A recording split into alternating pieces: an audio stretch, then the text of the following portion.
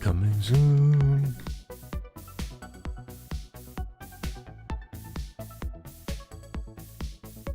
Let's go.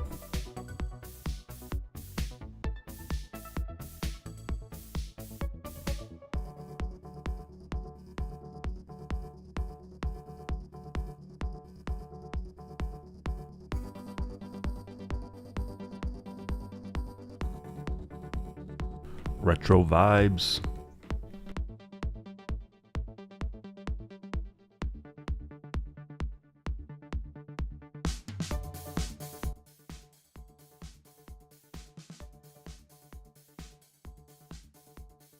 Boom, boom, boom, boom. Vibe Mountain, Operatic 3, no copyright, 8-bit music by Free Music on YouTube. Thank you for this not sponsorship. It's pretty good. Let's get to it. We're back. What are we working on, guys? Did you see the loading starting screen? The little guy soldering a Raspberry Pi. I thought that was hilarious. We're working on the game console. Finally. Got a little Raspberry Pi 5 and AI hat. That's right. They call them hats. The little boards you put on top of a Raspberry. Oh, you couldn't see me. Raspberry Pi. Raspberry Pi hat. AI. It's empowered by Halo. HAILO. Get it? 26 tops. Measuring some AI capabilities right there. Features a Halo AI acceleration chip built into the Hat Plus form factor. Delivers 26 tops of performance to support deep learning AI applications.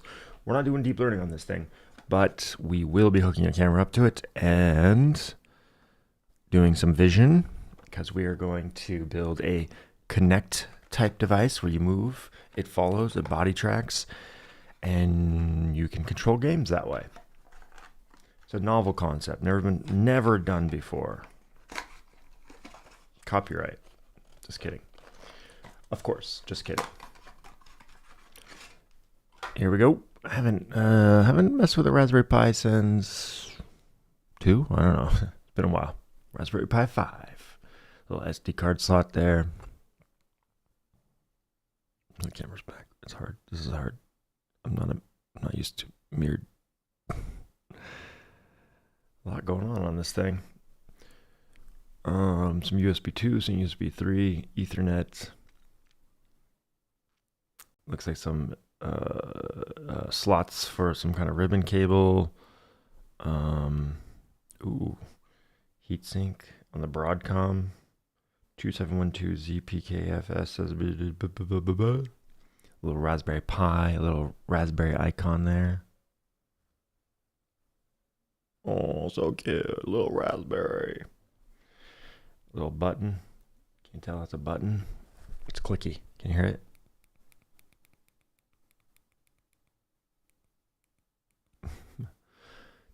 Little button. The white thing. Anyways. Oh, wow, cool. Little micro USB, 2 micro USB and a USB-C as well. Did not notice that. The little plugs. Pretty cool. All right, so what does it take to power this thing? Well, I have that too somewhere. 27-watt USB-C power supply. Probably overpaid to get the Raspberry Pi branded one. No, it's fine. I forgot how much this was, but it wasn't cheap. It wasn't, like, considering this is going to be like a small retro game console type thing. You could buy these for $20, $100. I don't know. It really depends what you're trying to do with it, but with the AI chip and everything, I think this one was like 3 something. I can't remember. Maybe I'm exaggerating. The point is, probably not going to go out and build one of these anytime soon, unless you really just like blowing money. I'm just kidding. No, we're going to do something cool. Like I said, this is to kind of do the similar things at Connect or the Next Playground, sorry. That little console device that they sell at Walmart, Costco, Amazon now. Or used to always only be Amazon, I think. All right. I don't know why I just powered it on. That's not the first step.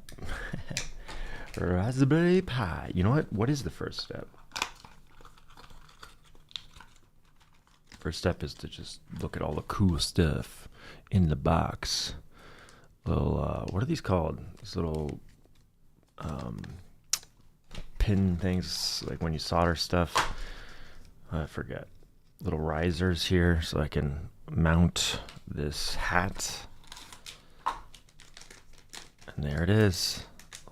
The anti-static bag around it, but this is a really small chip. But yeah, it says Halo as instead of. I guess it's probably a what do you call it when it's CPU and GPU on device?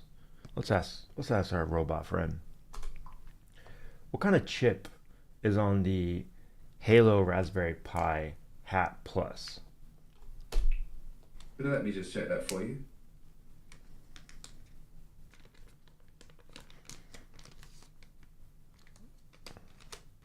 I'm gonna open it just yet. That's a Halo neural processing unit. Either the Halo 8L for 13 tops or the Halo 8 for 26 tops. Yeah, it's the 26 tops. What do you mean processing unit? Is it CPU, GPU, some new thing? Maybe it's a new thing. It's a neural processing unit, an NPU. NPU. Think of it as a dedicated AI accelerator for neural network inference, not a CPU or a general purpose GPU. Oh, that makes sense. The Raspberry Pi 5 is the thing with the CPU. Exactly. The Pi 5 runs the main system and the Halo chip just handles the neural network workloads. Is there any kind of graphics processor on the Raspberry Pi? Hang on. Yeah, there is one. I'm just checking the exact details. Heatsink. Yes, it's a Video Core 7 GPU inside the main chip. It drives the display and graphics up to two 4K screens at 60 Hz. Video Core? Is that what he said? Sound like Video Core. Thanks, Rowan. That's his name. He named himself. Sorry, I keep touching the mic, but I feel like it's always drifting away from me. All right, so this is my Rander's Dojo GitHub repos, specifically the VCG console, Vibe Coded Games console. Vibe Coded Games, reminder, is a website, vibecoded.games. You can go play some games. Walk around. There's a little bowling game down there. Vibe Bots, Vibe Racer, Bone Cleaver, Asymmetric, Bitrot, Hangman. Yeah, so we're going to put some of those games on this console as well. You can read all about the project here. Set it up for yourself. There's more to do. But what we should get is a camera plugged into this device, gets captured, we calibrate, you can control when the camera's off. You can track your poses. We have an API for VCG motion games. I don't know. I guess that's what we're calling the API that does the motion tracking. Gesture and action recognizer, launcher, WebBridge, native Godot SDK, Vibe Coded Games, body games, optional retro front end. That's why I'm start calling them body games. You just got bodied. The first useful milestone is not a finished enclosure, meaning the box. Is a wired living room prototype that launches a small representative game set. It sustains responsive one-player tracking in the real target room, 4-player tracking, appliance packaging, offline bundles, and retro support follow. This is actually outdated. That's outdated, buddy. That's outdated. Let me show you.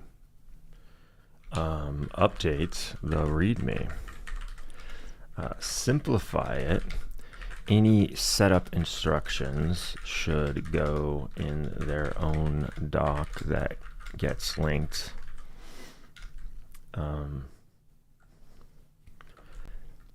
Paint the picture of what's cool about the project and its components.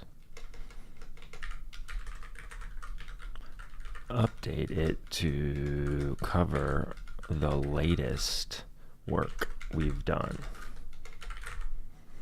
Opus 5 high.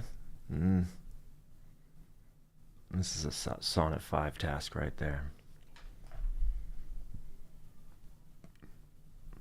What's up, Clinkers? Say hi in the chat if you're here. Have you ever messed around with a Raspberry Pi? A lot of doodads on this thing. That's what they're called, right? Flash WP. TP 35, 36, 39. CMED ID, NCC, NTC. Do not trash. Uses technology licensed from Abercon.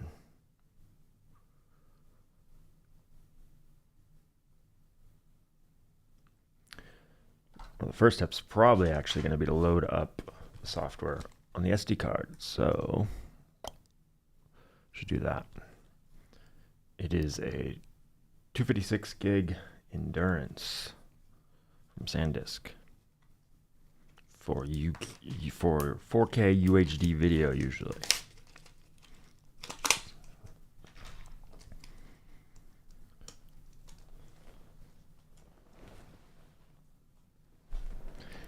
I can't believe Macs still come with that weird slot. MacBooks. It's a universal slot or something. It's really wide. It's not an SD card slot. I don't know what it is. Expansion slot maybe. On modern MacBook Pros, they have a expansion slot type thing on the side. What is that? Let me check the current ports. Okay. It's an SDXC card slot, basically for SD camera cards, not a general expansion bay. Oh, it is? Why is it so big? Oh, that's what I need. Did you say XD though? Does it work with like a regular SD card or SD card adapter? Give me a second. I said SDXC. It takes regular full-size SD cards directly, and a micro SD works with a simple SD adapter. Are you saying I can just put an SD card in the slot, or that the thing that goes in the slot takes SD cards? Yes, the SD card itself goes straight into the slot. If it's a micro SD, you pop it into a full-size SD adapter first, then insert that. Well, I take it back then. I do know why that is on there. Because of cases like this, where you need an SD card. I swear this thing's like double the size of an SD card slot.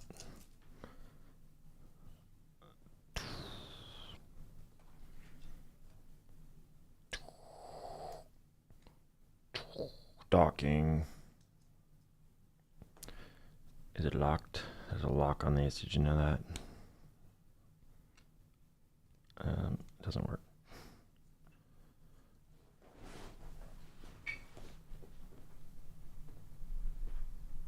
Wow, my eyes just deceive me. It's the perfect size of the SD card slot. Well, I feel dumb, don't I? Okay, what is going on here? Good. Now I have a picture of the latest work. Let me look at a few more things, the existing related content, and check if they're already a docs index concept, plus the VCG host README for native details. All links resolved, both files are done. Commit and push to main. Can't read. So this is actually running on the terminal behind me on this PC. Here.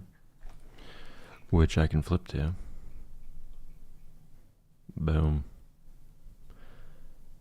I'm running it from Claude Code Desktop. Version 1.26832.0. We're going to look back someday and we'll be on like Claude version 20. Like, remember the days? Remember the days when we had to use Claude version 1.2 to connect to our terminals? All right. Main is protected on GitHub. Direct pushes are rejected. It requires a PR without with passing status checks. That's expected. Switching back to local main, restore the old readme on disk. Still pre-change. Main is protected. Rejected. Okay, it opened a PR. It's doing its job, guys. It's just doing its job. Oh, there's a Copilot Lite now.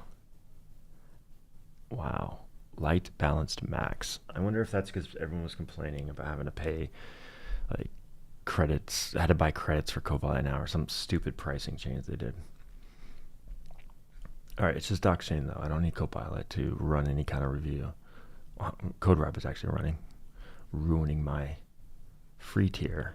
Actually, no, I think I'm paying for CodeRabbit too, but it's not. I don't get a lot of reviews like within 1 hour. Development setup. I want to view this. How do I? This guy. There we go. This is the practical guide. What does a README look like? That's what I really care about. Much simpler, right? Oh no, it keeps going. Never mind. Oh, but it did get rid of a lot of links. Let's see if it fixed the thing we found. The first useful milestone is not finished enclosure. Well, that's kind of true, I guess, but it is a wired living room prototype that launches a small representative game set and sustains responsive one-player tracking in real time, 4-player tracking, appliance packaging offline. Yeah, I don't think it's. It got rid of the part that said it doesn't have retro games, right? But I think I said 2-player tracking. Whatever. Good enough. This is an improvement, okay? 2 failing checks. What? What's failing, guys? Ubuntu latest is failing. Okay. Well, I think this was the case. Preparing pinned asset generated. Yeah, so this needs to build for Linux. That's why I'm using Ubuntu here. But I'm also building for Windows. Arch 64 cross Pi bring up script. I don't know what that is.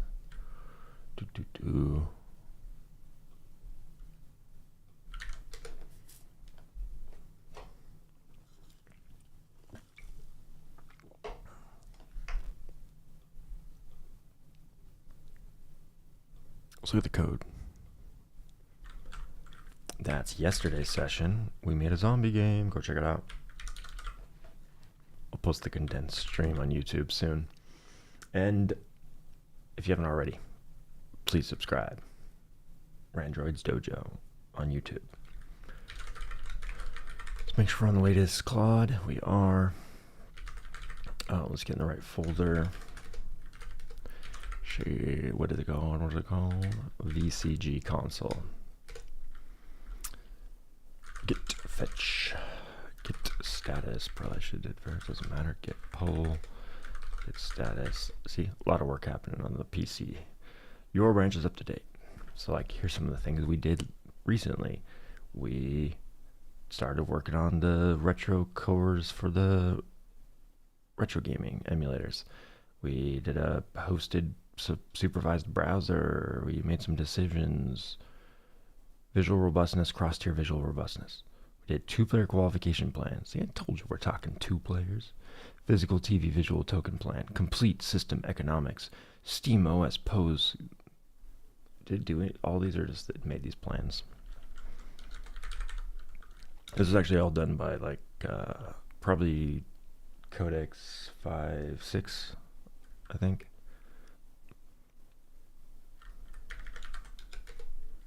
No, that's not what I wanted to say. There we go.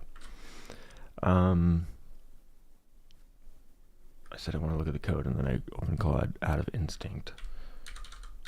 Go away. What do we got? Okay, cargo.log. I'm looking at my VCG Console project, And I'm wondering what cargo.lock is. Actually, I know what it is. It's for Rust, right? Yeah, it's a Rust dependency lock file. Is there like an npm install for Rust? What should I do to start? Get all the dependencies and build. Let me take a look. Hang on. Cargo is the closest equivalent to npm. You usually just run cargo build or cargo run and it installs the dependencies automatically, just locating your workspace. Guys, I'm a Rust dev now. I learned cargo build. I've sent that to a VCG Console task to handle in its own workspace. It's building on the Windows machine now too. I didn't need that, but fine. Okay, cargo start. Cargo help. What do we got? Cargo plus toolchain options command. Ooh, a Z script. What is a Z script? What is a Z script? I should have said Z. He's British. Let me check that. I'm checking what's on your VCG console screen, since that name might be a misheard term or file name. Did you mean a ZSH script or a JavaScript file? No, it's just one of the usage params of cargo. It's -ZSCRIPT.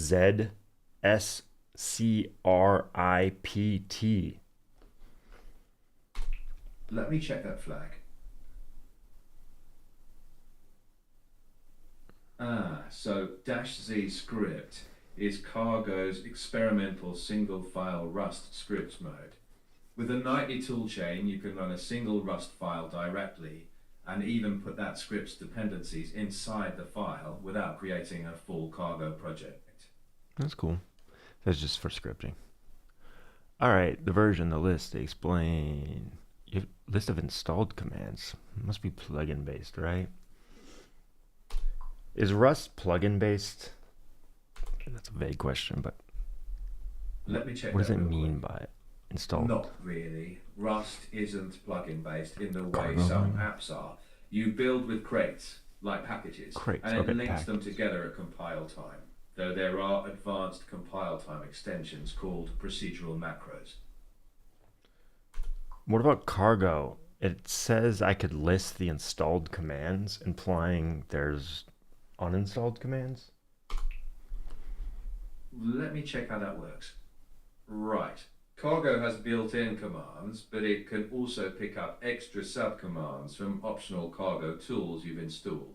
So that list includes both the built-ins and whatever add-ons are on your machine. Offline, run without accessing the network. Frozen, equivalent to specifying both locked and offline. What was locked? Assert that cargo.lock will remain unchanged. All right, so we can build, we can check, analyze the current package, report errors.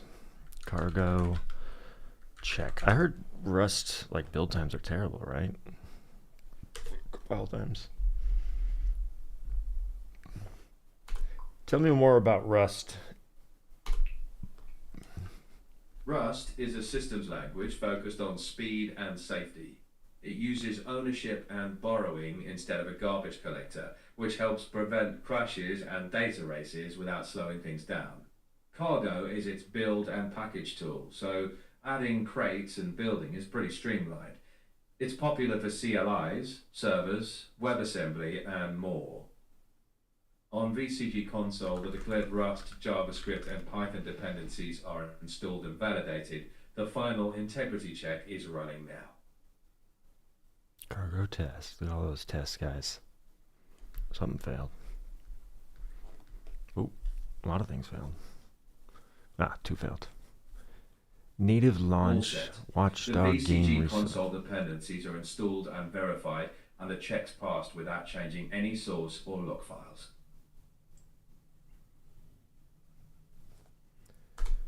Send agent to go fix the failing tests. When I run cargo test, I saw 2 failures. Okay. I'll hand that to the VCG Console task to reproduce the 2 test failures, fix them, and rerun the checks.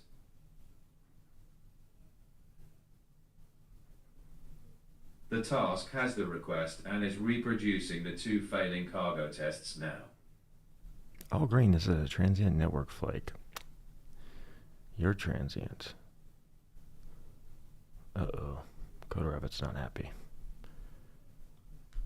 Raise the Node.js minimum to 22.12.0. It contains dependencies with engine constraining 20.9. So it found a real issue. That's hilarious. Okay. Run PNP serve in a separate terminal. PNP serve starts the serve required by PNP verify console headers and normally remains active in the sequential code. Okay, good. Good idea. Limit the body control claim to supported games. Turn it on. Stand in front of a wide-angle camera. Pick a game with a controller or remote and play through body movement. No wearables, no controller required once you're in game. Camera frames are processed in the console and never leave it. Yeah, not all games are body games, as we came up with earlier. The first clean rerun passed all Rust tests, so those two failures look intermittent or tied to a different command or environment, and the task is isolating that before changing anything. Show the VCG host boundary and architectural diagram. Sure. Let's clean it up. We're in cleanup mode right now, guys. I know. Fun, right? But that's okay, because we don't have any viewers. If you're watching, give a thumbs up. Yep, nobody. Sunday, 6 p.m. here. All 7 required checks now pass. Okay, so it fixed it. Address all PR, review, feedback. And then I heard it might be transient. Let's try again. Or environment specific, meaning Windows always or Mac always fails. 10 more full runs passed. It's now comparing checkouts and looking at timing sensitive tests to find what's differed on your run. It's probably just Windows.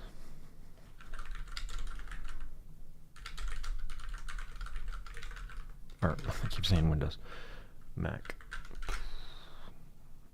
Yeah, I'm missing a dependency. Let's start up another.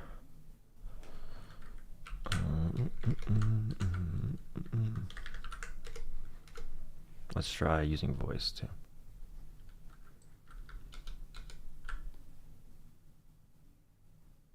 New note opt m. Take me on a journey through this code, through the different components like the Rust layer and the front end web stuff. Show me important files and get specific. I want to be T-shaped expert on this code base by the time we're done. You can ask me questions, you could use flashcards, you could build The tests passed an HTML page. including 10 full reruns. So I need the names of the two failing tests or the final error block from your terminal to target what actually failed. Can you share that? Never mind, don't worry about it. Okay, won't chase that further. Let me get the lay of the land, then I'll design the journey. Likely a mix of narrated tour with specific file references, an interactive artifact, and some active recall questions along the way. Oh, I know why we have no one who's showing up. Guys, why didn't you tell me? Because the light was off. No one's going to show up if they can't see the sign, half of the sign. It's cut off.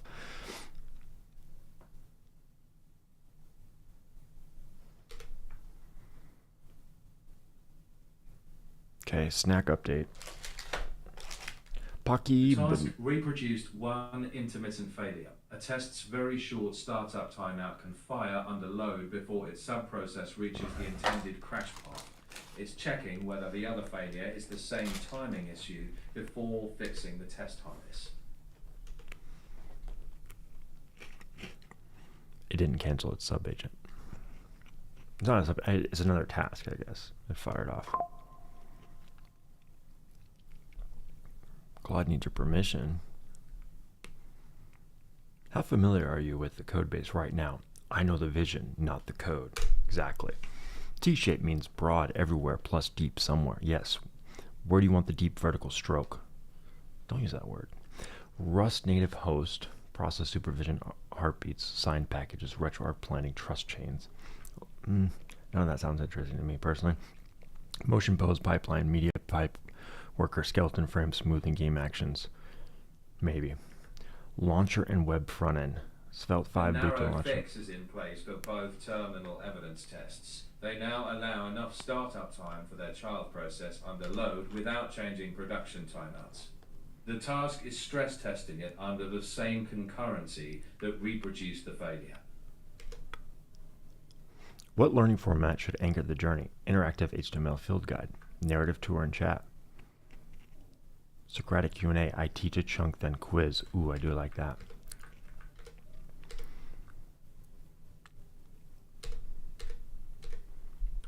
Why am I not in bypass mode? Bypass mode. Bypass mode. Sing it with me. No? Nobody? You know how they call people with, they're like deep down the AI rabbit hole, like they have AI psychosis? I think I have streamer psychosis. I'm singing to myself on a Sunday evening. What? Stress testing found the third test with the same window scheduling race. The fix is being consolidated in the test harness, so sub-process tests get a safe startup window, while the test that deliberately checks startup timeouts keeps its strict limit.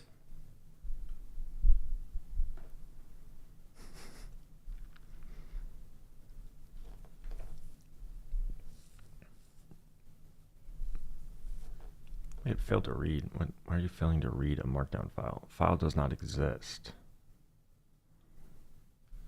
Oh, because it's in... it's not... It's looking in the Mac folder. That's interesting. I'll look into the Mac test failures now alongside finishing. Okay, yeah, I guess that's... I am doing stuff in the Mac and telling about the errors, but then it's failing. This is running on Windows, technically. That's crazy. All right. Perfect. Narrative tour for Socratic checkpoints, going deepest on the launcher front end and front end. My 3 explorers are still reading the Rust host, the front end, and the contracts layer. Their detailed notes will fuel the deeper chapters. While they work, let's start with the chapter that needs no microscope, the map. Here's the arc I'll take you through. The map, what the 5 territories are, and the design philosophy the directory tree betrays now. Deep boot launcher, main TS boot screen, launcher svelte, and the state modules under source launcher.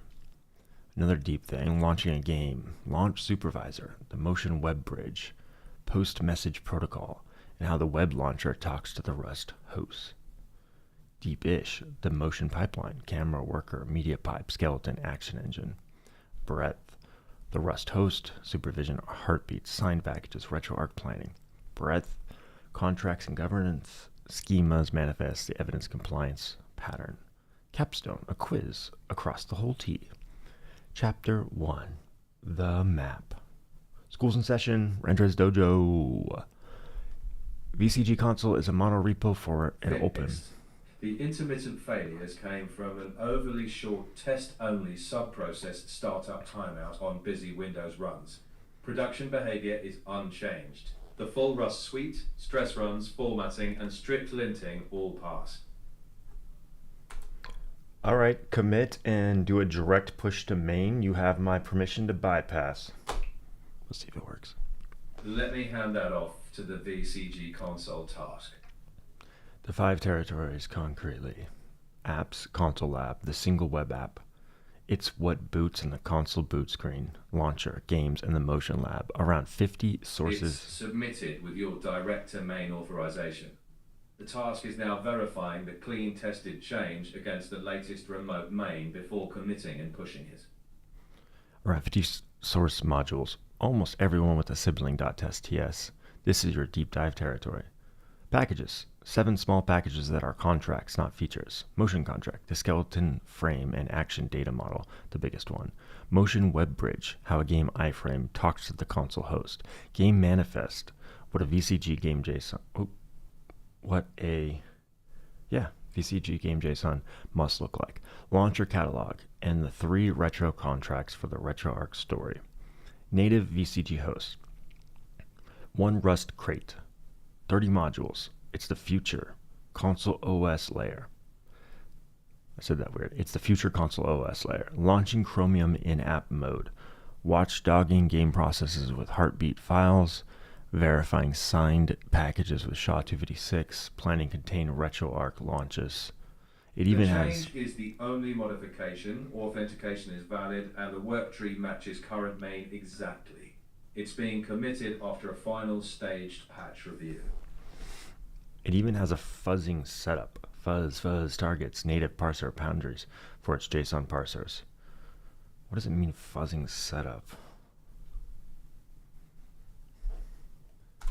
I got a question here. I'm trying to learn about this code base a little better, and here's one thing that I was reading.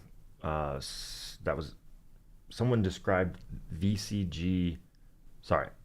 Someone described native/VCG host. Nope, did I do that wrong?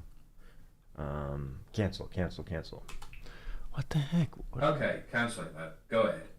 Even fuzzing. Okay, it was, but it's a second line. Okay. Really hard to read like this, sorry.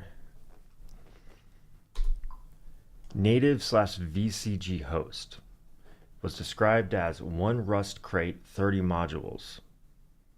It's the console OS layer, launching Chromium in app mode, doing a bunch of other stuff.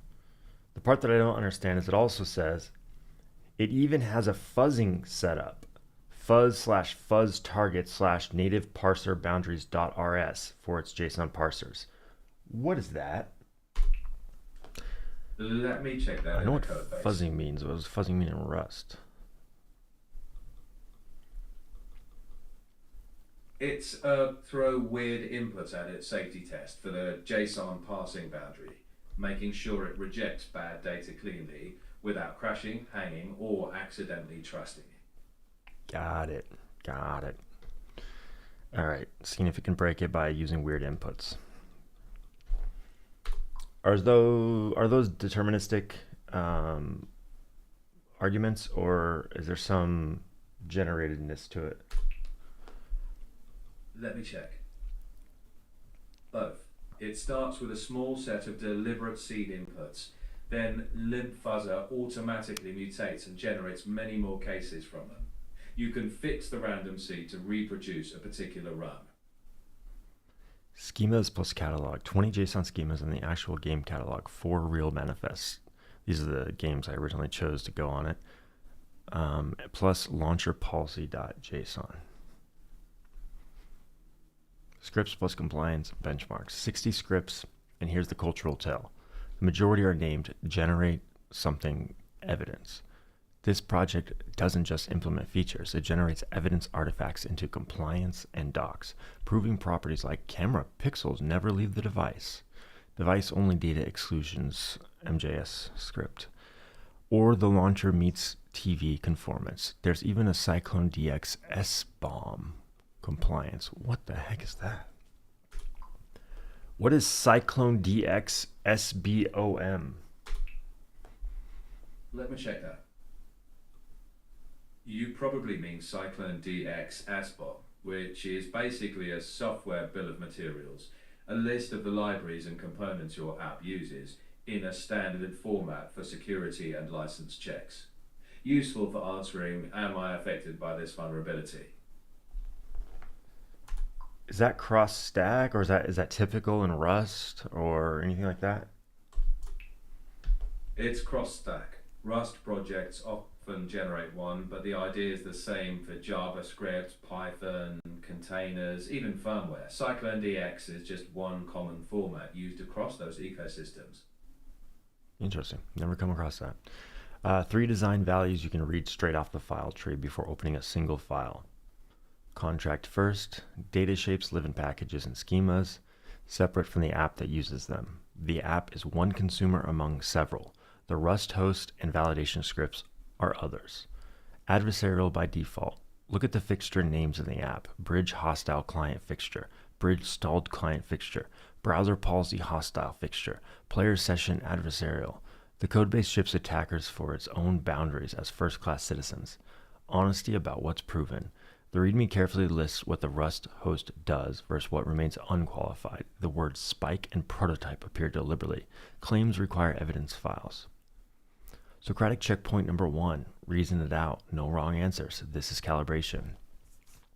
The skeleton pose data model, frame shapes, landmark definitions, smoothing, action recognition, lives in package motion contract, not inside apps console lab, where the camera actually runs. Why do you think it was split out? What are two different consumers of the contract that would break if it lived inside the app? Answer in your own words, and I'll open chapter 2. Answer.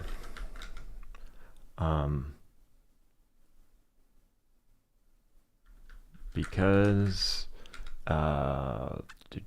motion is a concern of multiple things, including Rust, I should say other things,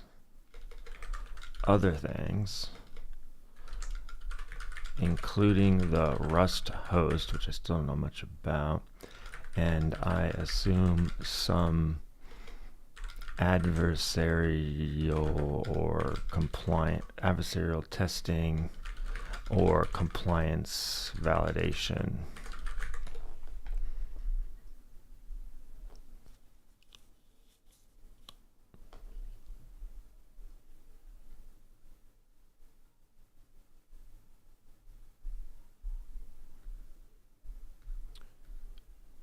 Open PR. Now passing. This is the same one. How many PRs we got, guys? What do we have? 2 PRs.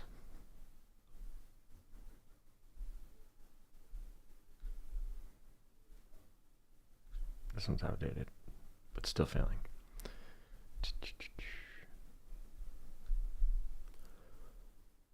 Okay, here we go. Got something wrong. All right, grading your answer mostly right, with one wrinkle that's actually the best lesson in the repo. Adversarial testing compliance validation. Dead on. The benchmark scripts, benchmark motion smoothing, benchmark identity trackers. Those aren't adversarial, but I get it. Import recognizers and version constants directly from motion contract, and scripts export schemas. Imports its JSON schema constants to generate 19 of the 20 files in schemas. The Zod code is the source of truth. JSON schema is a build artifact, and CI fails if it drifts. The Rust host, great guess and deliberately wrong. What? Deliberately wrong? I wasn't being deliberately wrong. VCG host does not import the TS contract. Okay, so it means deliberately they don't want it to import this thing. It restates its boundary natively. Host API declares host API protocol version, and the front end's native host client declares the same string independently, so they don't share a schema. They're the same, they have to match, but they're not a shared file. Makes sense.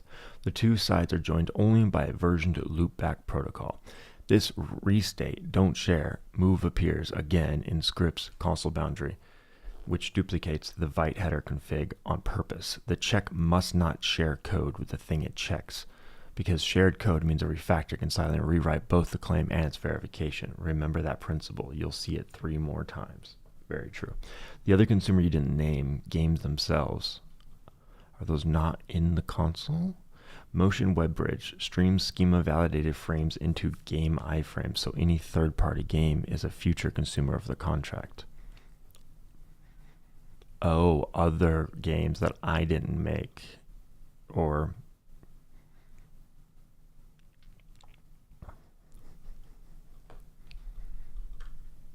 other consumers, games themselves.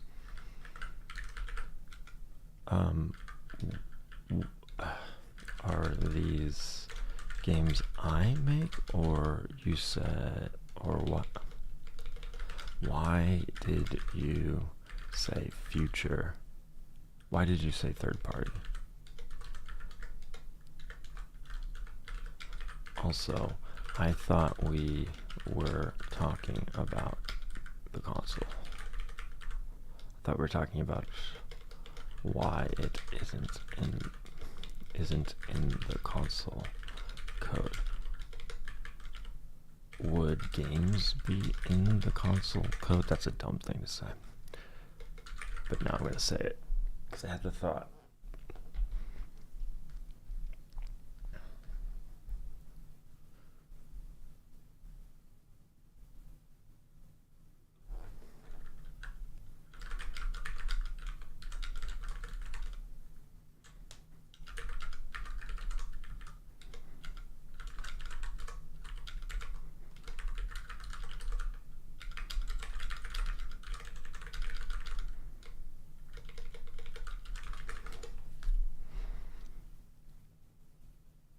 Great catch. Let me tighten up my sloppy phrasing because the precise version is actually one of the console's core design decisions. Are these games you make? The foreign catalog today, yes, Vibot's Determined and Mikasa are your Vibe-coded.games titles. E.g. Vibebots points to please plus the Retro 2048 liberated core. Third party was the wrong word for who authors them today. But here's why I reached for that word. The console deliberately treats your own games as if they were third party. Look at the manifest. All 3 hosted games declare rights distribution remote only and review status unreviewed. Your own game doesn't get a trust shortcut. It goes through the same deny by default permission model. That's a stranger's game permission model that a stranger's game would. The bridge host enforces this mechanically. Strips every landmark set and filters every action a session didn't explicitly negotiate. There's no it's my game, give it everything path in the code. The architecture is built so that when community games do arrive, nothing but the trust model has to change. And no, games are never in the console code. That's exactly the point. A game is always a separate code base running in a separate origin or process. Remote web games live on their own servers and run in the iframe, the console frames. Run in iframe, the console frames. What? And run in an iframe, the console frames. Local web's native libretro games arrive later as signed installed packages, launched as child processes by Rust hosts. What is libretro and why and is and was me adding RetroArch redundant?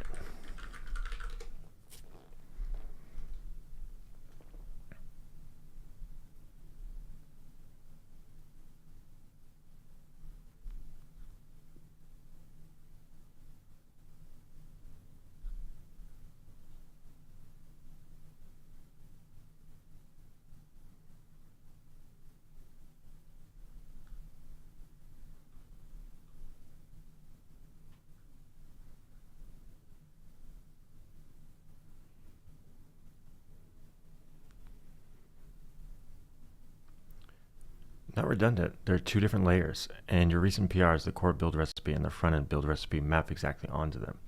libretro is an API. RetroArch is a program that hosts it.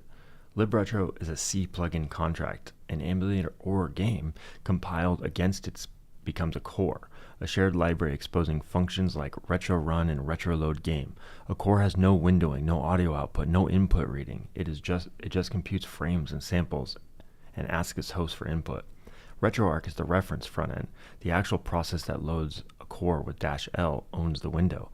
Audio device, gamepad drivers, save states, config, and menus. Other front ends exist, Ludo, MinArch, but RetroArch is the mature one.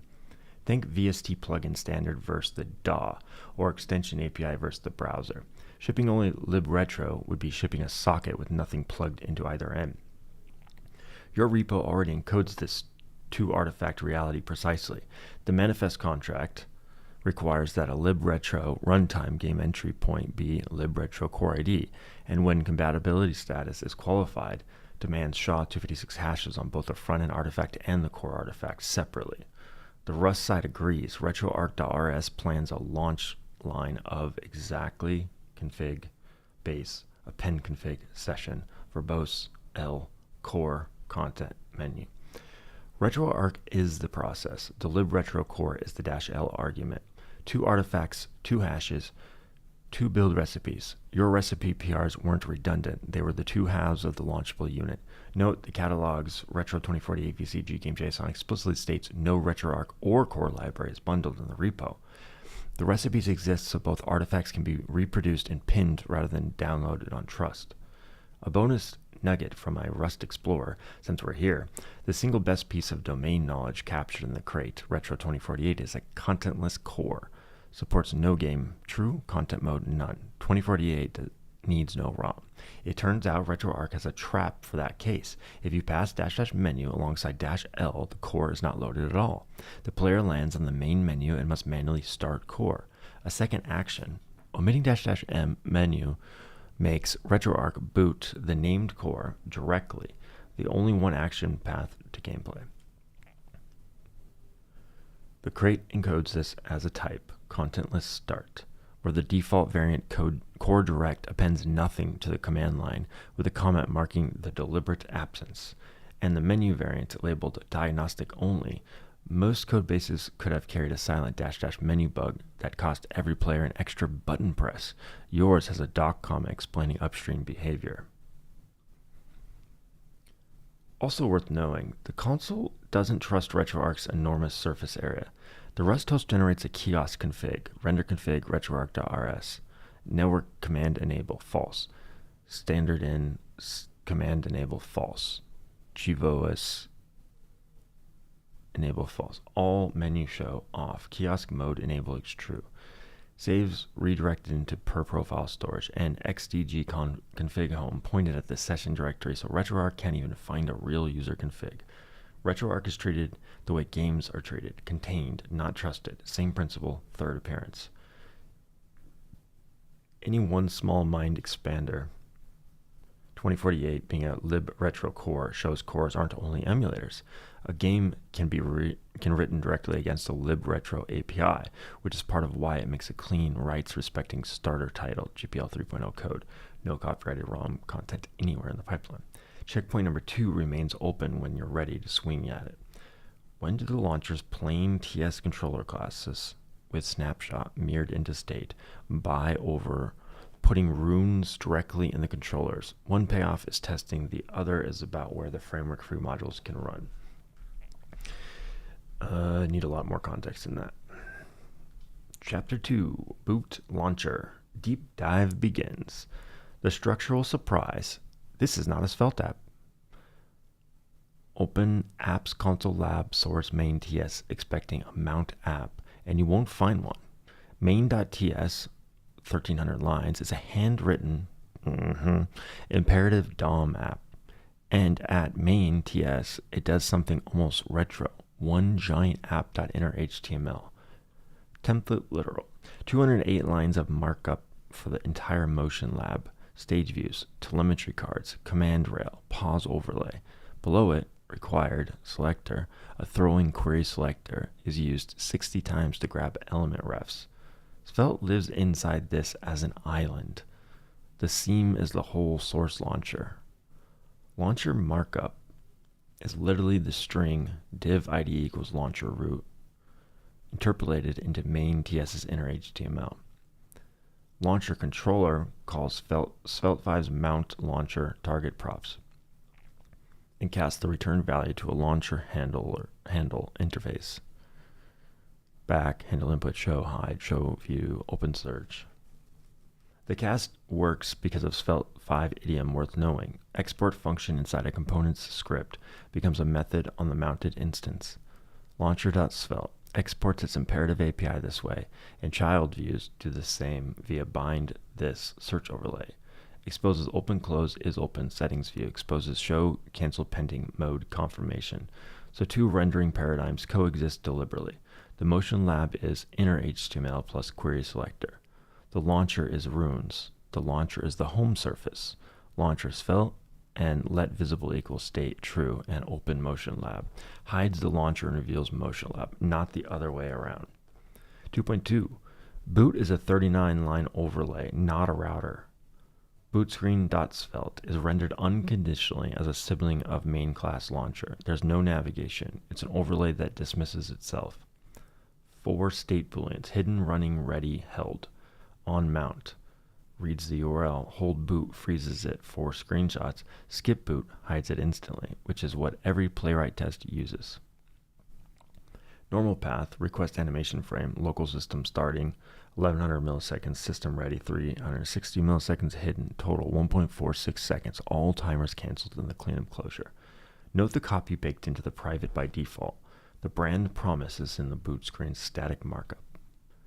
Launcher.svelte, the state machine. 1200 lines. The vocabulary lives in launcher types. Launcher view equals home, motion, session, adversarial, museum, retro. Profiles, profile management, calibration, portrait, unassigned, settings. Launch adapter, remote web, local web, native, retro. Launch status, loading, slow, ready, offline, home, crashed, recovering, recovered, unavailable. Inside the component, 21 state plus 1 state.raw declarations. And here is the characteristic pattern of this entire codebase.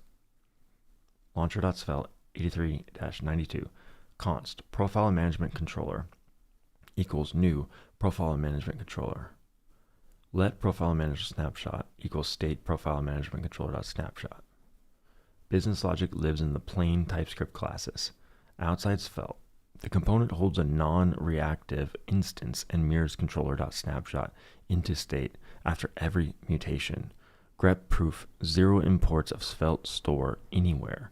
No writable, no readable, runes only, and even those sparingly. Effect appears 7 times in the whole app, only for genuine external side effects like applying accessibility preferences to HTML. Why? Look at the state module roster on source launcher. Every one framework free, every one with a test.ts sibling running in plain node. Module, profile management TS, 1300 lines, 17 tests.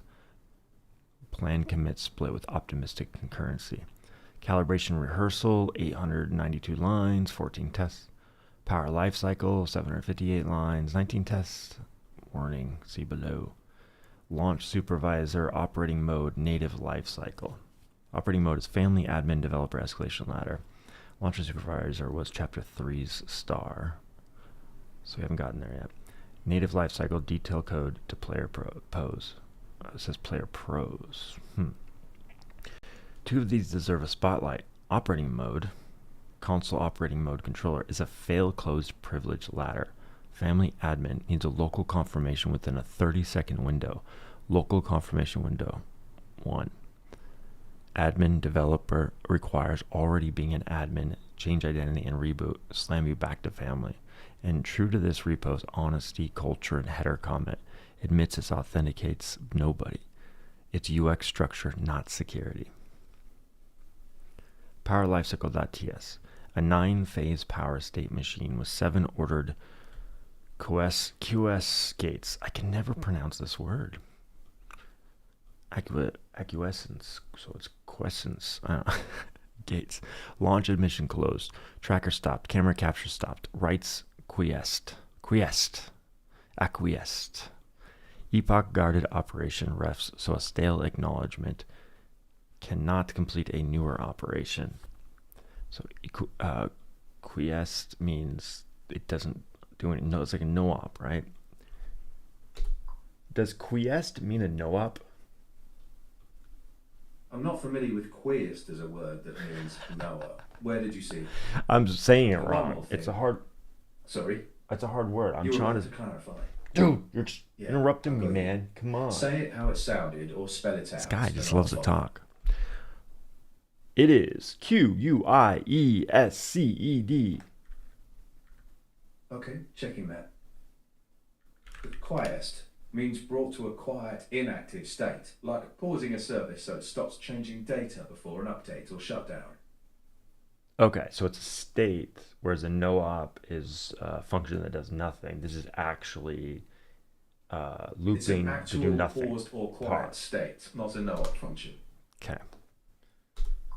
But you see the equivalency, right? Or the analogy there? See the analogy you're drawing? Yeah. Quiesced means something has been quieted or paused on purpose, not that it was a no-op. I'm saying if you're looping on nothing, then I get that that's part of a normal life cycle. Whereas a no op is like a fallback usually or a stub. Exactly. Quiesced means intentionally paused or quieted. A no-op is just doing nothing. Epoch guarded operation refs so a stale acknowledgement can't complete a newer operation. 19 tests, 0 UI callers, it's spec forward. The D-pad is the real input model. Handle input is how a TV console does focus. Find the visible modal dialog, ARIA modal, else the launch screen, else the whole launcher. Collect focusable elements filtered by offset parent not equal to null, i.e. actually visible. Wrap focus with modular arithmetic. Select document.activeElement.click. Every focus move in the app is preceded by a wait click. Because focus targets must exist before you can focus them, and launcher markup is peppered with data TV action, data TV critical text attributes.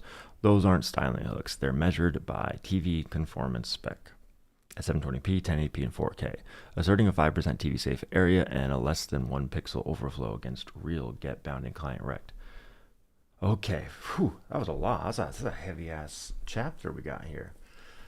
Okay, the question, the checkpoint, guys, the test. Were you listening? Do you know the answer? The plain class plus snapshot mirrored into state pattern cost boilerplate. So yes, this is a very complicated pattern. Why are we doing plain class plus snapshot mirrored into state? This is how they're loading the HTML. I'd never have done Svelte before, but I understand generally what this is saying. Okay.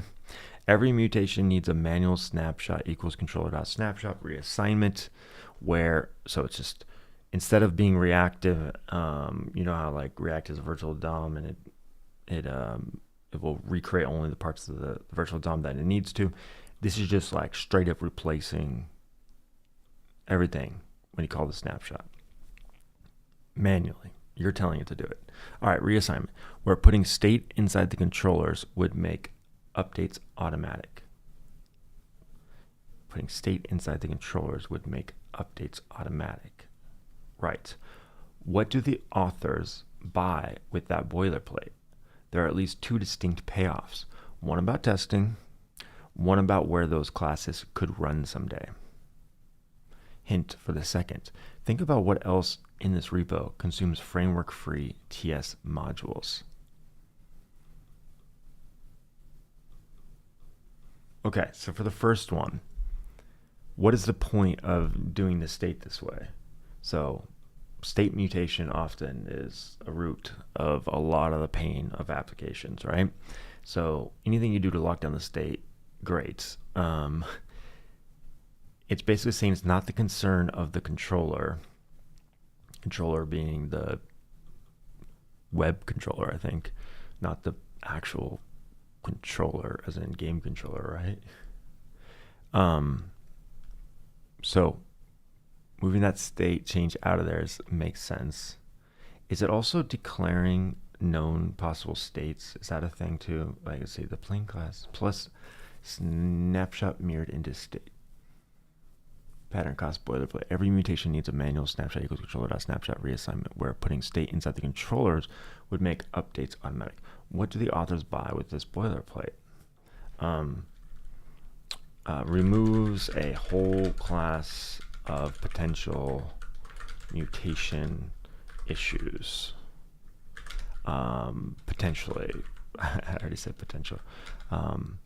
Makes injecting the state under test simple.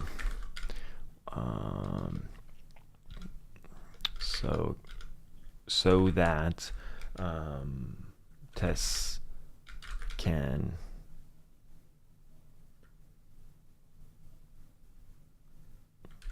reliably and reproducibly. Reliably and reproducibility, is that a word? Reproducibility creates any desired state. What else? The second part.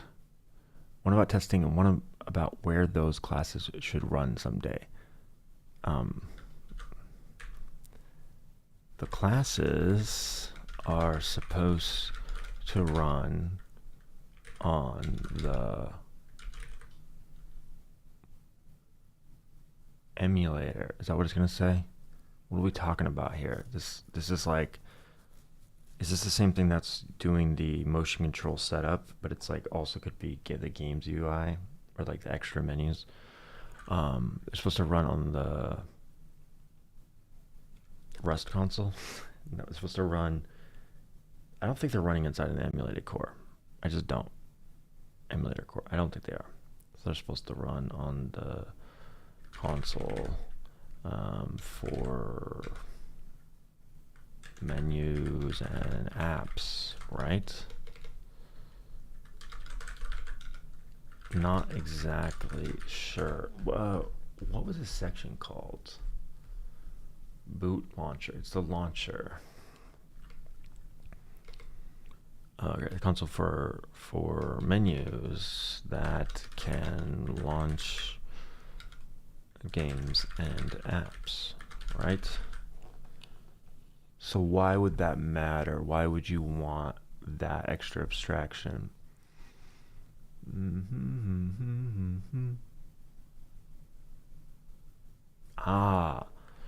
Is having the states useful for restoring user profiles? So you log into Xbox, you choose your account, you see your background color, your previously played games, your installed games, whatever, recommended games for you. Then you swap accounts to your sons, daughters, nephews, wives, whatever account. You're going to see their stuff. If it's password protected, you don't want that stuff to leak, but you also don't want to recreate like maybe their state of the last game they were playing. Maybe it's actually, Xbox has that thing where it quickly you can jump right back into the game and like freezes the state. Was it called fast load? There's a name for it. I don't know.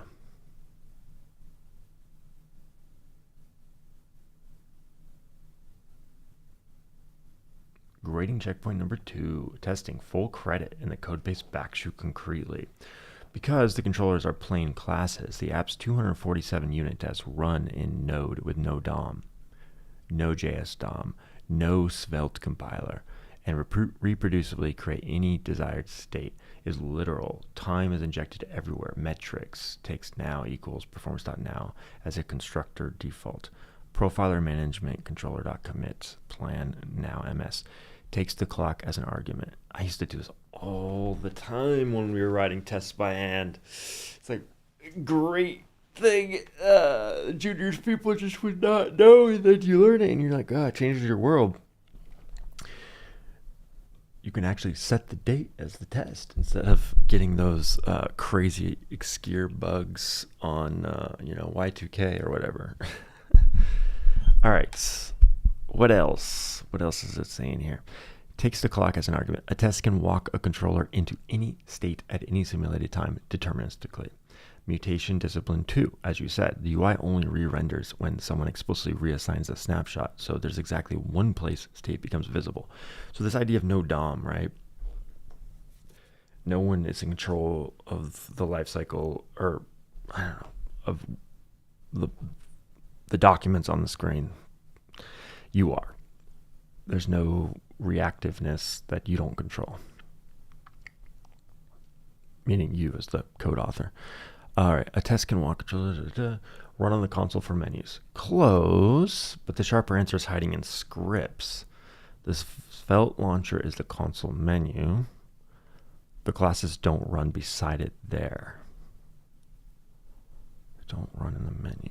The second runtime that exists today is the evidence pipeline. Oh. Scripts generate calibration rehearsal evidence and generate player session adversarial evidence. Import those very launcher modules. Calibration rehearsal, player session adversarial, and execute them headless in Node, writing hash-bound evidence artifacts.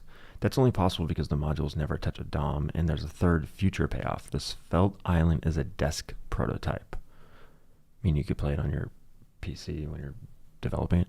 If the real console UI gets rebuilt, native, composite, or different framework, the state machines survive the rewrite because they were never married to Svelte. Power Lifecycle.ts is the proof standing in plain sight. A complete 19-test state machine with 0 UI callers. The spec outlived a UI that doesn't exist yet. Outlived a UI? How can you outlive a UI that doesn't exist yet? Oh, I see. The test will live even after we create a UI, and then the UI dies. Still have that test. Right. On your profile restore question, good instinct, wrong mechanism. Snapshot is a view model for rendering, not a persistence format. Nothing ever serializes a snapshot to disk. Durability is handled by 3 deliberately separate mechanisms. Profile management uses a plan commit, split, and optimistic concurrency. Plan delete, plan apply calibration, return a plan carrying expected revision, and commit rejects it if the revision moved, plus a destructive action window. Confirm after 1.5 seconds before 30 seconds time to live. Real profile durability belongs to the Rust host profile registry. Keeps opaque profile IDs and hash-chained canonical JSON generations where each document must name its predecessor's SHA-256. The web layer is a tenant of a profile data, not its landlord. Fair enough. I think I kind of got ripped off here because the evidence pipeline thing that does all the adversarial testing, it tries to hack it because this is like a family console. So I have all this extra security in here. That's a form of testing. So it's all for testing. Chapter 3. One thing I don't get that I want to better understand. Where did it say?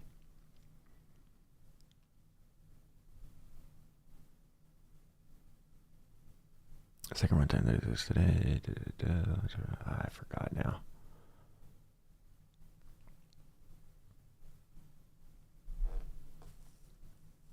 It said something about close but the sharper answer is hiding in scripts. The Svelte launcher is the console menu. The classes don't run beside it there. I need to know more about that.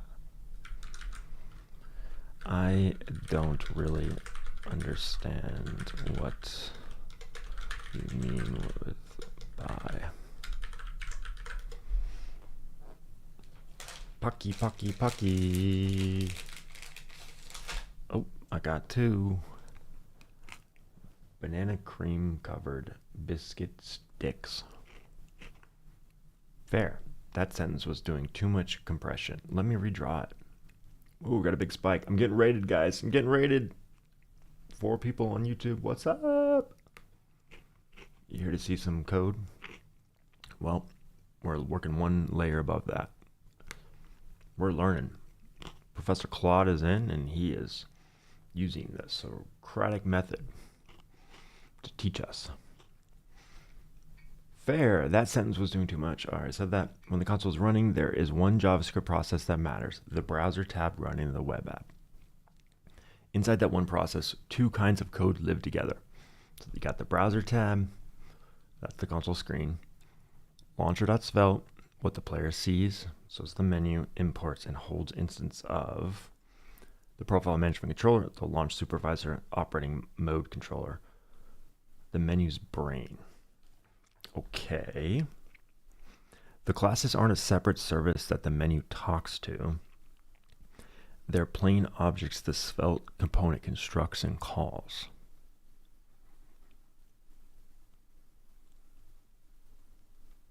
In the same memory on the same thread. Launcher Svelte literally does const profile management controller equals new profile management controller.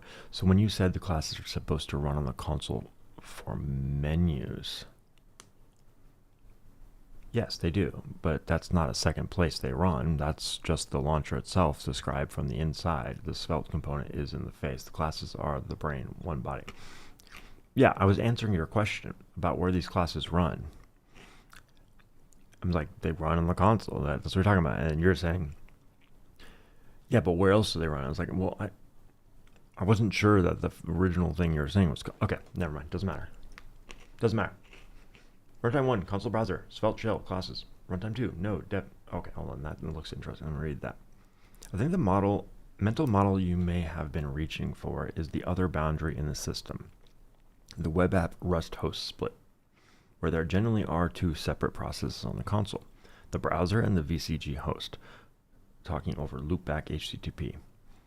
That out-of-process architecture exists exactly once within the web app. Everything is ordinary in process object composition, no IPC, no service layer. The second runtime I was pointing at is not on the console at all. It's node on your dev machine and in CI. Okay, that's the right answer. Runtime 1 is the console browser. Runtime 2 could be node or dev CI. Okay. Because the classes never touch a DOM or a rune, generate player session adversarial evidence MJS can import player session adversarial and run the shell full rehearsal headless in CI. Writing a hash-bound evidence artifact, same bytes, second life, and the third life is hypothetical but real. If the desk prototype UI ever gets rebuilt on different tech, the brain's transplant power life cycle already demonstrates a brain waiting for a body. So, the crisp version. Svelte is a disposable shell around framework-free state machines. The state machines already lead double lives in Node, and the pattern exists to keep that possible. Okay, are we ready for chapter 3? That was pretty heavy. I think there's like one more deep dive, and then it gets a little easier. It's it. CI is green. Let's confirm. Requested changes. Verified. Doc development now states the correct node. Package JSON still requires greater than 22. The evidence artifact lists package JSON as production source tree rook. I agree that changing the declaration requires a regeneration of the committed evidence artifact. That work is outside the documentation change. The package engine mismatch remains as a follow-up work. Would you like me to open a GitHub issue about package.json and regenerate the affected TV conformance evidence?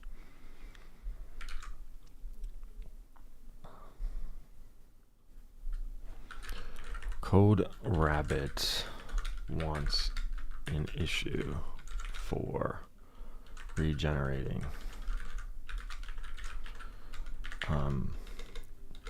instead make sure we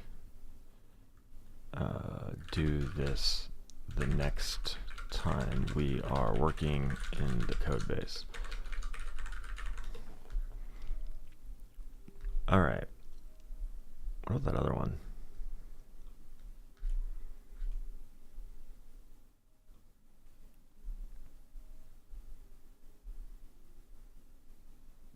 That's the same one. This one. No. Is there only one? I thought there was two PRs here.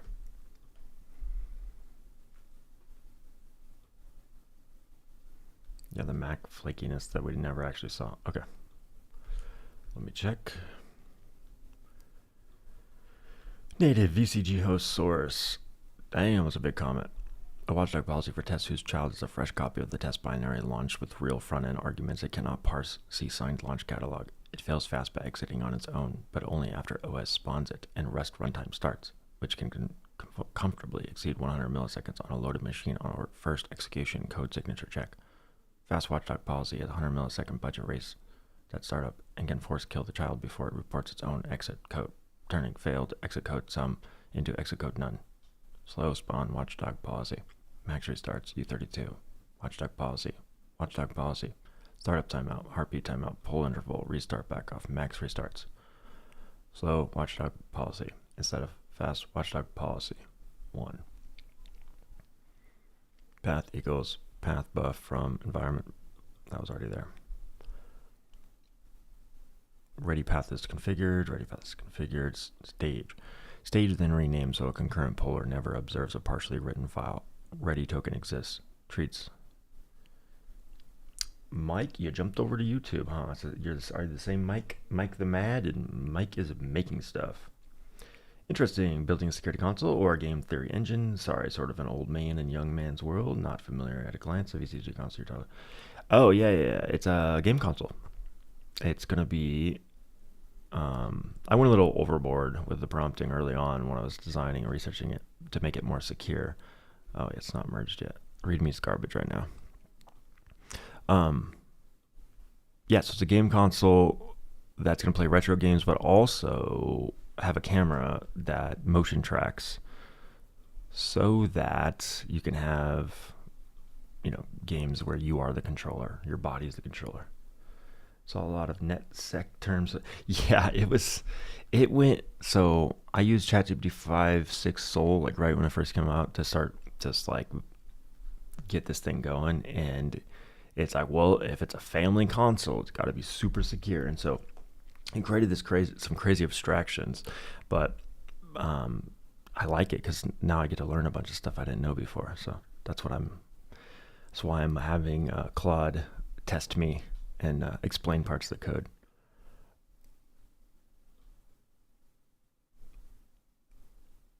All right. Save to project memory. So a future session in this repo actually picks this up. Cool. Great. We might have to just come back to, what is it? Chapter 3, though. Acknowledge. No GitHub issue. Will be created. Resolve. Uh-oh. Something else fell? No, you're just being mean, Code Rabbit. Give me my approval. No. There it goes. It's outdated, but do I require to be updated to merge? Man, I went hard on this repo to put all these protections in place.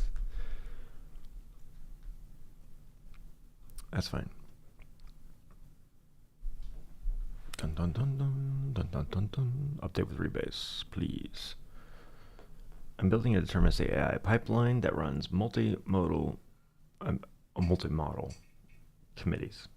Cheap free tier LLMs arguing it out instead of one big expensive model. So I can do real reasoning at a home PC on a home PC without racking up API costs. Big focus is making truthfulness structural, not just hoping the model behaves. Nice. I mentioned this last night on stream, but I did some digging on local models a bit ago. I'm on a pretty beefy Mac, 128 gigabytes of RAM, M4, and I was just talking about how I can get like 63 talks a second or something on the GPT-OS 120 billion parameter. And then the context windows was really small, was another thing that I was finding out. I tried to benchmark it. I'm not a benchmarker, so how scientific and accurate these are, I have no idea. But the clear winner, and this was probably a month or two ago now, the clear winner at the time was Gwen 3, Coder Next latest. But it's a weighted pass rate because it was supposed to be about coding, but there's a bunch of different evals in here. Yeah, take it with a grain of salt, but yeah, my problem is as long as Claude is giving me enough tokens for the $200 a month, which is a lot of money, don't get me wrong, it's kind of a waste, but as long as it's not blocking any idea that I have that jumps in my head where I'm like, oh, I want to do that. If I can't do that, then yes, I need to start either saving tokens or getting local models to work. But right now, with that and GPT 5.6, I'm able to sustain my creativity throughout the week. So I haven't had to go like super hard on using cheaper models yet, but it's only a matter of time before they jack the prices up or whatever. And doing so on the plain Jane machine they already have. Yeah, that's true. You don't need a crazy machine maybe if it's smaller models. Gotcha. My idea is to make a reliable pipeline engine that lets your average household be able to lean on AI compute without draining the bank. Yeah. No, average. Most people are not gonna pay 200, $400 a month, whatever, for their AI. Well, at least not right now. Maybe someday it becomes like your electric bill. Who knows? It'd be a sad world, but that may happen. I mean, the internet's a necessity now, pretty much, right? Go back 20 years, and that wasn't necessarily true for the majority of society. Now it definitely is. Why did you not update? Did I not update you? I thought I hit the button.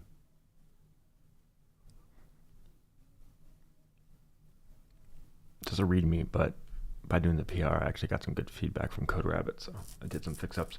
Just volunteering, it's helped me a lot.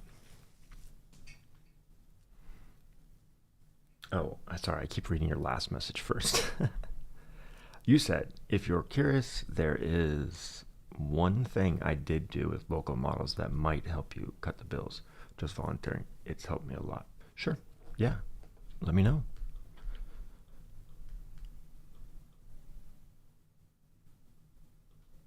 All right, that's rerunning now.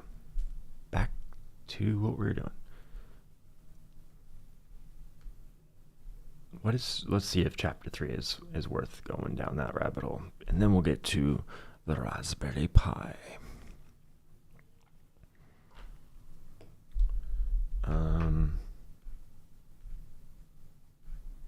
What was the question? Oh, you press A on a tile. Here's everything that happens. The budget comes from the catalog, not the code. Catalog launcher policy declares launch budgets. Local games get slow after millisecond 5,000. Heartbeat timeout 8,000, timeout 15,000. Remote games get 10, 15, 30. The contract package launcher catalog. Man, I even got performance.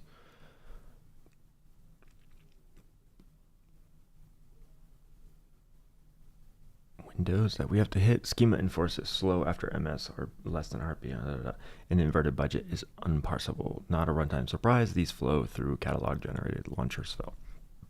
Launch supervisor 193 lines that decide what the player sees is a heartbeat driven status ladder over launch status. Loading slow, ready, offline hung, crashed, recovering, recovered. 3 details worth memorizing. Evaluate. Runs on a 100 millisecond poll and checks heartbeat silence before total elapsed. A launch that's making noise but slowly gets slow. One that's gone quiet gets hung even if the total budget hasn't expired. Terminal states makes every transition idempotent after terminal. One crashed already. Late events can't zombie walk the status. The constructor revalidates, even though the schema already did. Belt and suspenders at every trust seam. 3.3, 4 adapters, 1 stale async guard. Base launch defines 3 phases per adapter, then hands off to the runner. Run museum attempt. Run local attempt. Run hosted attempt. Monitor native launch. All of them are async and all of them face the classic UI bug. The player cancels and launches something else while you awaited fetch is still in flight. The defense is current launch supervisor run attempt.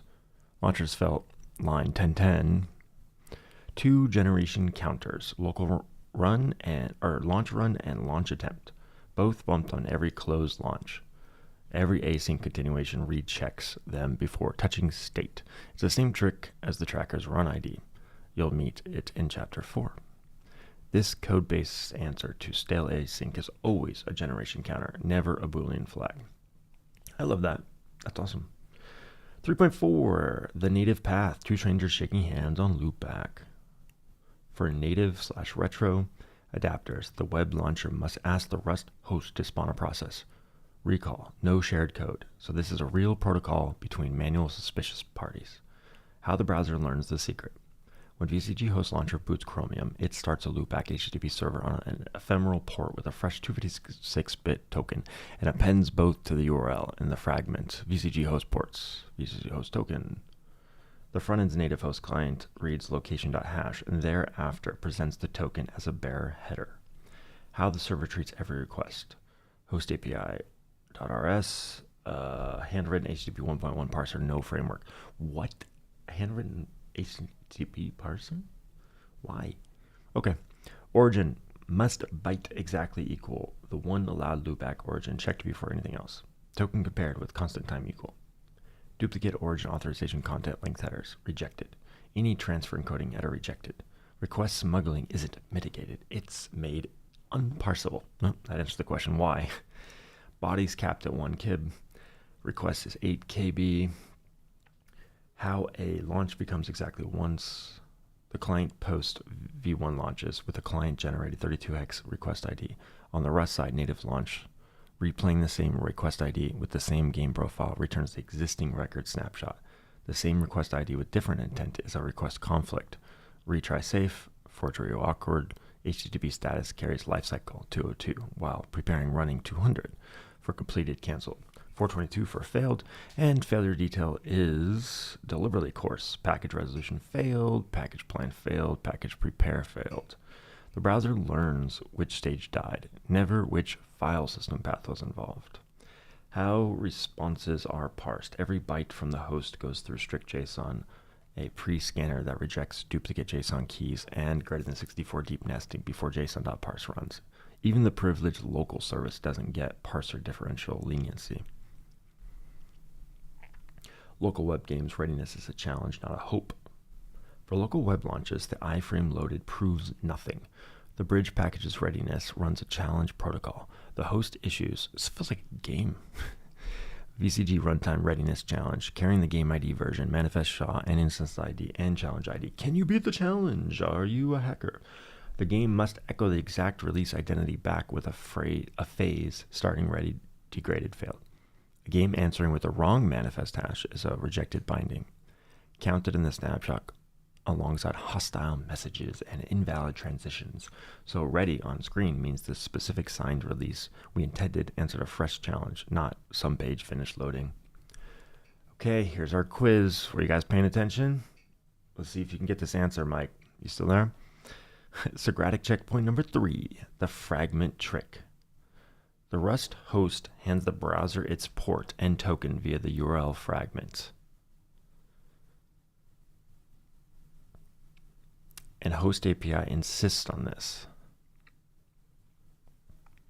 The constructor even refuses a base URL that already contains the hash. I should say the number sign. A query string, VCG host token equals, would have been easier. Why the fragment? What specifically does a fragment never do that a query string does? And why, and who might have seen the token otherwise? They kind of give it away at the end, that part definitely. Okay, the Rust host hands the browser its port and token via the URL fragment. URL fragment.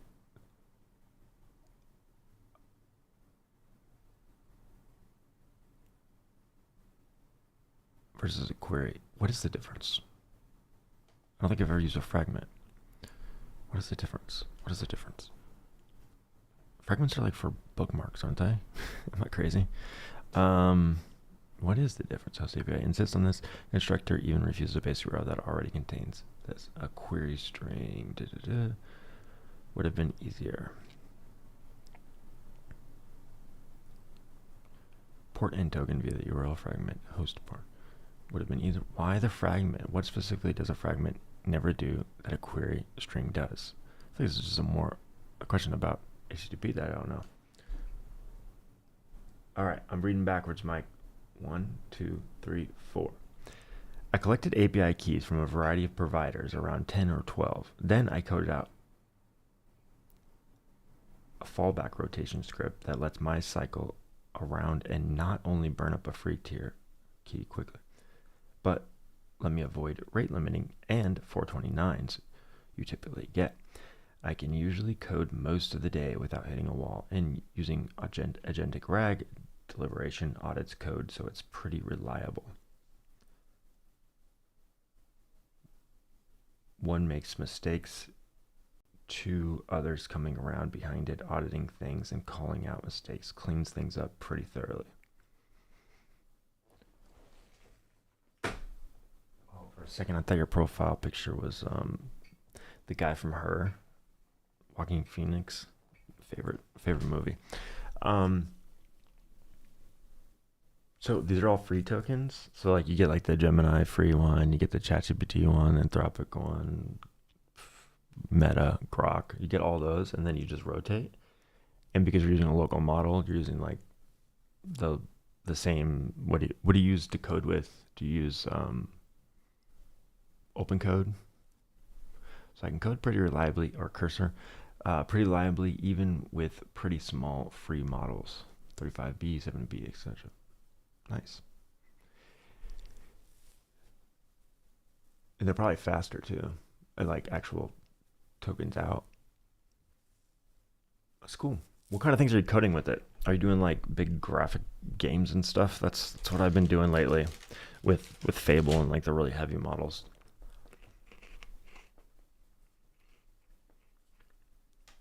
You run the VS Code using client. Oh my god, I haven't heard client in 2 years. That was the first one I ever tried. I think it was, came out after Copilot, but it was like on the way to Claude Code. I think I tried it, and then Goose. Goose was another one, but that was more just a regular CLI, not an extension. I don't think.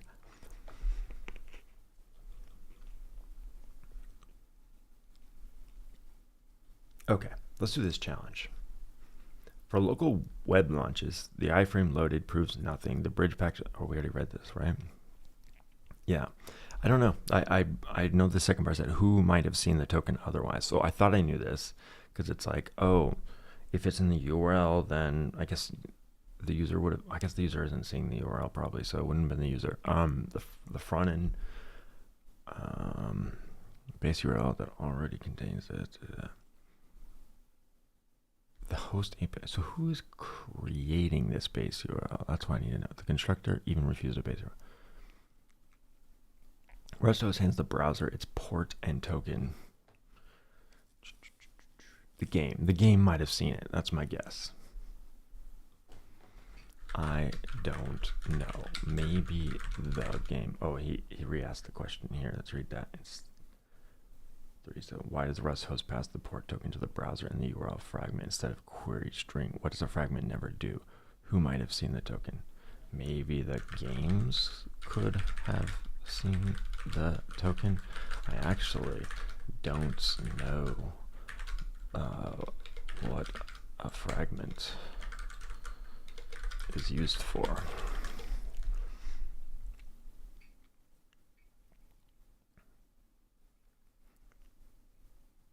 My big project is Project Game Master, an AI librarian and content creation companion loaded with tabletop gaming libraries. The virtual dungeon master who can keep persistent context long enough to run campaigns for gamers, not just scenarios or modules. Dungeons and Dragons and the like. Oh, that's pretty sick. Is this all just stuff that you have locally, or did you post it? Is it public? Is it on GitHub or something? It's funny. Last night we actually ran some local models for another streamer who came, or another commenter, clanker as I like to call my loving fans. No, it's a Windows app called, it had a cool name, but I don't remember the exact. Let's see, NASA One. We ran some local models last night actually.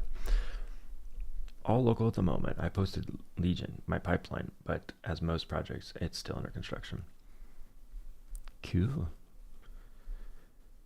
Yeah, I've got a lot of coworkers and stuff that are doing, you call it your pipeline. We call it like their harnesses. Everyone's building a harness these days. Chapter 4, the motion pipeline. Wait, no, where's the answer? No shame there. The fragment is one of the most under top parts of the URL, and this I think I've seen it for bookmark, or like you know what I'm talking about, where you jump down on the page. And this code base uses it for something generally clever. Quick lesson first, then the answer, then chapter 4. What a fragment is. So scheme, host, path, query, fragment. Everything up through the query string is sent to the web server. The request literally goes out as so the front end gets the port and a token, and it calls the server. It puts this probably in like the bearer, right? I bet it puts it as the bearer token, wherever that is, right? In the header. Let me guess. Literally goes out, launch, capture, target, HTTP1. The fragment, everything after that, is one part of the URL the browser keeps to itself. It is never included in HTTP request. Historically, it meant scroll to this anchor. Okay, so I kind of knew what it was, which is purely client-side job. That makes sense because it's just for scrolling. That's why it's local only. So browsers never had a reason to transmit it. JavaScript can read it via location.hash, and so it is called the hash. And that's exactly the loophole being exploited here. OAuth's implicit flow used the same trick to deliver access tokens for the same reason. So who would have seen the token? Your guess. The games is a reasonable instinct. They're the untrusted co-tenants after all, but cross-origin iframes can't read the parent's page URL at all, query or fragment. The actual would-be observer is sneakier, the web server that serves the launcher's own HTML. Remember, there are two servers on the console. The Rust hosts little token-guarded API, and the ordinary web server serving the app's files. Vite in dev, some static server later.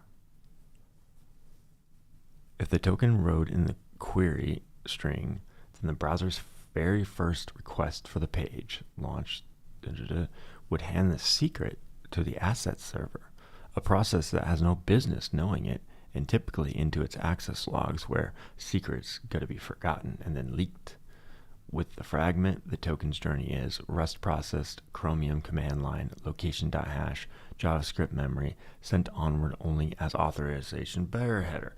That's smart. Dang. Codex, smart, dude. Never thought of that. It never appears in any request line, any log, anywhere. The Rust side is dogmatic about this. Host API. Fragments are not sent to the launcher HTTP server. I need a voice for my Rust. My Rust code reading. It's got to be like super nerdy guy, right? And launcher URL refuses a base URL that already contains a hash, so nothing can accidentally demote the token into a transmitted position. And because if you do two fragments, it probably breaks. And if the query breaks the URL and transmits it somehow with an error, I don't know. And if the query string ever leaked via refer header, the app's refer policy, no refer, closes that too. Cool.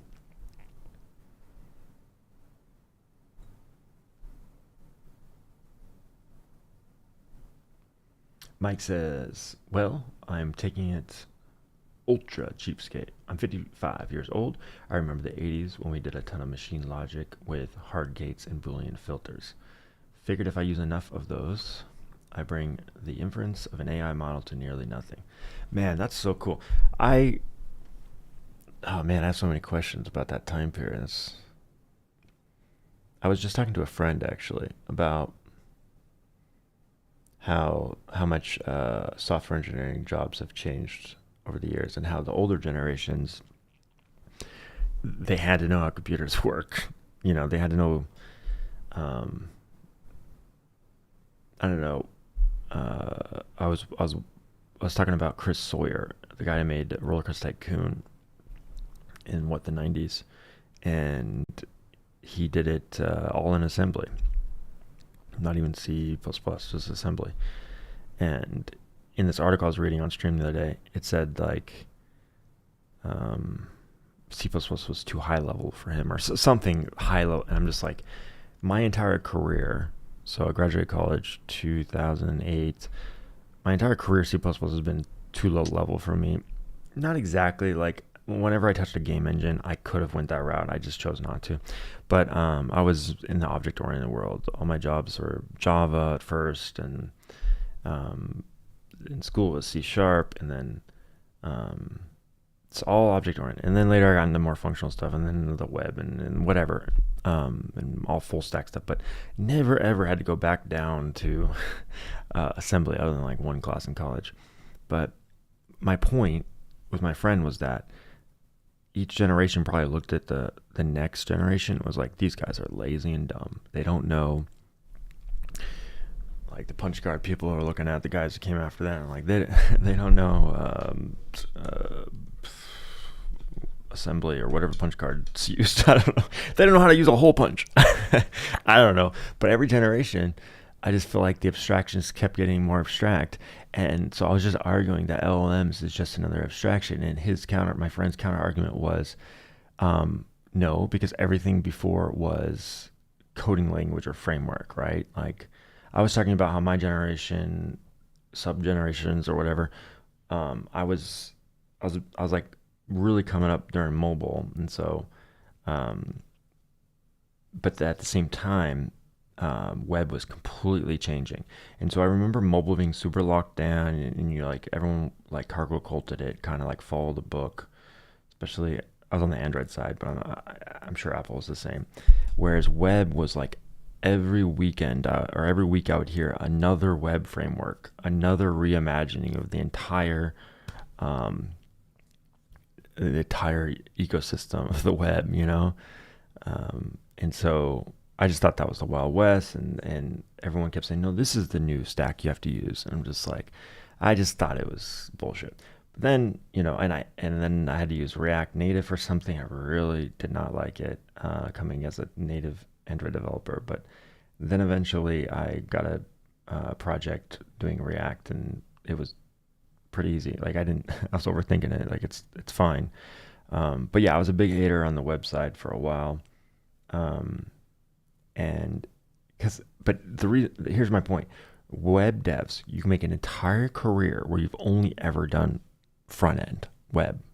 Maybe not an entire career, because a lot of those people probably aren't around because they can only do the front end now, and people can do everything. But I felt like when I was coming up, it's like people didn't know anything about computers. They just knew about the virtual DOM. They're very limited. They didn't even use a lot of like native camera APIs and stuff. They just simple React apps, right? That's what I thought. Obviously that's oversimplification, but so I had this view of the later generation.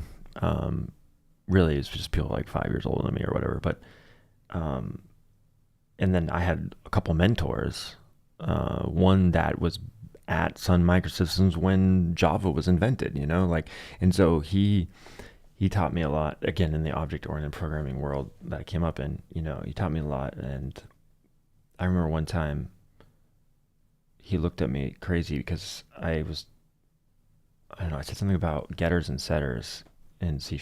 I used getters and setters, and he just was like, what? Like my fundamental understanding of computers was pretty bad coming out of school. Like, given it doesn't matter how many classes I took, I hadn't had to put it to use. I never built the hardware either, so everything I learned I ended up learning post school, basically. Most of it. And so I'm sure I've done some really naive, dumb stuff over the years, and my boss is probably like, man, this generation, what are they teaching them, And so I think every generation thinks that the next one, on average. I'm sure there's people who don't, right? But it's easy to do. It's easy to say, oh, kids these days, But I would say the jump to React from mobile, or the jump to object-oriented from pure old imperative languages, whatever, probably they're getting bigger. The jumps are getting where the abstractions are getting more. I would say C to C++ is like, okay, that was technically the first object-oriented jump, I guess, but you still have to manage memory and all that, right? And then you get to garbage collected with C# and Java. And I feel like it's like you don't have to know anything about memory now, like, which is not exactly true, people.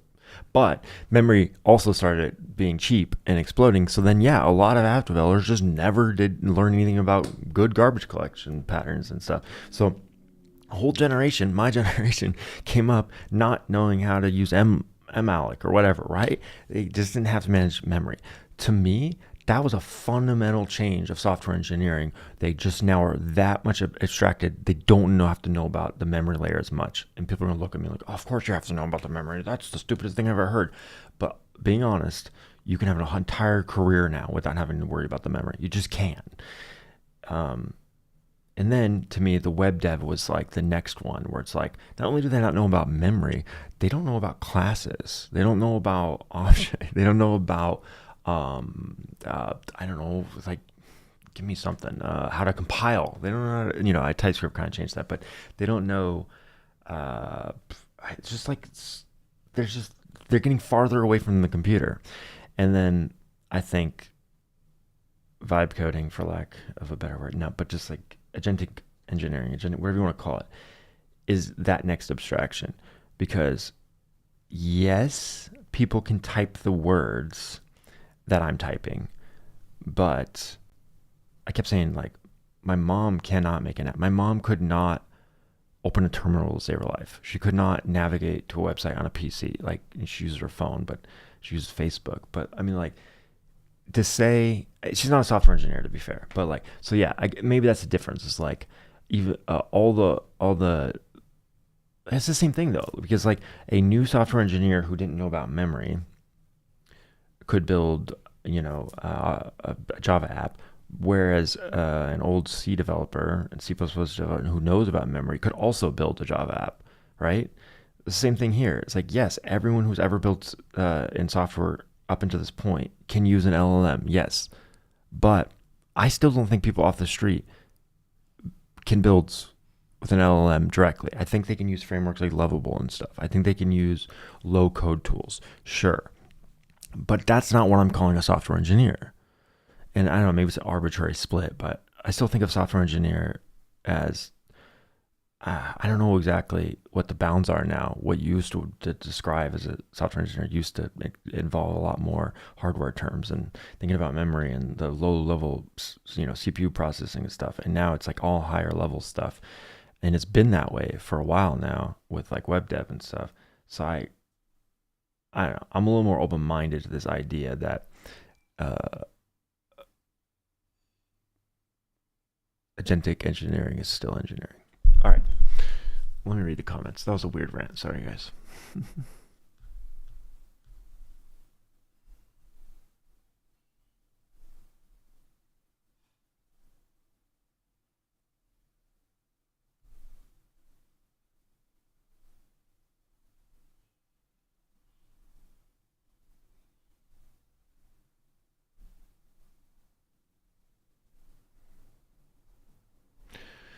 Santiago said they call it natural language programming. Yeah, we took older stuff, C++, SQL, etc., and threw it out because it was lazier to move to the next leg up till they started forgetting the foundational underneath. I mean, not knocking the kids these days, but who actually knows having to write ASCII anymore? Yeah, now.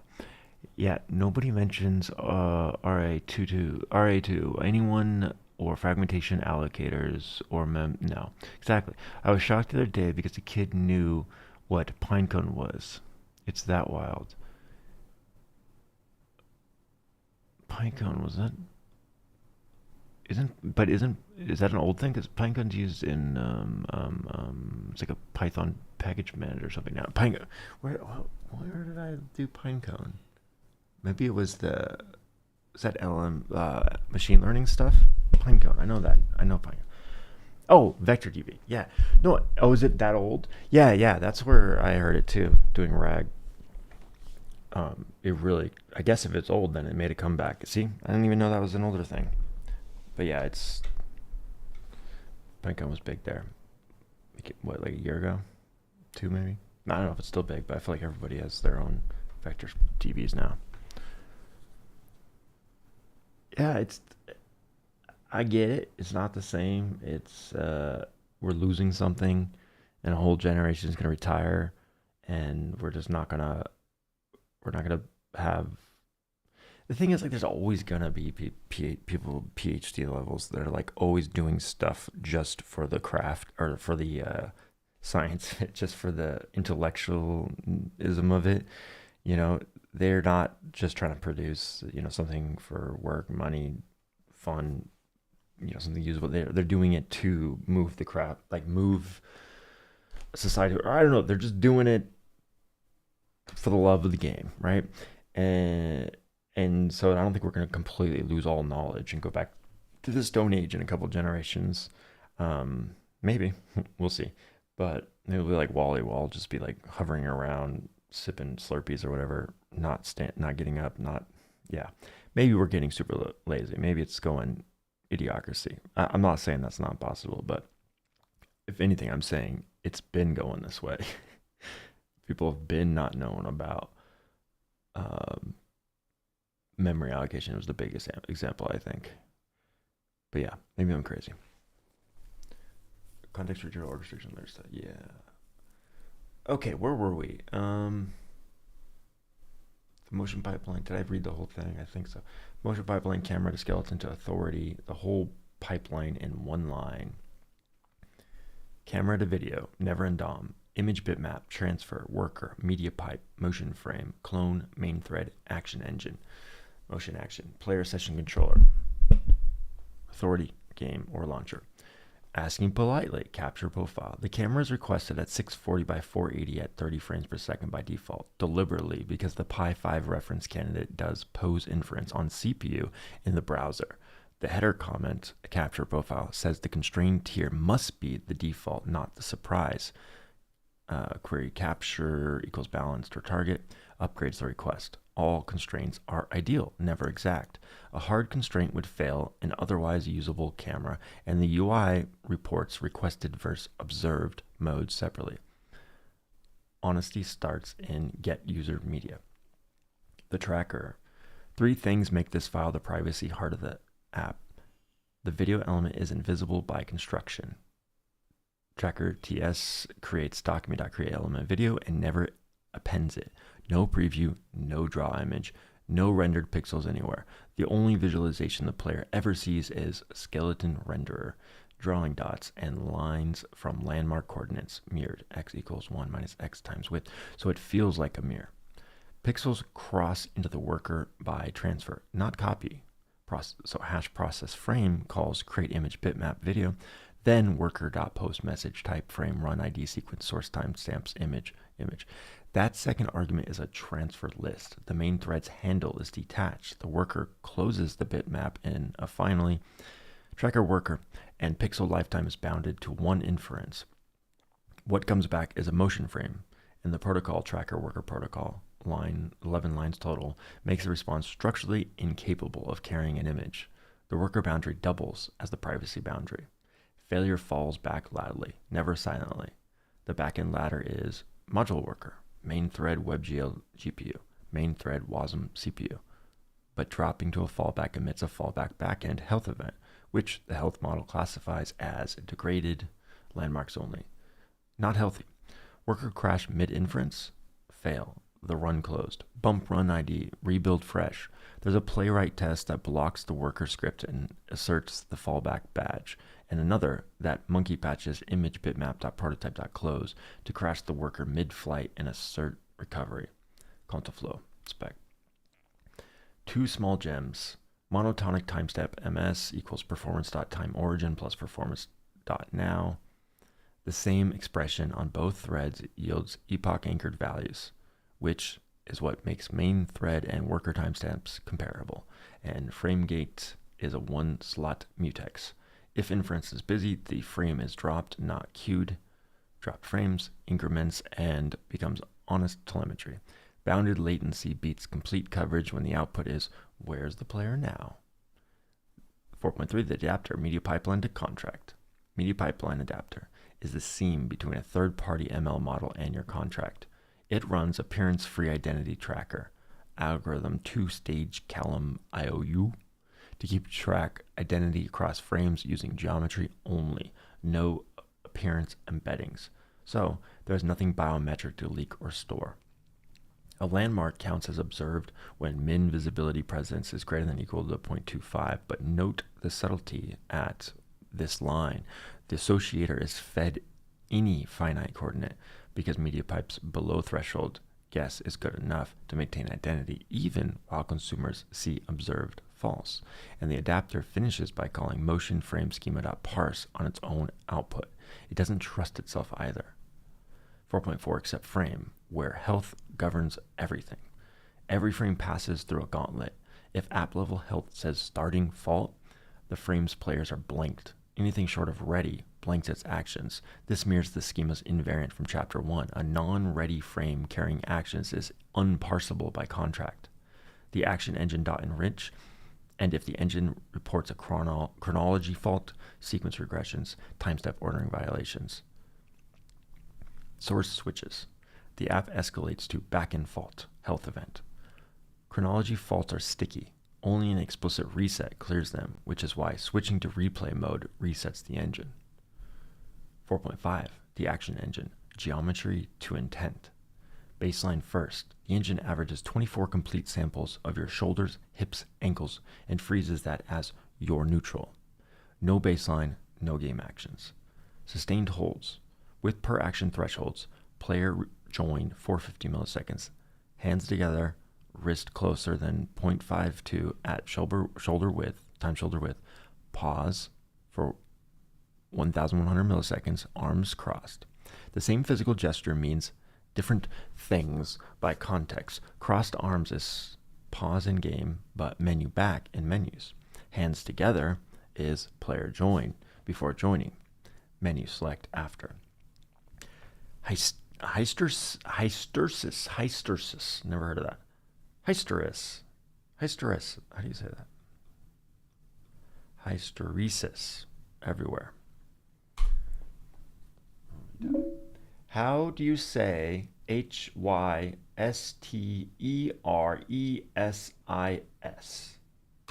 That's pronounced hysteresis. Hysteresis. And if I didn't know what it means... It's when a system's response depends on its history, not just its current input. Like a magnetic material remembering past magnetization. Nice. I already forgot it. Hysteresis. Hysteresis everywhere.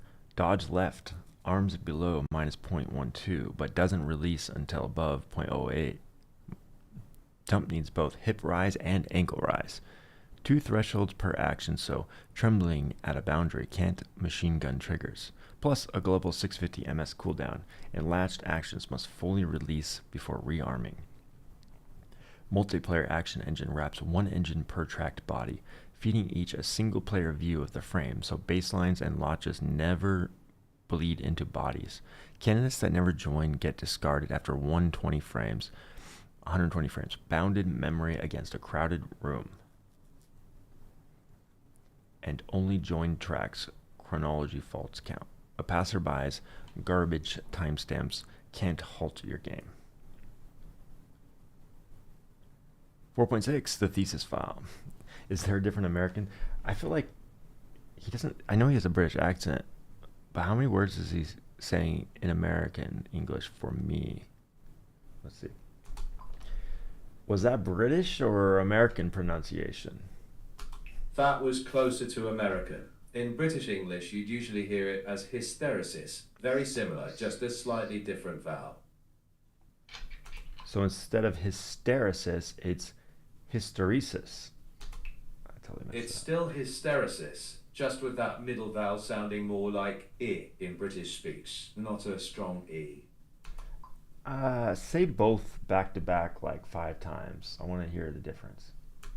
Hysteresis, hysteresis, hysteresis, hysteresis, hysteresis, hysteresis, hysteresis, hysteresis, hysteresis, hysteresis. It's so similar. Yeah. All right.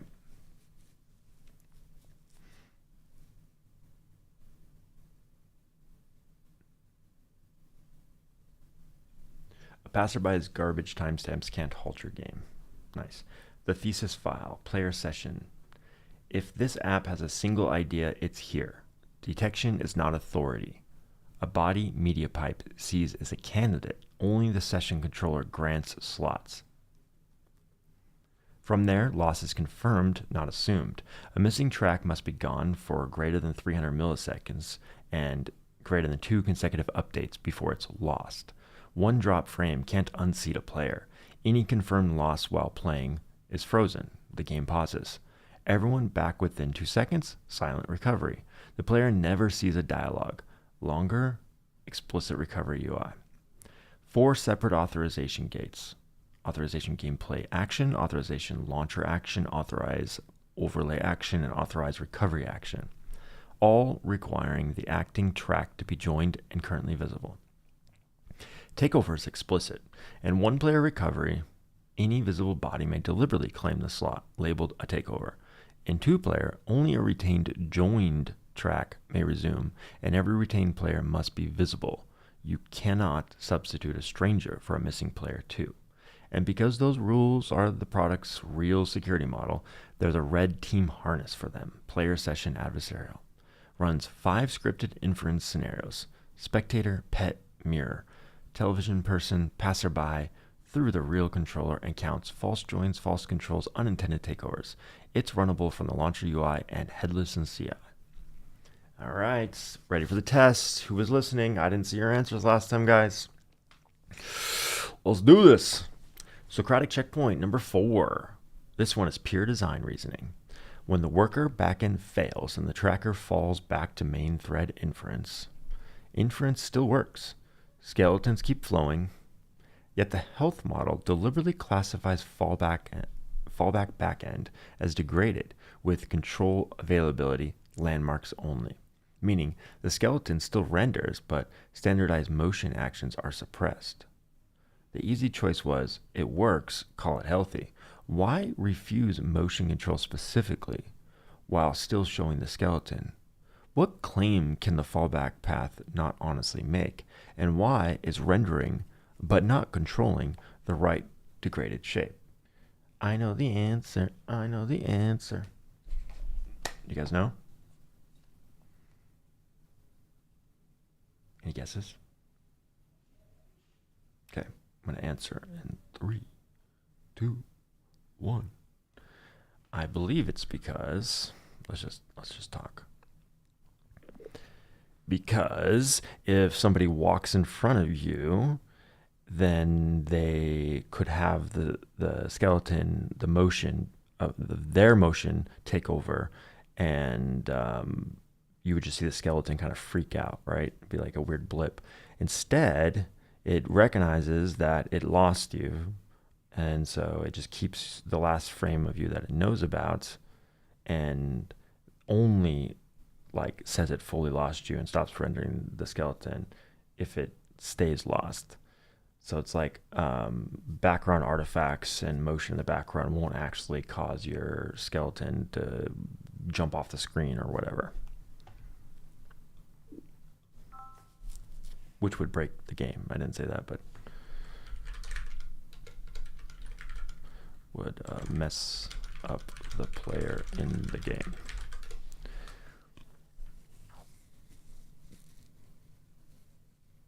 Am I right? Am I missing something? That's all they're asking, right?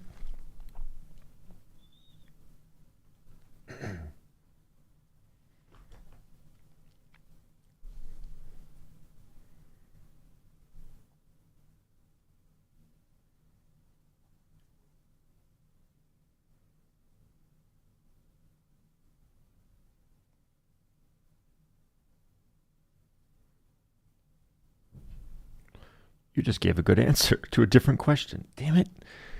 I knew the answer, guys. I didn't know the question. Every time I'm confident, I'm just like confidently wrong. Let's read it.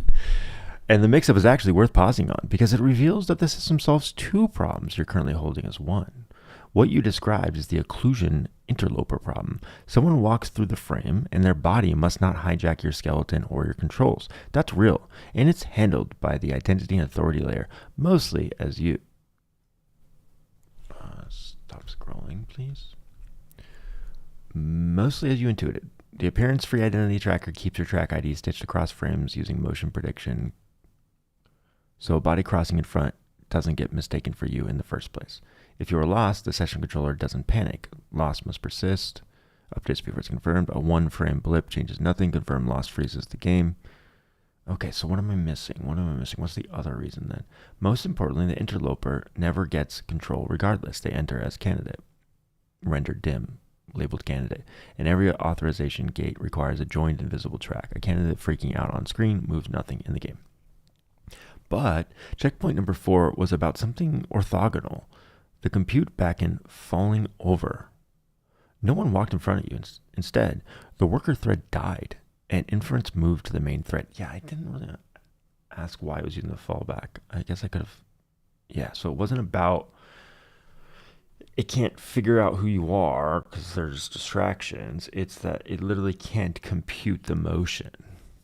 Okay. And so would the motion be more janky if it uses the fallback and less trusted? Let's see if that's right.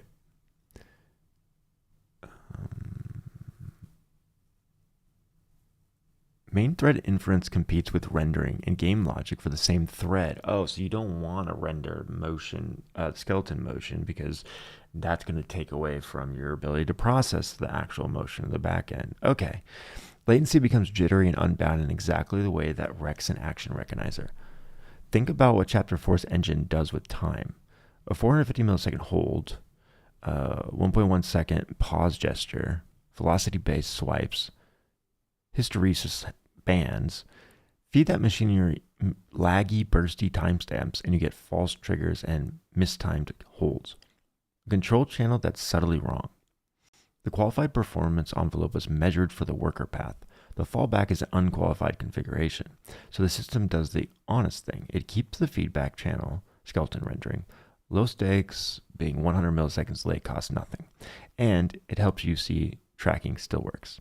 And revokes the authority channel, actions, high stakes, wrong timing sensitivity. Notice this is the same shape as your occlusion story. When anything is uncertain, the system degrades control before it degrades feedback. Two different uncertainty sources. Who is this body? And how well is the pipeline performing? One design reflex. And recall from Chapter 1, the health to control pairing is baked into the schema. Degraded can only ever pair with landmarks only. Illegal combinations are unrepresentable. So the app couldn't grant actions from a degraded tracker even by accident. Okay, so it's saying my answer about why you wouldn't want, there's two reasons why you wouldn't want to scale. I mean, you don't want it to take action. That was the thing I was just landing on, which is not actually what they're asking, but you don't want it to take action or interpret motion as action in the degraded stage. So the two things I got wrong is, one, degraded actually means not someone walked in front of you or it's too complicated. It's that it literally lost its processing. It's lost the freaking AI. Where's the AI hat? It lost this little guy. Maybe the camera got disconnected. I don't know, but it sounds like it's mostly talking about it can't process the motion. And so it has to fall back. And I didn't really think about it. The fallback apparently is on the main CPU, on the Raspberry Pi in this case. And that also is used to render the UI. So if you make changes to the UI, skeleton movement, then you're possibly going to create lag with the detection of the movement. So those are the two things I got wrong. But the reason that matters is because you don't want it to take actions like sloppy, latent actions. Okay. Let's check on our code. Oh, did it get closed? Did it get crashed? I think it crashed. Oh, there it is. Now let's write the memory. Okay. Did I actually merge it? Oh, I rebased. That's what I did.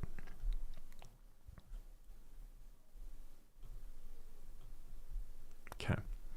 Well, this has been fun. I'm going to actually build the thing now. What do you guys think? You down? Let's do it.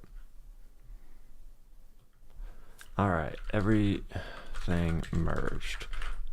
Let's set up the hardware now that I have the Pi. Dun dun dun dun dun dun.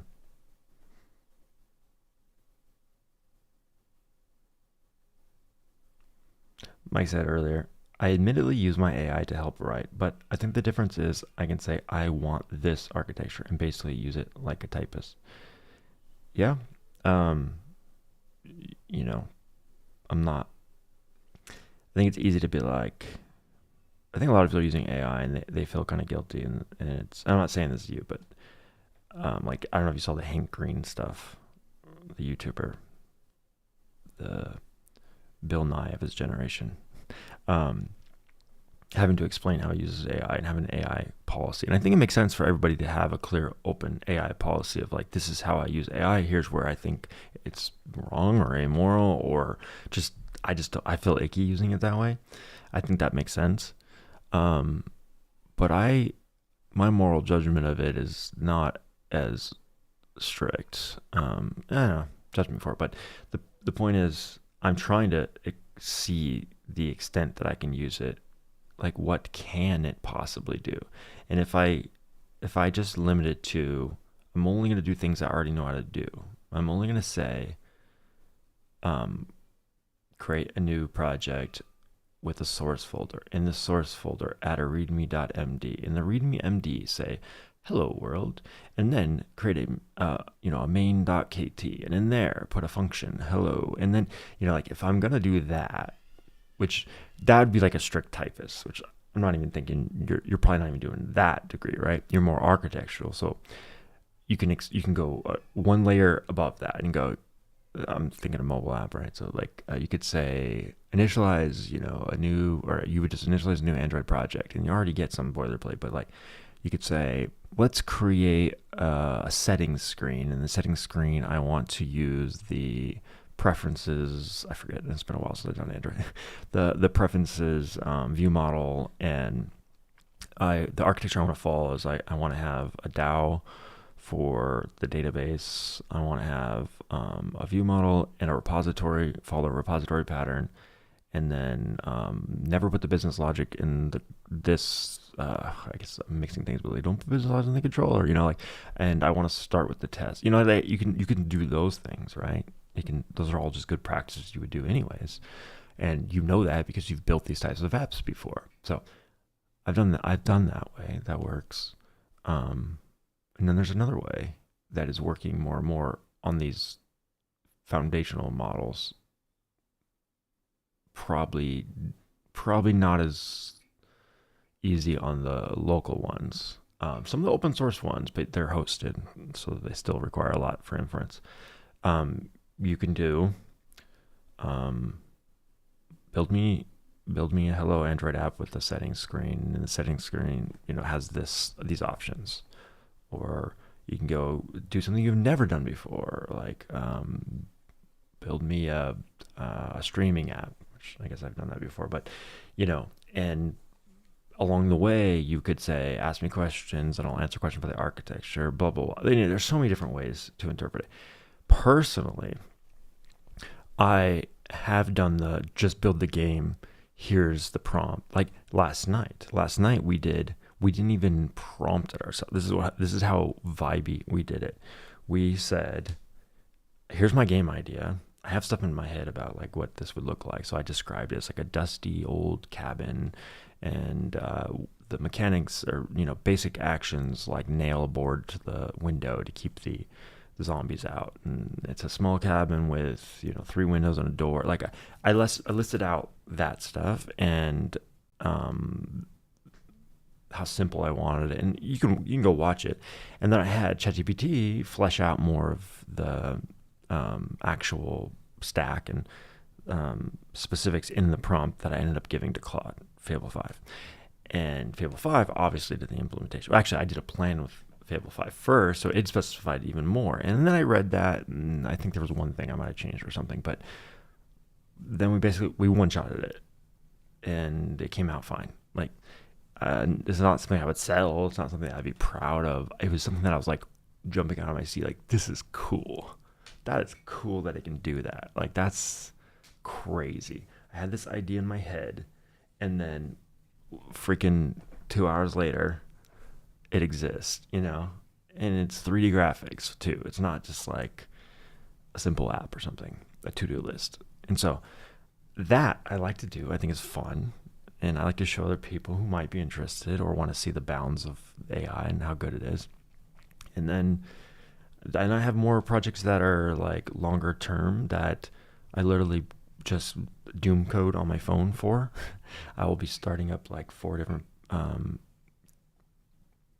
work trees on my phone, and I'll be like, okay, let's go work on the items I think we need some health items or whatever, right? And I'll just like start adding different features to the game.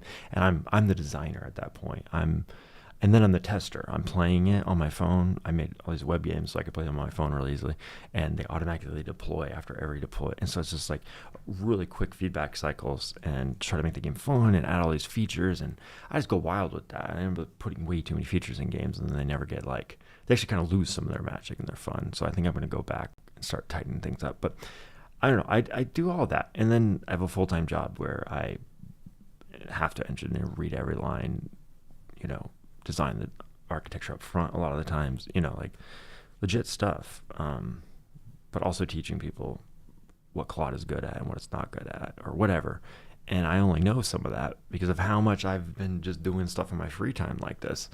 So sometimes I do just want the result, and then other times I want to learn and do something I've never done before, and sometimes I want to vibe it and then come back and read it later. That's what this is. Like, this is the first time I ever actually built the thing myself. Sorry, another rant. Hey, we got someone over in Twitch land. It's Callie Dewis. Nothing better than Terminal and Logic Talk. So soothing. I had an idea for this app. I'm new to development, so I wasn't sure if this is even feasible. Yeah, shoot, what's the idea? What's the idea? Yeah, explore. Try it. That's what I say. Okay, before we start the day, bring up. I think that's what the doc is called. Which of the other required items do you already have on hand? So, Microsoft SD card writer, yes. I said Microsoft. Micro SD. Micro HDMI to HDMI cable. Actually, I don't. Micro HDMI. I think I do have that. But where's the micro HDMI on here? Oh, wait. Is that not USB-C? Is that micro HDMI? Can't really read it, even with my glasses on.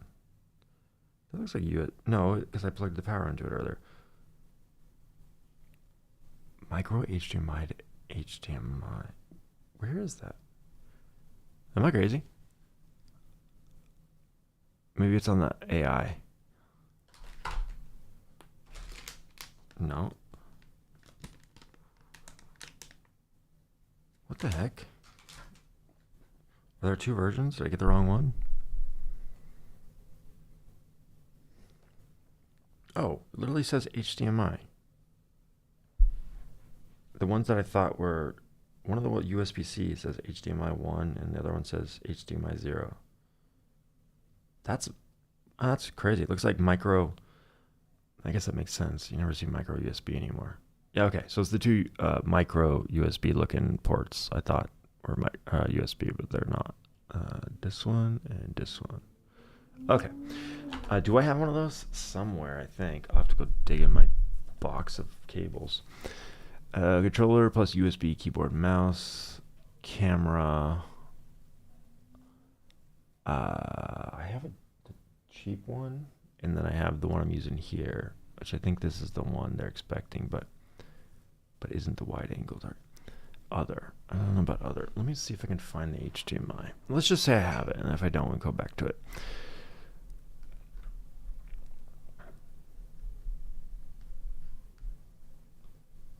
I lost a couple people with that last rant.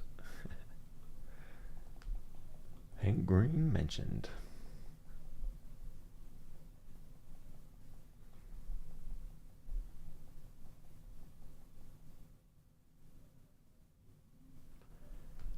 How do you want to run the actual commands on the Pi during bring up? SSH U drive commands on it. Once Raspberry Pi OS is imaged and SSH is enabled, give me its IP, and I can run scripts and everything else directly from here and read the output myself. You run commands, paste output back. You type the commands on the Pi. Why does it say U drive commands on it? But then it literally says it's going to do it. Whatever.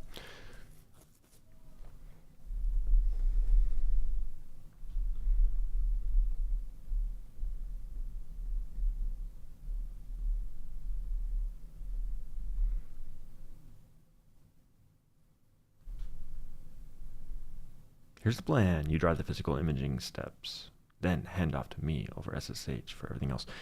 So here's part of the problem is the SD card reader that I just discovered on my Mac. I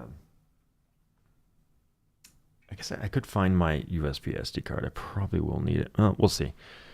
So this is actually talking to my Windows machine, but I need to load up the SD card on my Mac. Actually, you know what? They're connected. Doesn't matter.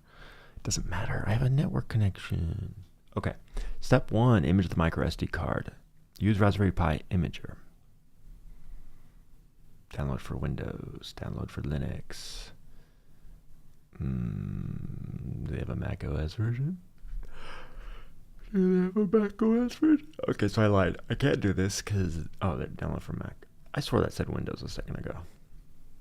Right? You guys tell me. You're watching the screen.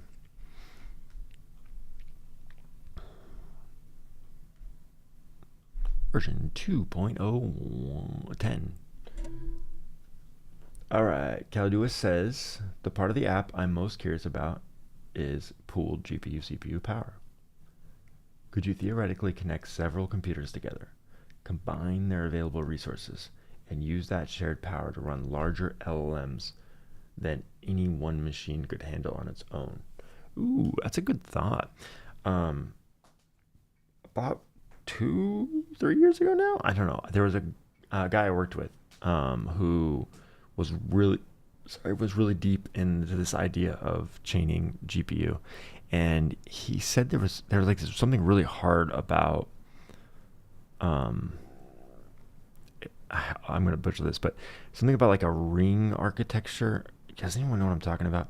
Like there's a way. Oh my god, I'm not even close.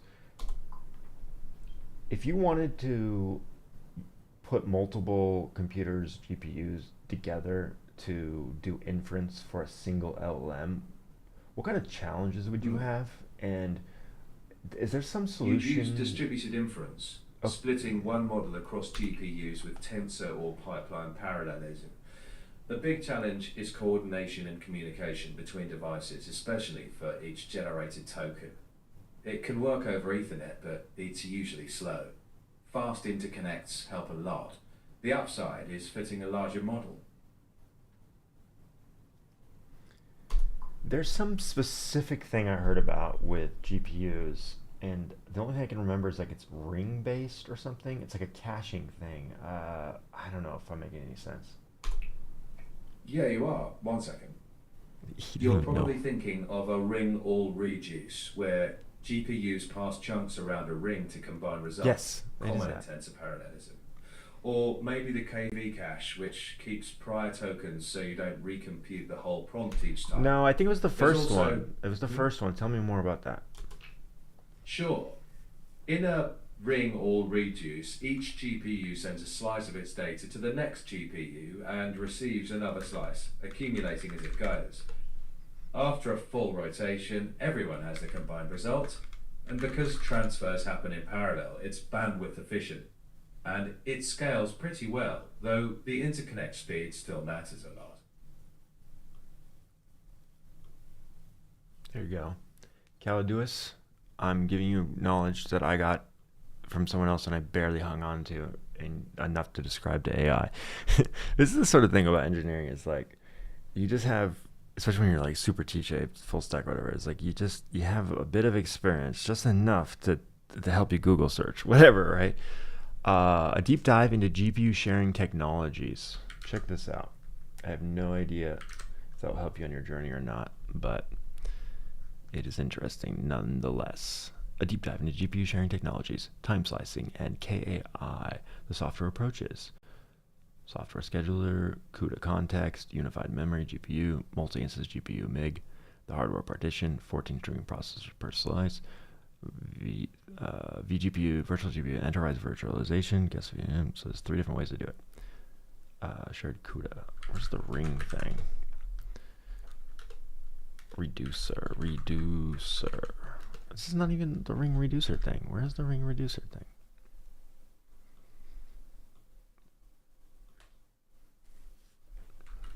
Ring reducer.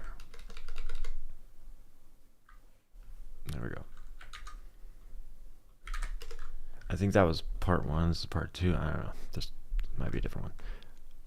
I found out this great paper that describes some of the most common approaches. Yeah, I would say if you're getting into a brand new thing, like if you're not a hardware software guy and you're like, hey, I have this like generally good idea about why not? I've got 10 computers lying around and all these phones, and how can I share these things?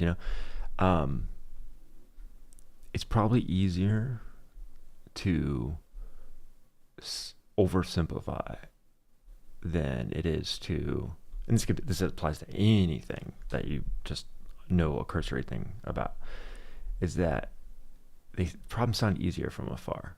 You're like, well, why the heck hasn't someone solved this? Like, this sounds like a solvable thing, right? And the answer is probably someone probably did, and it costs too much. It's not. You can't sell it, or it doesn't actually fix the problem that you thought it would fix. It could just be that no one has cracked the nut and they're not smart enough, or it could be that it's maybe it would kill the market and they're hiding the solution from us. Like I used to know. So I have an uncle who was really big into efficient fuel, and believes that car manufacturers were and just the oil industry were making cars worse at processing fuel, and so they could sell more of it, which maybe there's something there. I'm not saying there's not or whatever, but he really went down this path of trying to like create hydro something that used water to get more fuel efficiency. And I think it ended up being junk science, but he could describe it in great detail. And he's like, I figured it out. Or like, there are some people who have figured it out and the message doesn't get out there because there's just so much money against us. Possible. But also, sometimes you might just not be smart enough to comprehend the complexity of it. That's where I land most of the time. And this shit, looking at this, I'm like, I don't think I understand that, and I don't know that I want to spend decades getting a doctorate degree understanding it. Sorry, that was another tangent, but that's what I think when I think about getting into the crazy hardware space, hardware optimization. But there's big money there. All the data centers and stuff. There's a lot of learning happening in that field right now, if you got the brain for it. All right, both merged. Yep. Step 1, get the loader. Done. Choose OS. Use custom and point it at the pinned image, not the image's generic Raspberry Pi OS 64 entry. The pin matters for reproducibility. Okay. Why that date? Was that June 19th? Because that's what I used to do the benchmarking or something, probably.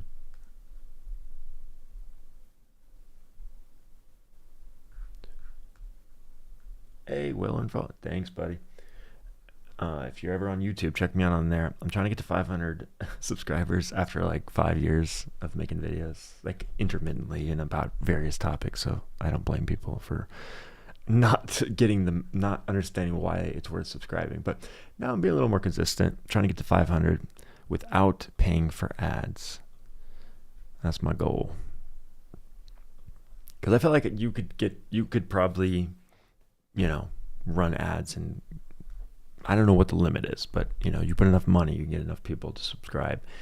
But are those people that would hop in and ask questions like you and have ideas like you? Probably not. I want the people that actually like think about this stuff and try stuff and are interested in it. So thank you, man. Appreciate any sub. I lost the UI or the URL. Here it is.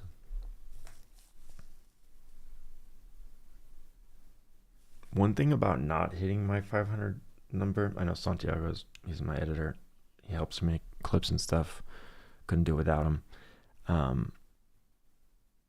One thing that's like just kept me going is like the fact that like some of my videos will get like 10 views, and none get up to, I think the max is under 2,000 views, right? Which it's YouTube, so numbers are whatever. Like Instagram numbers might be higher, TikTok might be higher. Like whatever. 2,000 is low on YouTube. Trust me. compared to, is it actually downloading?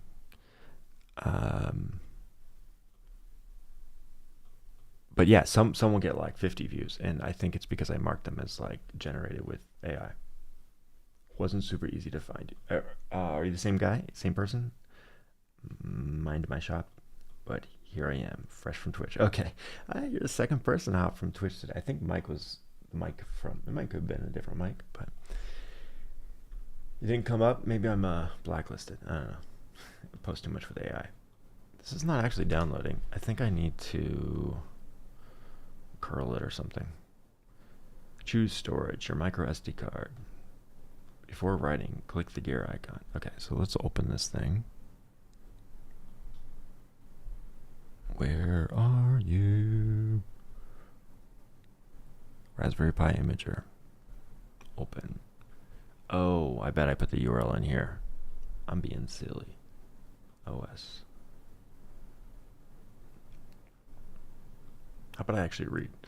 All right, using Raspberry Pi Imager on your workstation, choose OS, use custom. There it is. See, just gotta read. Oh no. And point it at the pinned image, not the imager's generic Raspberry Pi. Did it actually download? Is it this guy? Today, 7:59. Okay, so it did download, I think. No, that's the imager that I just downloaded. That's not it, right? Because this is downloads Raspberry Pi, images, Raspberry. Yeah, that's not it. That's not it. Oh, it started though. I think I hit it like 5 times. See, these, yeah. Every time I went to that URL, it was downloading. We just gotta wait. I got impatient.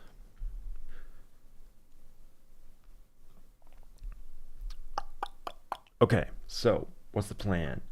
Gotta put the heatsink on at some point. Gotta put the hat on. I've got the SD card in. We're gonna load this up on there. Then, what's next? Once it's up, give me the host name. Okay. Wait, I skipped a step. Write, then move the card, the AI hat, and the active cooler on to the Pi 5 per the standard stacking order. Connect Ethernet or confirm Wi-Fi. Walk me through adding the AI hats and cooler. Bum, bum, bum, bum, bum. There it is. Next. Apple SDXC Reader Media. Untitled. Yes. Write image. Review your choices and write the image of the storage. No device selected. That's wrong. Operating system. Storage. Should I have selected this device? I think I skipped a step, guys. Raspberry 5. Yep.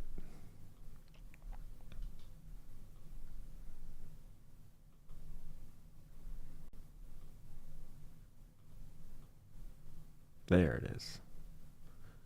You're about to erase all data on the SDXC reader media. Okay, that's fine as long as it's not everything else. And then my stream just stops. Just kidding. That would be funny though. You need my password? Why do you need my password?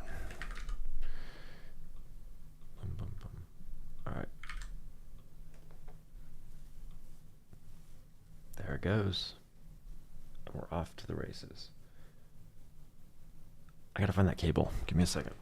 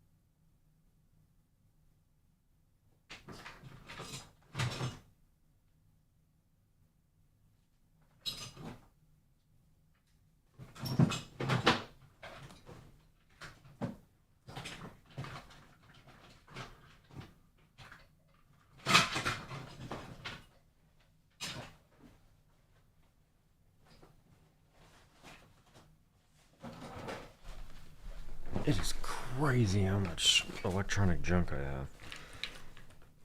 I have a bag of cables, and this was a consolidation when I moved. What's going on? Hey, what's going on? I'm looking for a micro HDMI cable, which I think I might have just found. Nope, regular HDMI with a USB-C intertwined. We're setting up a Raspberry Pi with an AI hat for a home-brewed game console. But we're gonna get nowhere if I don't have this micro HDMI cable, which I assumed I had. Wow. It's a nice ribbon Xbox USB, I think.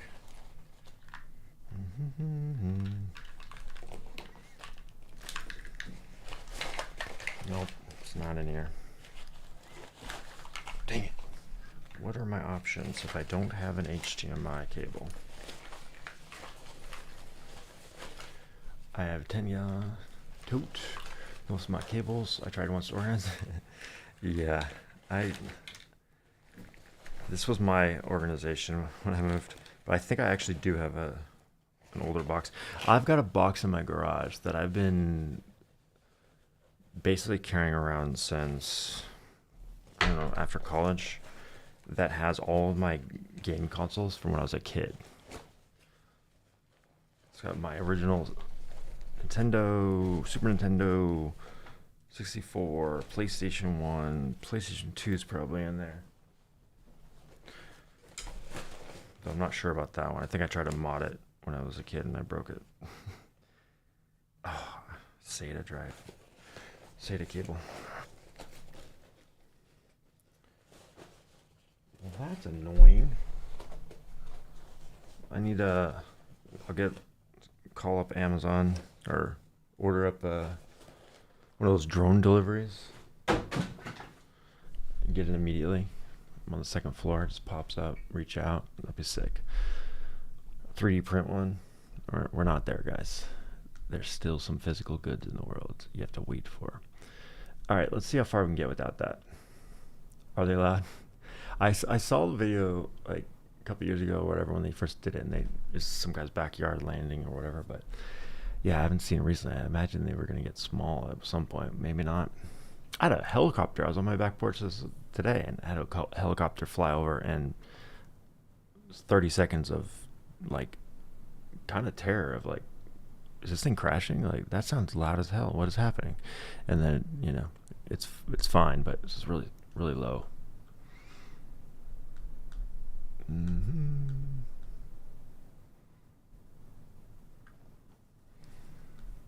Good. I don't have any more specifics in the repos docs than the SKU list. Before you start, power off the Pi. Done. Unplug the supply if you already had it running. I don't. Work on a hard, non-carpeted surface. Sure. Touch a grounded metal object. Does it count if the metal object's on carpet? Use anti-strap. No, I don't have that. Its Halo chip is ESD sensitive. Oh, electrostatic discharge. That's why it's in this thing. Static discharge. Okay. Hopefully I don't fry it. FBC ribbon cable usually pre-attached to it. I do see the ribbon cable. It's taped down to the back of the board. Here.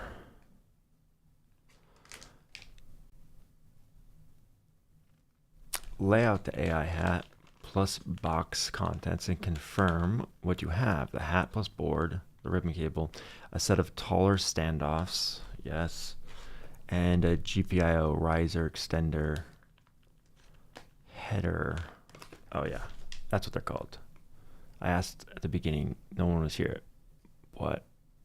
I could have asked my AI, I guess. GPIO riser extender header. The only time I ever used one of those is I was trying to learn to solder to build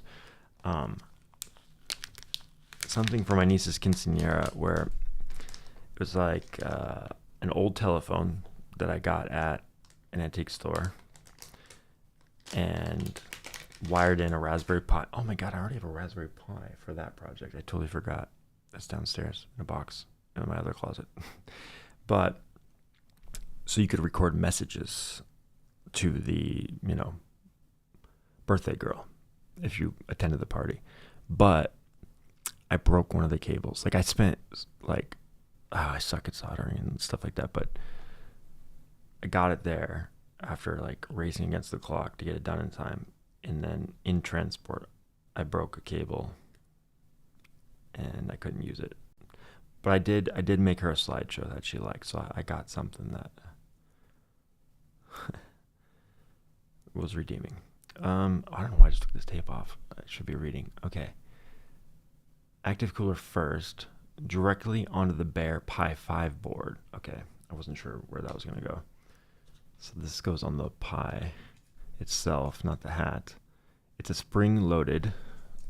These are springy plastic spring screws. Align its 4 plastic pins over the 4 mounting holes around the sock and press down evenly on each corner until they click. Don't force one corner down first. It can crack a pin. It didn't tell me to take off the plastic. Did you guys watch that stream 6 months ago when I found that my SATA drive burnt out in the M2 slot of the PC after 5 years, and when I took it out, it still had the plastic on it. It went 5 years though. That's crazy. I'm lucky it didn't start a fire. All right. Doesn't say what direction to put it on though. I guess. Oh, okay. This would work both ways, right? No, it wouldn't. Okay, so this is the way it goes. You guys can't really see. I'm just gonna do it on the table. I can't use the other camera because it's on the PC for this project. Oh my gosh. Wait, this doesn't line up. I'm so confused. Oh, it's not the hole I thought it was. Okay. So maybe this does work. Okay, so yeah, now the direction does matter. Okay, ribbing, or the power cable. So the power cable, there's 2 ports there for it. Yeah, so I think I want it on this side. Okay. Done. Decision made. Oh my gosh. This is the second thing I've had to build today with my hands, and if you know me, I don't have the patience usually. I built a bookshelf this morning. Oh, fuck. What did it say not to do? Push one pin in at a time? How did I do that? Stupid, stupid, stupid. Oh my gosh. It wasn't going in. I was holding on the other side too. This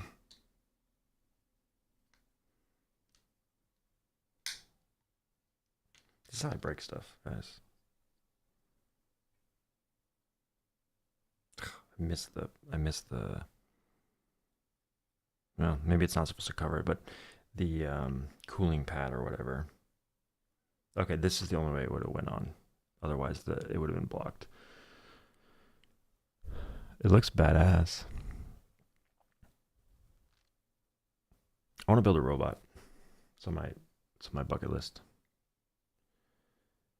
Okay, cool. Next, open the PCIe FFC connectors latch on the Pi 5. It's the small connector between the USB-C port and the GPIO header.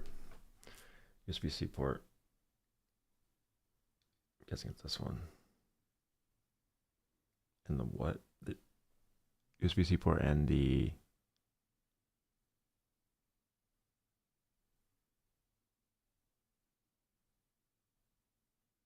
old labeled J14.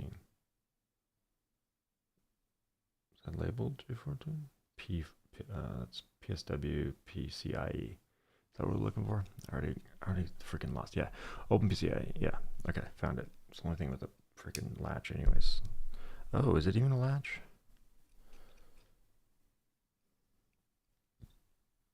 That's funky. It's a little slides out. There's a little brown nubbin. Push it back in. Snapped. It's a weird latch, but I guess that's it. Can I even slip a ribbon cable in there? I guess. Oh, is it low? Is the mic low? Is it low for anyone else? I think I'm just mumbling. Let me know if that's better. Okay, cool. Seat the ribbon cable into that connector.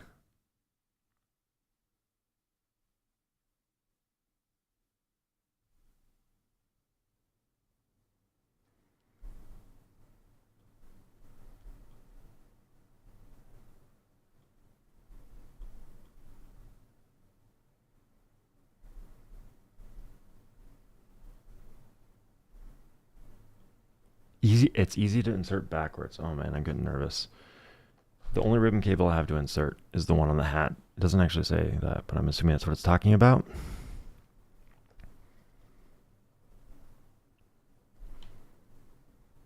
We're doing it. That's a really thin ribbon cable too. I don't know if you guys can see it. It's like metal.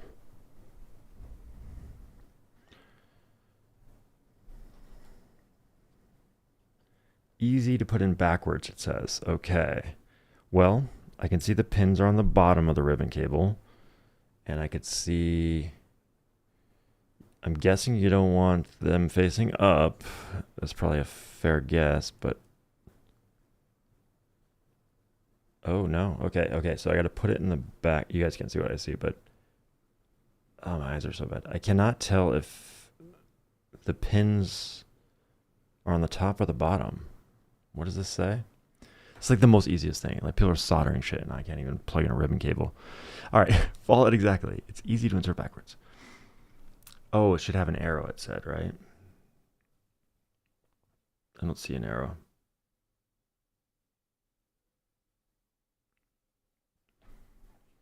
Well, I'm sure it only fits one way, right? If we mount it this way, it's the only way you could possibly mount it. So it's got to go this way. It wouldn't make sense to be like this. So I believe that's right. We're doing it. We're doing it. Wish me luck.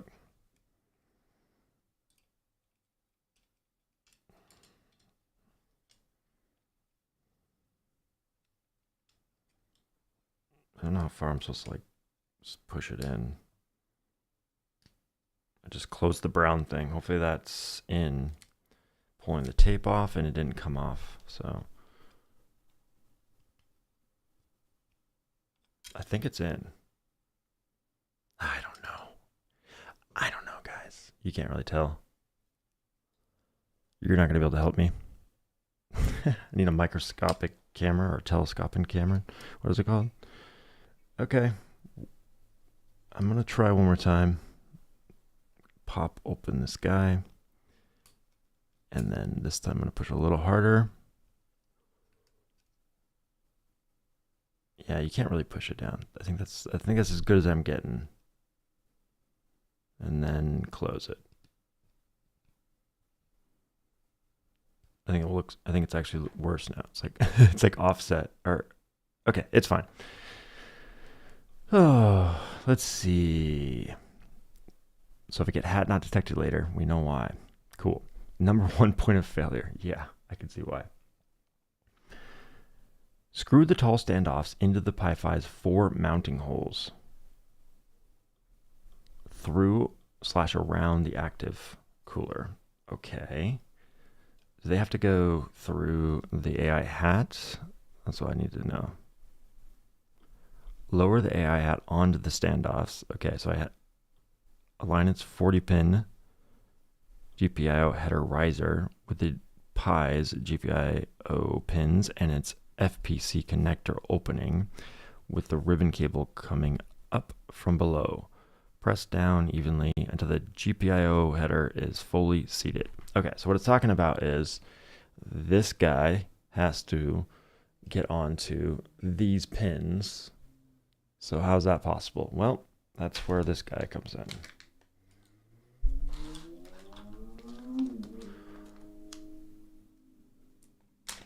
this riser. It's 2 rows. Yeah, so it has to seat. Ooh, 2 rows, right? Yeah, okay. So yeah, this has to go here. It's the only way it would make sense. So I'm going for it. Stabbing myself in the process. Oh man. Is it backwards? Is it possible to do backwards? They're all the same. They're just pins.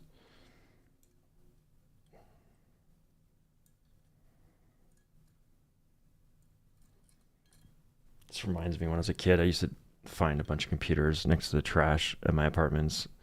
I would just take them apart and mess with, like take all the ribbon cables off, and like they were really like, computers from like the 80s, 90s, like early 90s stuff, old school computers. I think this is working. Rocking it in. I never knew how to do anything with them. Just basically broke them for parts. It's probably why I'm so loose with my hardware nowadays. Just used to breaking shit. Okay, that's in. And I said put the risers first. Let's do that.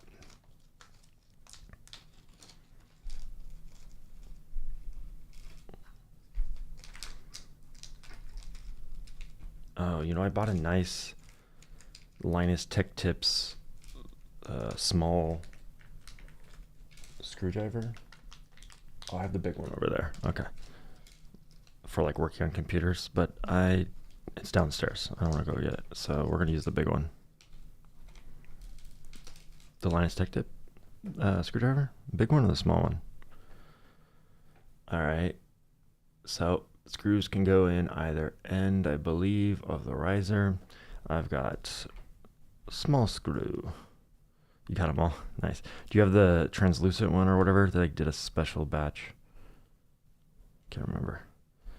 All right, 2 sizes of screws, 4 big ones, 4 small. Okay. Makes sense. I'm guessing the small ones go underneath, but I'm not certain on that. That would make sense because the big ones need to go through the board. All right, I'm going with that. I'll just do one and then I'll show it to you guys. Why did they have me put the cable in first? That's just dumb. Oh man, I should have done the cable second. I'm gonna break it. I'm gonna break it.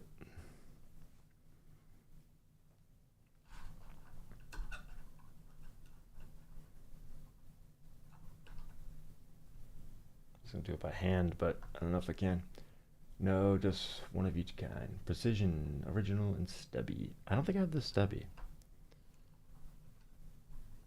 Missing that one.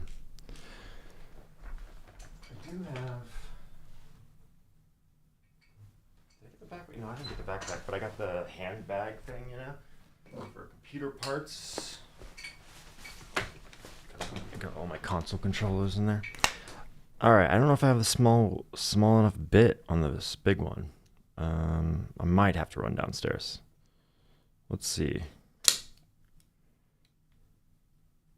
Oh my gosh. My daughter was playing with it. It's got wax inside of it. Yeah. She got into a candle and apparently was using this to dig in the candle. I never noticed. Damn it. Seriously? Rip. Yeah. Wax is not conductive like static electricity conducting, is it? We're about to find out. YOLO. All right. Let's see. Okay. I don't know. I want to see if this even fits. Man, my eyes are terrible. Yeah, the bit's barely in there because of the wax. I need to dig it out later. Okay, this actually fits. Give me a minute. I'm going in, doing surgery. Gotta focus, guys. The screwdriver is way too big for this. The bit's fine, but now I know why I have the small one. It's my first project since I bought it, and I'm not even using it. Dang it. It's fine. It's fine. Just wing it. What's the worst that could happen?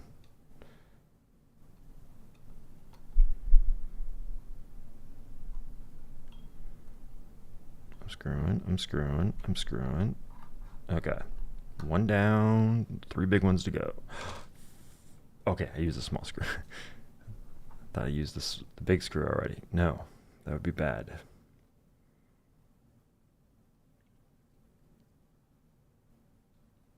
Have you ever got halfway through like putting together like an IKEA thing and then you realize you put one of the parts upside down or something? I think I've done that more times than I can count in my life because I just don't read the freaking instructions. So this morning I was like focused, had my coffee, and I was like, that bookshelf that I put together, I was like, I'm not just gonna read the current step, I'm gonna read the next step too and make sure I understand how it goes together before I actually screw this thing in. And it worked. Go figure.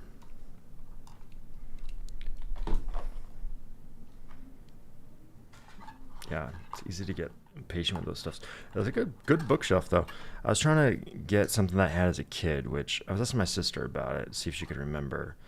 I swore it's probably, again, dumpster diving, probably like something that was thrown out from a school or something, because it was big, way too big for my bedroom, and it was a vertical bookshelf. In that you don't slide the books in, you just kind of slot them in. You can see the fronts of them, you can see the covers.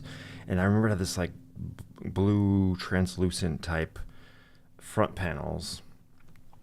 I don't know, I'm not describing it very well. I tried to have ChatGPT actually recreate it from my memory. And then I said, now go find me something like that. And it didn't find that magical blue, the exact thing, obviously, that was probably a custom build for a school or something. But it did find, a bunch of reasonable looking vertical bookshelves. So I almost ordered one off of, what's that cheap, is it Furniture, the cheap site? Not eBay, not, it's one of those ones, I think it's like a purple logo. Wayfair, thank you. I almost bought something off of Wayfair. It's the first time I ever used that site, and now they won't stop hounding me. Like, you sure you don't want that bookshelf? You sure you don't want that bookshelf? It's really cheap. It's really cheap. But I ended up going to the Container Store for something else, and was walking around, and I was just like, well, first I asked, "Where's your bookshelves?" And they showed me, and they're not really bookshelves so much as they're just shelves.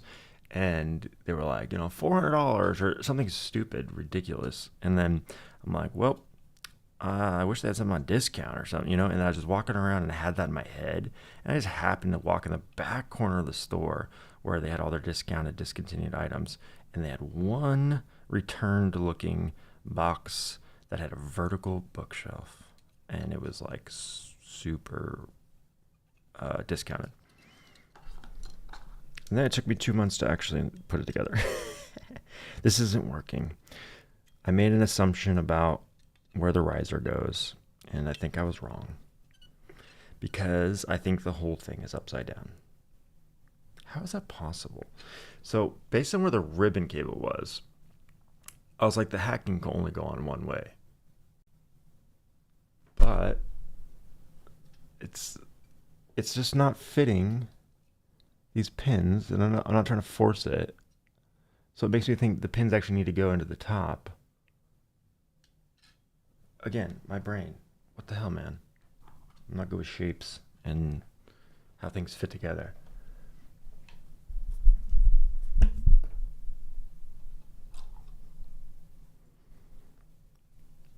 Seriously? Maybe it does. Maybe I need to force it. What do you guys think? Thumbs up in the chat if I should force it.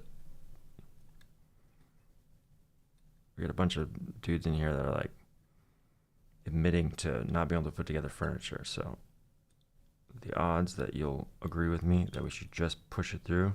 Gonna break it. It's just like not lining up. Like, it's clearly those are where the pins go, but oh wait, okay. I say watch a video. You know what? It's the smartest thing I've heard all day. I'm over here asking ChatGPT to walk me through it without any visuals. Come on. Could have it draw me a diagram, but you're right. This is video territory, so let's do that. Oops. I had a browser earlier. Here it is. All right, Raspberry Pi 5 with AI, I just say AI Hat Plus installation. Not AI Hat 2. I was like, I want the 2. It's going to be better. But then their ChatGPT is like, no, you don't want the 2. There's something different about it that you don't need or don't want. So not the 2. In today's video, not the 2. I'm pretty sure I have the not 2. So 1.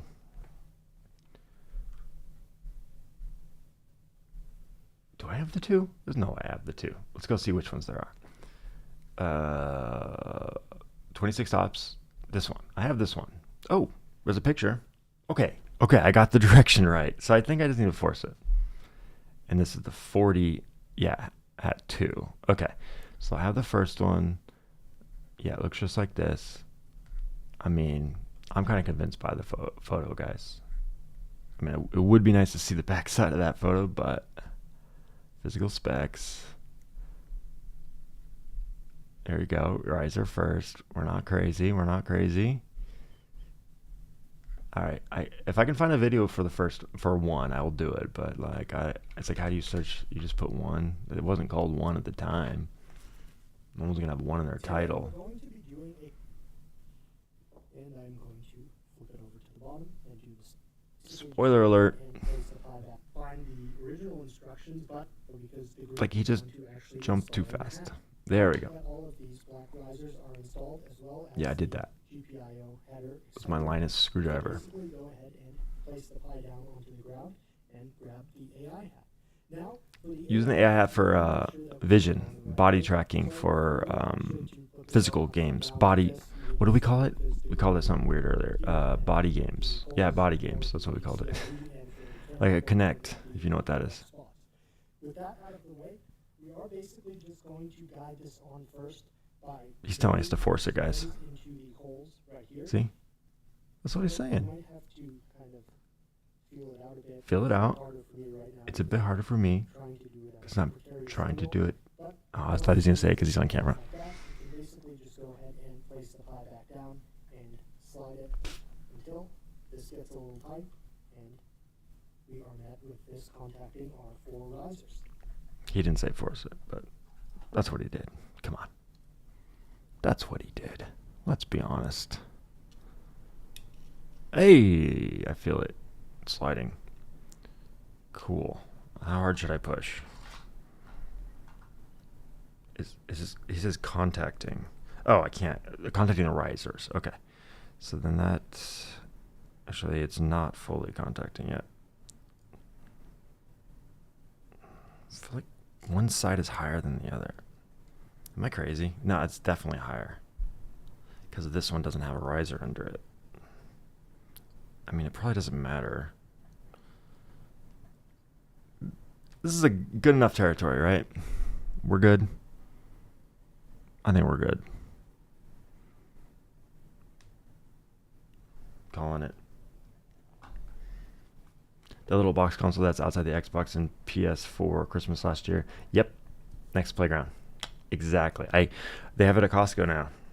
And I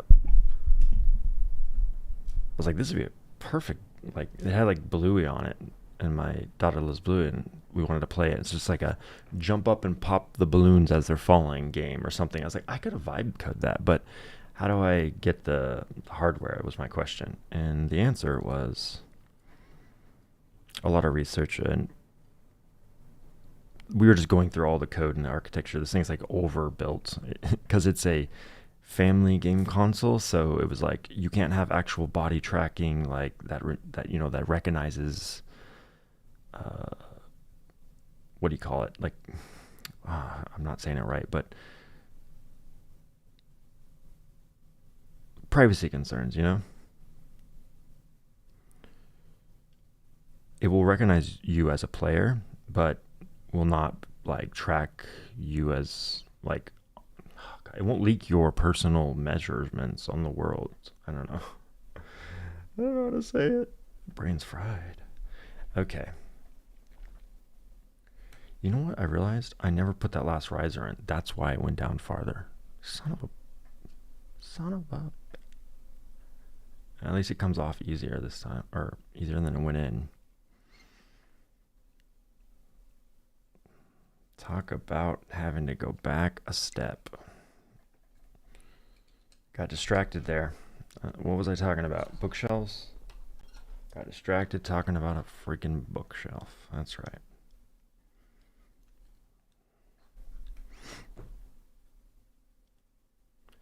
Yeah, so I have a bunch of Vibe coded games, but they don't really work.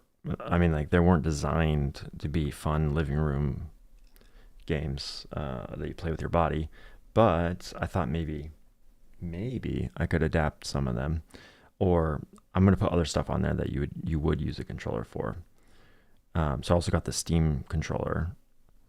I have some old fake SNES Bluetooth retro controllers. I used to have like a retro. I don't think it was a Raspberry Pi, but it had some kind of like media console with retro games on it years ago, and I don't know what I did with it. Wish I had it, but I'm gonna use that here. I'm gonna put some ROMs on it and stuff too.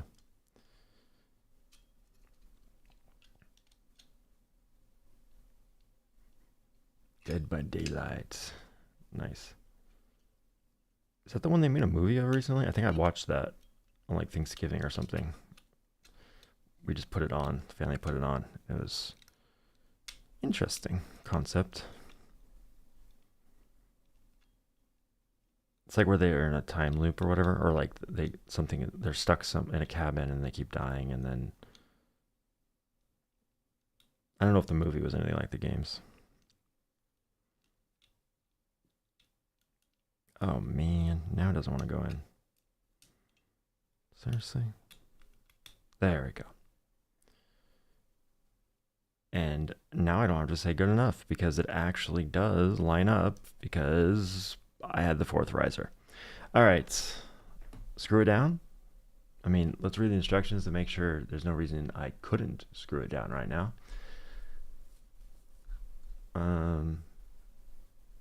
Seat the ribbon cable. Screw the tall standoffs. Lower the AI hat onto the standoffs.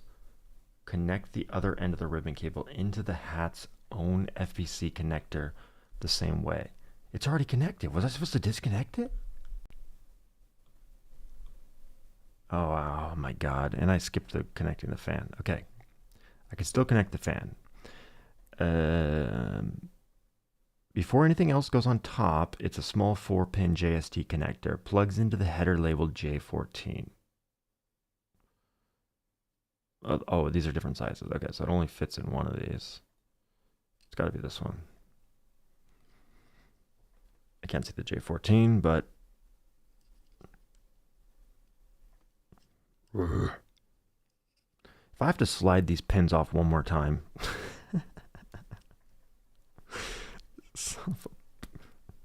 That's why I don't do stuff like this, guys. It's fine. It's fine. What's the worst that could happen as I break it?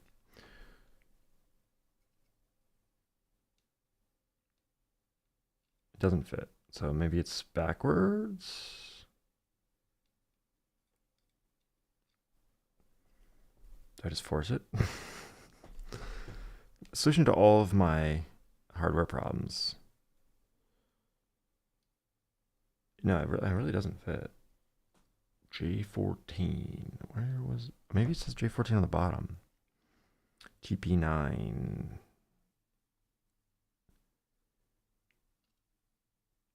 I don't know where else it would be. This is really in there. It's either a tight fit or I'm doing the wrong one. I can't tell. It's the bigger one of the two. I could go back to the website. I really can't see inside of it, but J6. I see a J6 and a J. Oh, it's cut off, almost like a J13 or J12. Yeah, J13 next to the HDMI. I don't see a J14. It says UART. Yort. Damn it. Seriously? I just closed it too.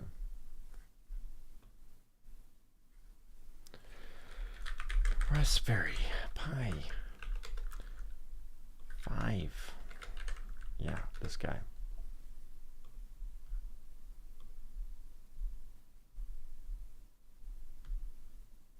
J14, anybody? There's no J's.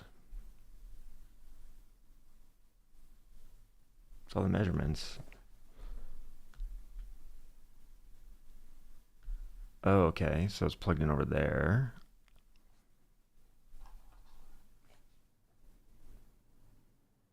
That is next to the USBs.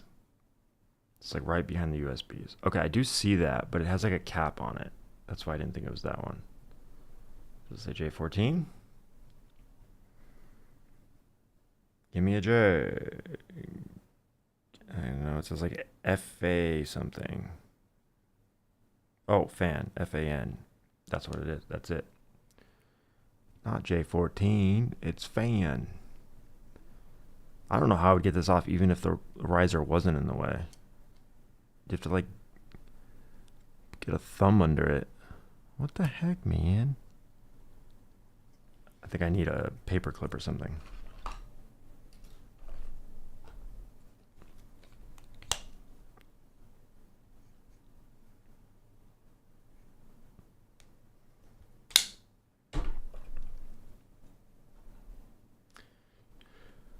Zorthy says, I just spent almost 4 hours, 3 days printing the mouse housing kit because I always need an extra one, but I can't find the mouse dongle somehow. Mouse housing.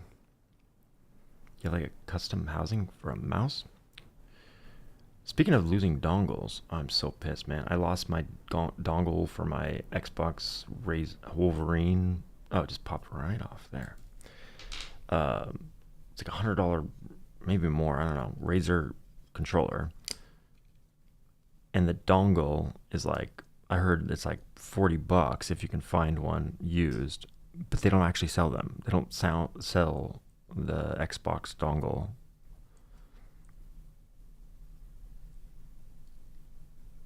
I'm pretty sure I left it at my sister's. I brought it over there with my PC around the holidays to play games. But anyways, now I got the Steam controller, and I bought 2 dongles. I took 2 dongles to make a connection to the Xbox. I made a bunch of videos about it. I probably paid more in dongles than I did for the Steam controller. Or about the same, maybe. It's pretty sad. And because I asked my family if I left the dongle at their house, they made fun of me for talking about dongles. Just kidding. It was fun. I think this thing's in. The fan power. I mean, what's the worst case if it doesn't have, cooling? What's wrong with that? What could go wrong? Socratic question for you guys. Can you imagine anything that would go wrong if you did not plug the fan power in to your AI hat? Answers in chat. You will be graded on a curve. I'm just kidding. 3D printing. Printing the mouse house because I always need an extra one. Mouse housing. Yeah. You're 3D printing a mouse. I almost bought a 3D printer. Also made a video about that. I can never justify one. I literally, for this, I wanted an enclosing for it. I remember now the old retro, I think it was a Raspberry Pi. Man, I might have another Raspberry Pi somewhere in a box. This project will be in a box. That's all I know for the future. That my Raspberry Pis end up in boxes in storage. No, I made the old emulators and stuff on an old Raspberry Pi, I think, and where was I going with that? Oh, I bought a 3D printing case back for that. I bought it was a little NES console. a mini NES console case enclosure. I should find that thing. Yeah, so I was thinking about making a case for this. The problem is it needs a camera. And so I was like, do I get a small camera that can like mount inside of a closure? But I want good motion tracking. So then I think a wide screen, like, not wide screen, wide angle webcam is the way to go. But I don't know. You can find wide angle cameras that are just like out of their enclosures, but you'd be taking a bit of a risk. I was looking into them. It's like, $100 or something, and then if it doesn't work, you can't use it for anything else really. Yeah. All right, we're almost there, guys. And then the fun part, you get to see me jumping around in my sweatpants on a Sunday. Just what you wanted.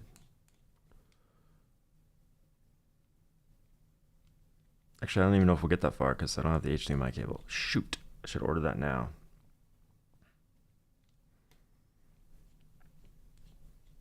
You know what someone needs to make? You make an AI that keeps track of everything in your house. So when you put a micro HDMI in a box, because you said, I'll never need this again. Or, I might need this someday. Let me just put it in this box.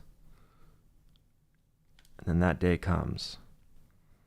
And you're like, pretty sure I had one of these in a box. Where the hell is it?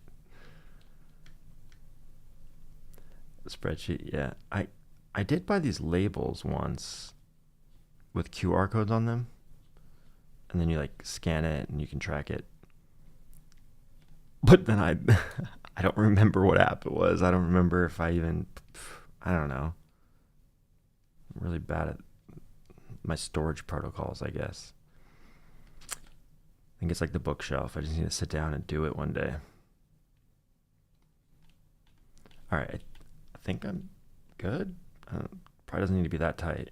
I don't think it is that tight, but all right, we're good. Whew.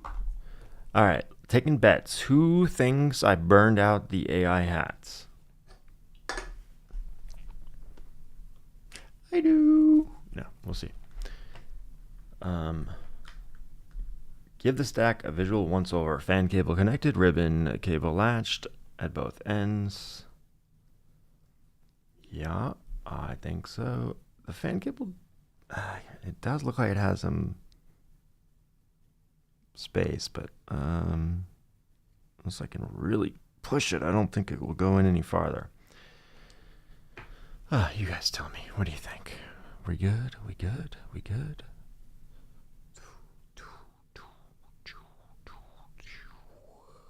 Okay.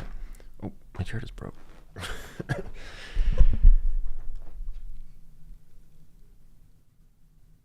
Not bridging any exposed pins at an angle. Okay. One thing to flag, we're not enabling the PCI overlay or installing any Halo software today. The Bring Up guide deliberately keeps day one CPU only and defers the accelerated. Then why did I bother? So a misseated ribbon cable won't even surface as an error until we get there. Okay, so when I have a freaking AI can't be detected, just remind me that it's probably the ribbon cable. So a misseated ribbon cable won't even surface as an error until we get there. This step is just getting the stack physically assembled and matching what was ordered. Let me know when it's together and you're ready to write this. I'm ready. Or send me a photo. I think I already wrote the SD card, right? Oh, with our app. Sorry. Duh. Where's this? Raspberry Pi. Oh, was I supposed to turn it on so they can connect to it? I don't even remember. Did I put the SD card in? Oh, right, let me just read. Use the Raspberry Pi imager. I did that. I didn't do this.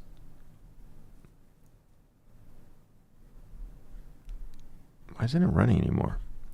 Where's that little imager? Did it crash? Hello, Imager.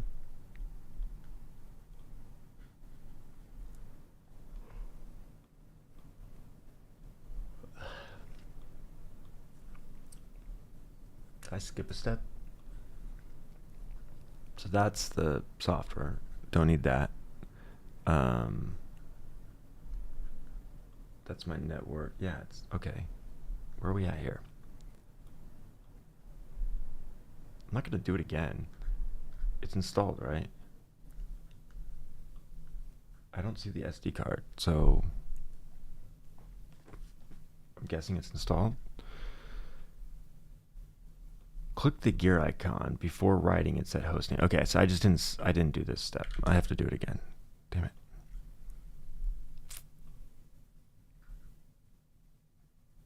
Yeah, download it 3 times.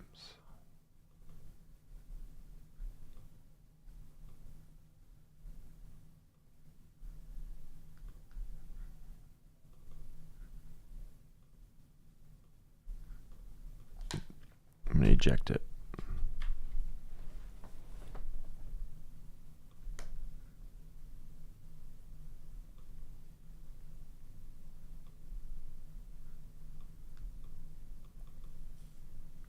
It's not showing up. I already wrote the SD card, but forgot to set hostname or SSH.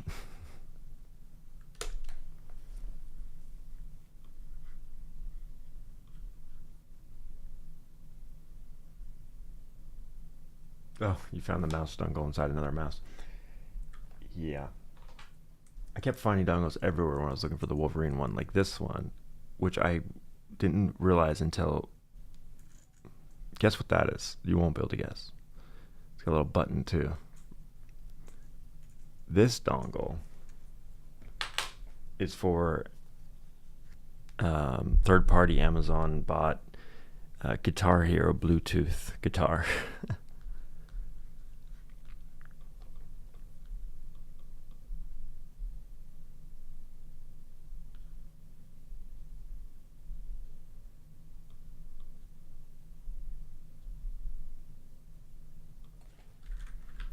My SD card is not being detected on my Mac now. Who knows the terminal commands to reset an SD card? Let's see. Why isn't it showing though? I feel like it should still show. It's just not mounting.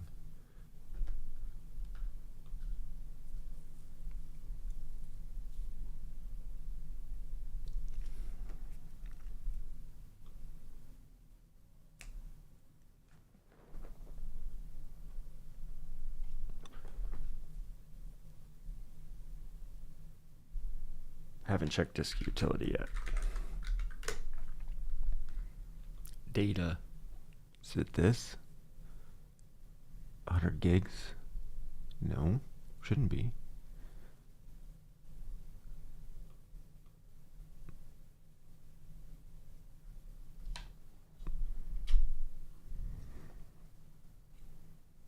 Maybe it did crash when writing and now it's just like corrupted. Did we see it finish?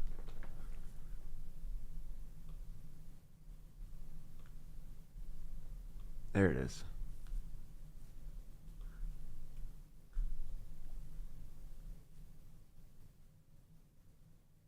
$500? That's not right. That's the boot drive.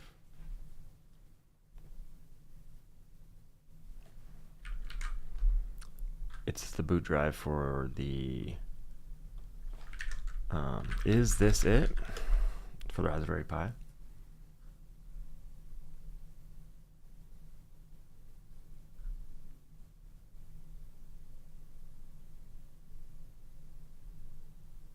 It might just be showing up in the imager now too. There it is. Okay, so I just had to reinsert it one more time. But where even is that customization? It just skips over it. So I don't even have the option to add the SSH thing. Eject media when finished. Play sound when finished. Disable warnings.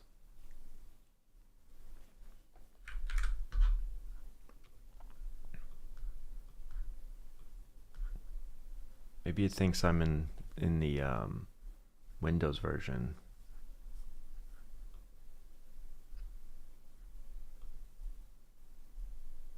Erase missed utility images, freemium, other specific purpose OS emulation, custom. Was there another option? Nope. Storage, double click, nope. Skips past customization. Customization is grayed out.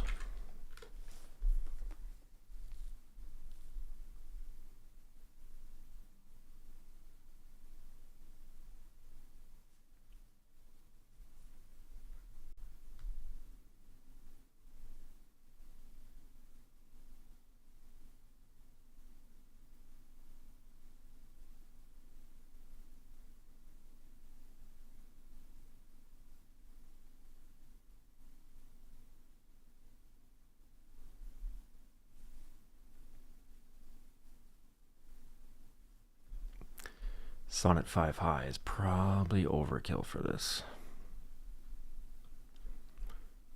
That's likely because you loaded the OS via use custom, pointing at the pinned image directly, rather than picking one from images built-in catalog. In a lot of imager versions, the OS customization step is only available for catalog selected images, not side-loaded ones, not something you did wrong. No need to fight it though, we already have a path that works regardless. Let this write finish as is, plain, no customization. Then redo exactly what worked last time. Let it finish writing and verifying. Once done, reopen the terminal and run the same command again. I didn't run it. The previous SSH file gets wiped since this writing fresh. Eject the card, move it to the assembled Pi, connect HDMI, keyboard, mouse, power on. Walk through the on-screen first run wizard to create your username password. Why isn't there a setting to enable SSH in this Mac version of the imager?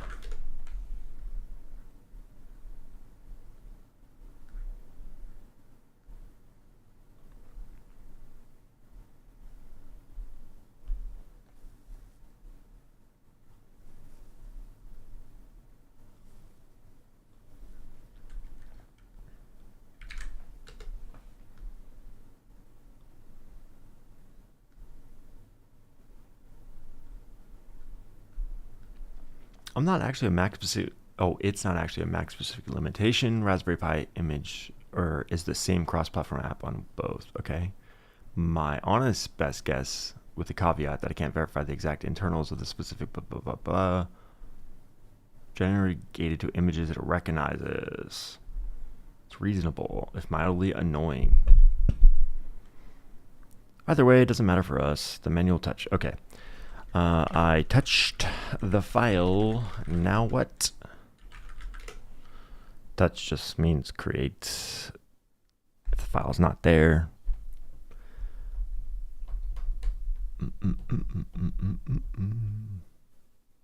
Eject the cord. What? That's it? Eject the card properly. Wait, I don't have to set the host name or enable SSH.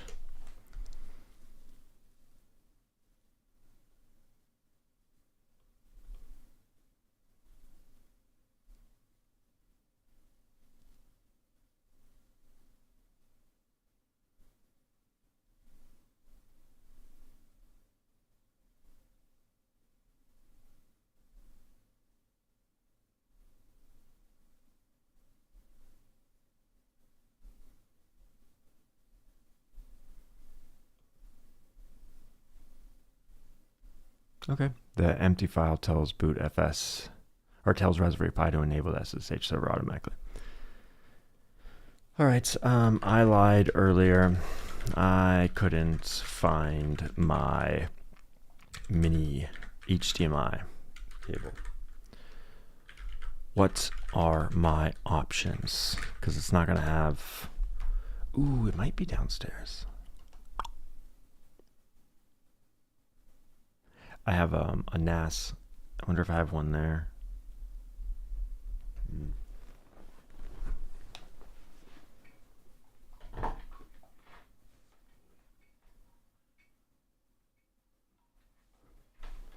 power.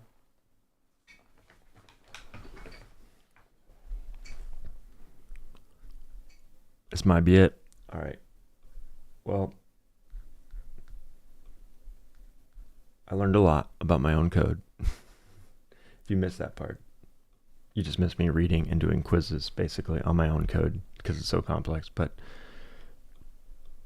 no monitor changes the network setup too, since there's no wizard to join Wi-Fi through. Do you have an Ethernet cable to plug the Pi straight into your router switch? Yes, I can wire it. I'm going to say yes, but it's also in the closet probably.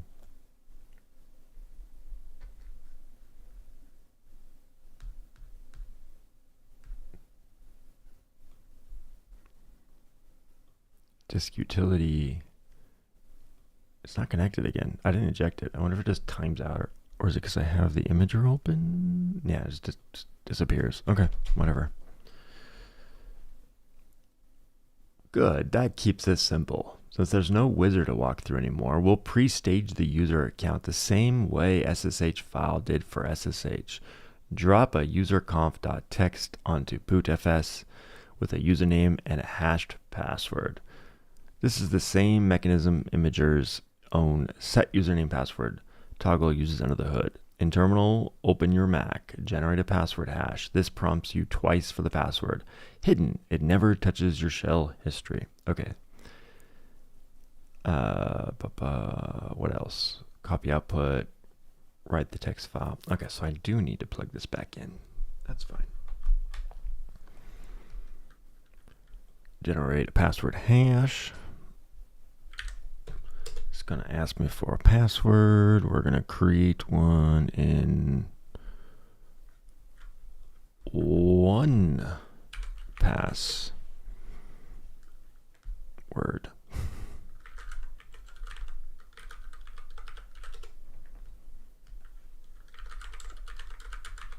Enter your password so you can get to your passwords. New item. We're calling this the VCG Console. I'll put Raspberry Pi 5 in parentheses in case I'm ever looking for it again. Okay, not my email. Sure, that's a password. Let's see. Oh no, it's one of those ones where it doesn't actually show you that you typed anything, so I just typed it twice. That's fine. Paste, paste, done. So that's the hash of the password, which I'll store as well.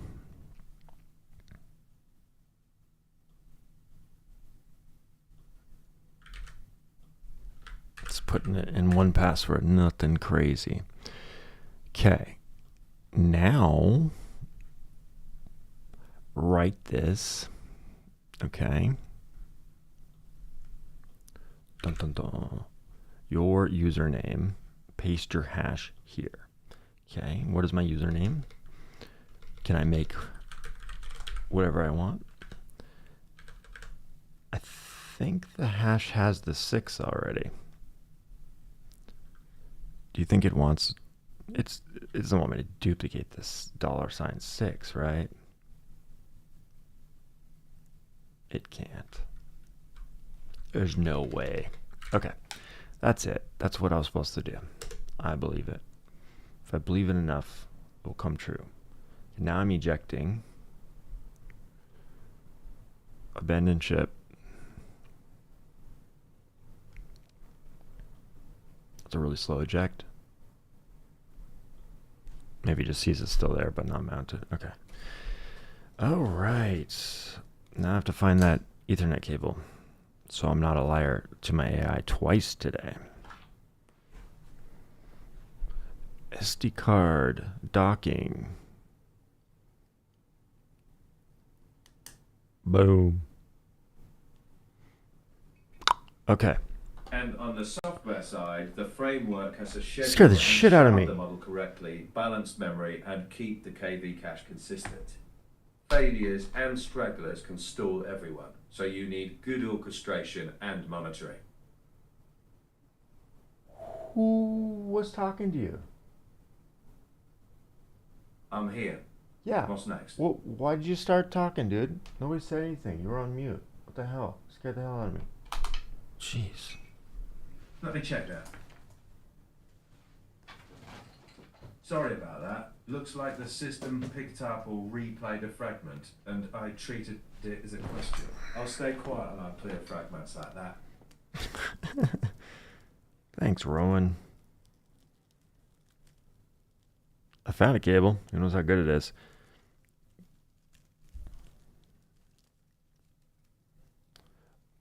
Okay. Did it say Ethernet? It said Ethernet before power. Let's be good and do that. And then it said plug it into the router. Is that right?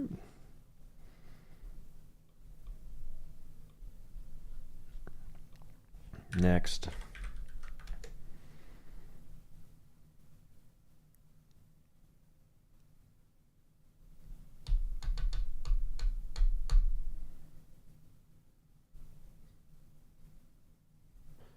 Once the Pi is booted onto the network, send me the username and password you set. Confirmation is reachable, or just let me try. I'll attempt SSH username. Once you give me the username. If you haven't finished, no, you missed. Okay, eject card into Pi, Ethernet, power on. Okay. It doesn't say where. I guess it's in the router, right? It's not in the computer. Not in the. On the Wi-Fi or the extender. 2.5 gig, okay? It's not lighting up, but I can't tell if this has lights on it.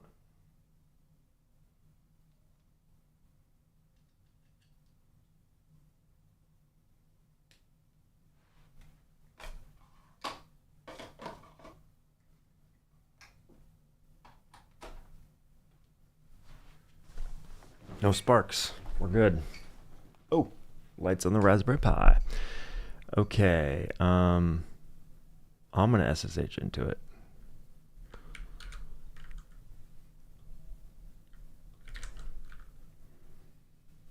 Oh, the fan came on. And it turned off. It was just testing it.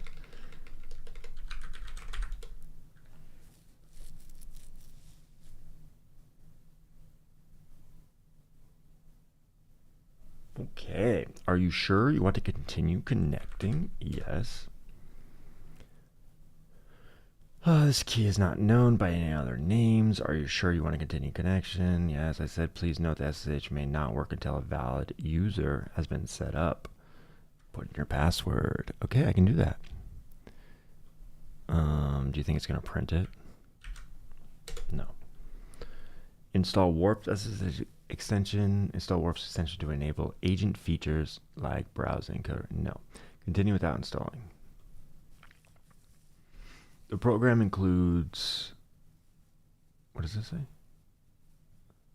The programs included with the Debian Linux system are free software. The exact distribution terms for each program are described. Okay, so this is copyright. Wi-Fi is currently blocked by RFKill. Use raspiconfig. Set up the country. Oh, are some countries like against Wi-Fi or something? I never knew. I live a privileged life. Dun dun dun. Dun dun dun.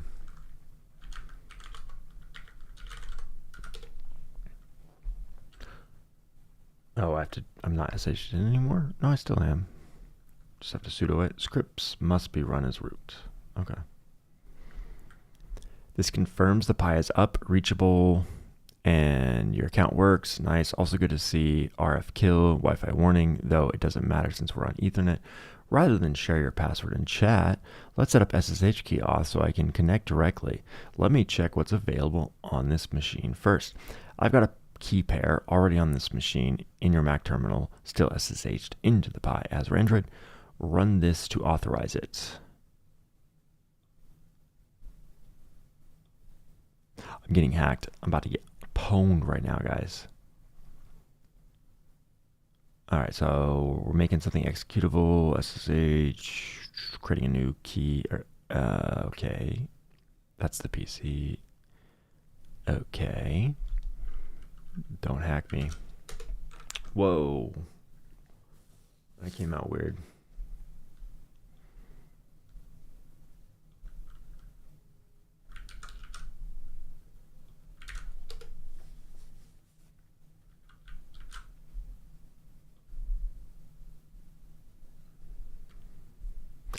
I'm not on the PC, so oh, but I'm SSH'd in. We'll see if that works. Failed.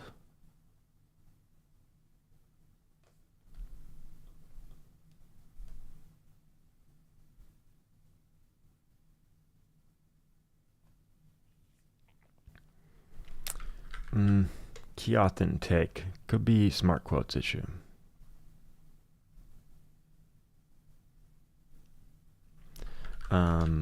I ran it on my Mac. Does that matter?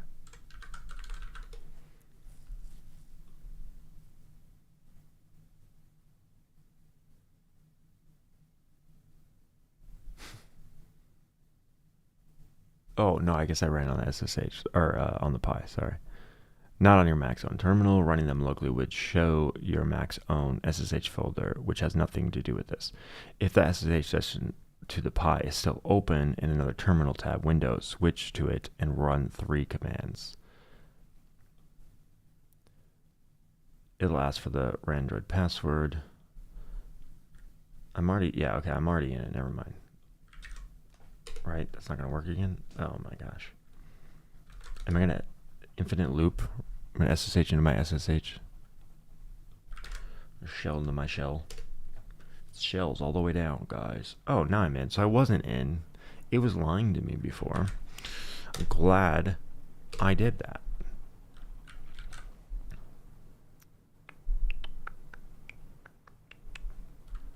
I guess I should do, what was the command from before? This one.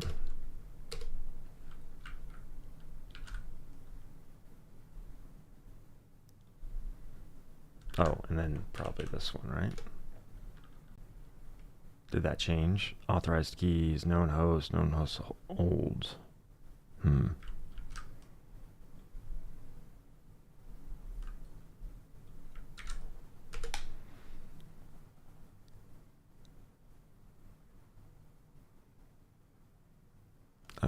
I seem to have lost the cat, right?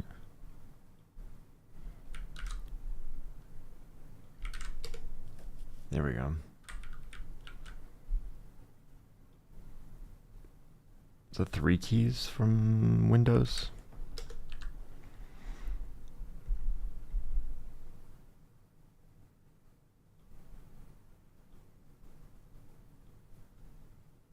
Can't tell, is it working?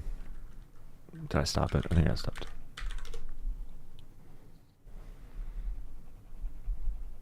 The key content is authorized keys matches what I have. You ran that command 3 times, so there are duplicate lines, but that's harmless, not the cause. Let's check what's actually happening from my end with verbose output. Yes, you do that.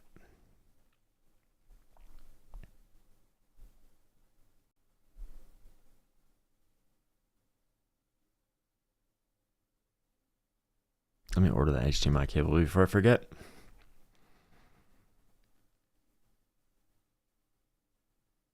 It's mini HDMI, right? It's not like a micro or something. Let me look it up. What kind of HDMI cable port does the Raspberry Pi 5 have? Let me check that real quick.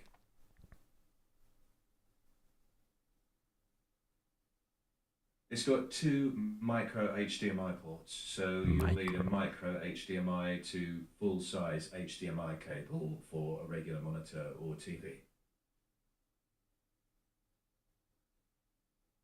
Yeah, I'm pretty sure I have one of these somewhere. Damn it.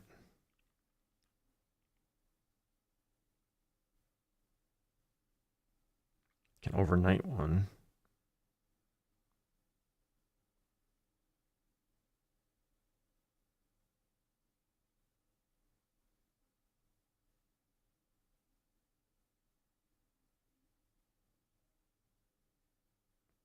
Here we go. Amazon Basics. That's all I need, right?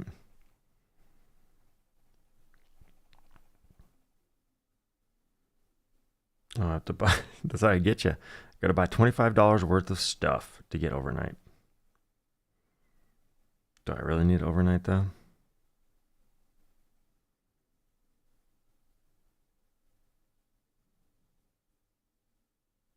No, I get one day, which is also tomorrow. That's fine.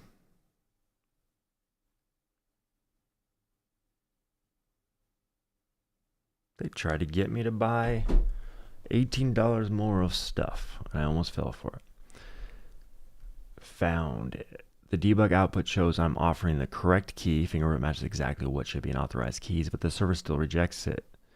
That points to the file content being subtly corrupted rather than genuinely wrong. The most common cause is your Mac's terminal or the paste source, silently converting the straight double quotes in that command to smart quotes, which aren't quote characters to the shell at all, so they get written as stray literal characters into the file. Breaking that line is SSH parser, even though it looks fine when you cat it. Let's wipe it and rewrite it cleanly. Run those on the... Run what? Okay, here we go.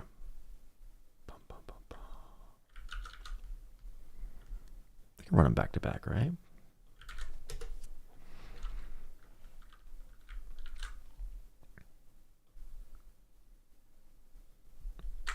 We're good.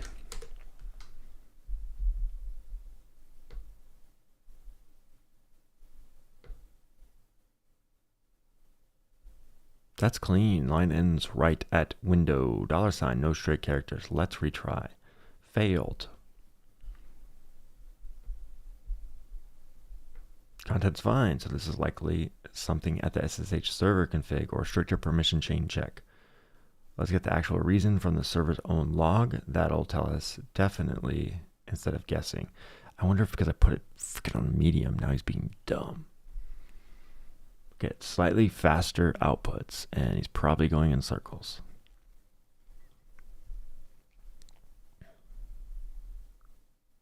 This is all public, right? Nothing crazy. Authorized keys. Hopefully. Oh, password. I got you.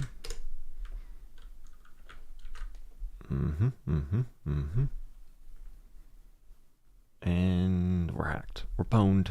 It's over.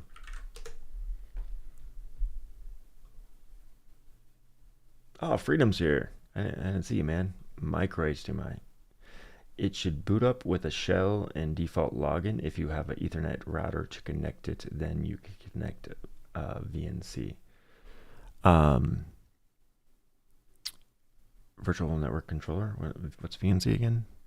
Yeah, I'm on Ethernet because I don't have the micro HDMI.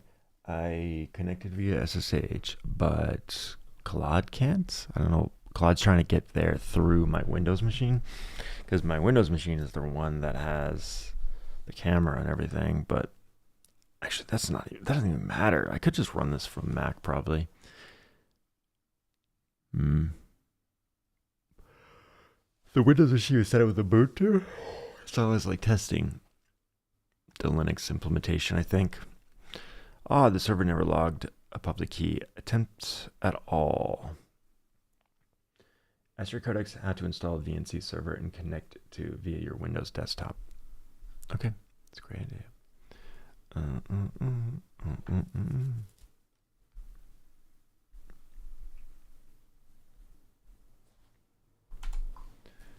I've got a Raspberry Pi connected to my router. Can you have a subagent set up or install VNC server and try to connect to it to my Raspberry Pi? Let me take a look. What's the Pi's IP address or host name, and do you have SSH login for it? I do, but you don't. That's the whole point. Found it. The server actually accepted the key just fine. Rather than ask you to type a passphrase into chat, bad practice, I'll generate a separate passphrase. Added this one too. So your original key still works from the Mac. Print the command to add a new automation key. Once you've run that, okay.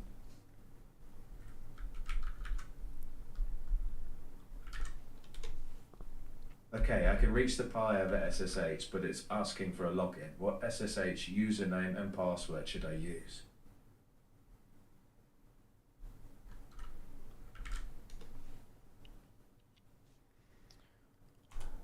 Let's see. I just authorized a new key called VCG Pi automation. Do you see that one? Actually, I don't know. That's probably just in a file. We're in SSH working from here. Now SSH VCG Pi. No password needed. Let's try it. Keep going the wrong way there. Get out of this one. Exit. Could not resolve host name. Because it's on Windows, I bet. From my Mac.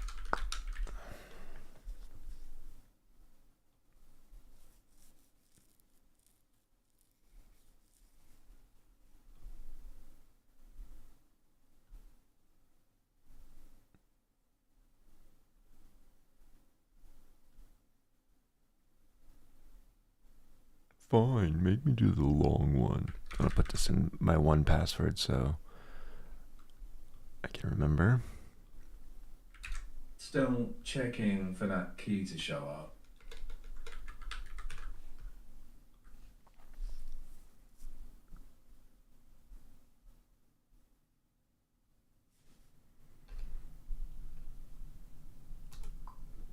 Don't worry about it. I'm SSH'd in already. Ah, got it. I can't confirm that key from here, and SSH still needs the Pi's username. What username should I use for the new key? Randroid. Okay, checking that now.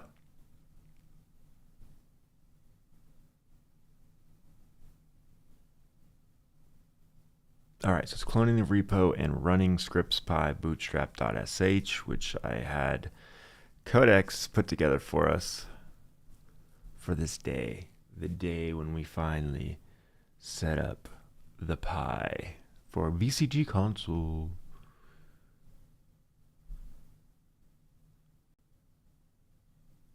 Bootstrap is running in the background. It does a fresh PNB install, builds the app, builds VCG host. You guys want to see it work? I guess it's in the background. Probably can't. Let's see. Let's see what we can do, guys. Let's see what we can do. PC1.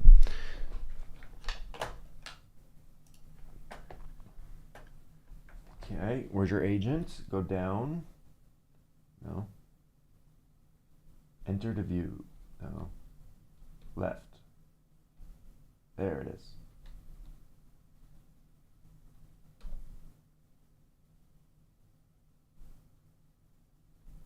Oh. This is an old one. What is this?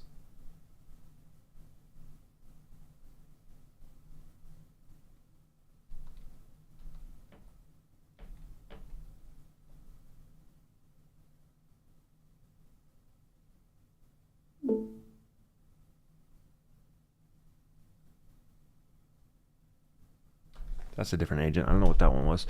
But you can see here. I don't know how. Is that too small? It's too small for me, I'll tell you that. Did I just move the stream?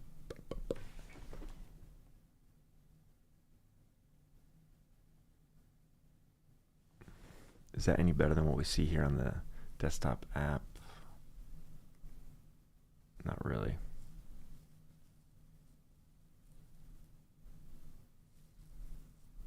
Going back. Good news, despite that stopped notification, just a harness bookkeeping hiccup, not an actual failure. It's probably me hitting escape. Bootstrap. Oh. The remaining step, visually confirming the pose simulator camera in Chromium, needs a display on the Pi. How do you want to handle it? Wait for the micro HDMI cable. Set up VNC now. There we go. My number one chatter, freedom. Called it.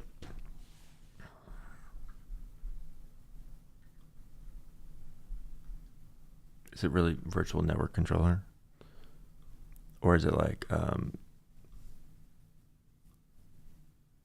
VNC? I swear I used that like 15 years ago at a job. Is that the thing? VNC. Close. Virtual network computing. It's a graphical desktop sharing system that uses the remote frame buffer protocol to let you remotely control one computer screen, keyboard, and mouse from another.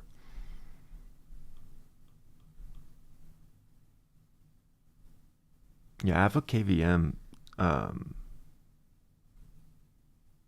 but it has to plug in HDMI for it to work. Cool. Blast from the past. I used to do some server maintenance type stuff, server setup stuff. Old ass job. Before the cloud. Before the cloud.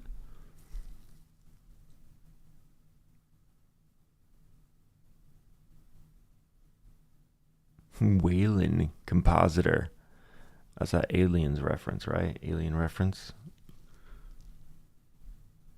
Oh, I should have named, instead of Rowan, we should have named him Wayland. Next AI.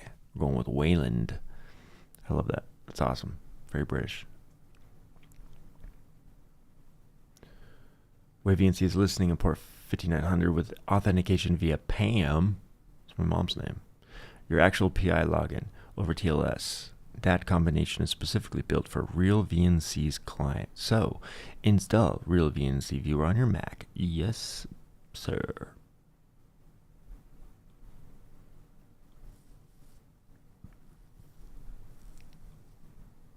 We're about to see a video game console. A vibe-coded games console. Did that launch? There it is.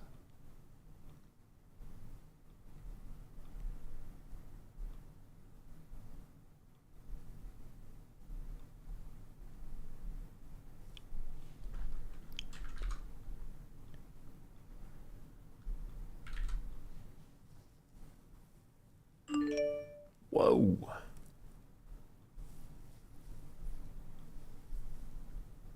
Didn't even know I had my sound on. Alrighty then. Open it. I will. What are you going to do about it? Do I have to create an account? Do I have to? Do I have to? Do I have to?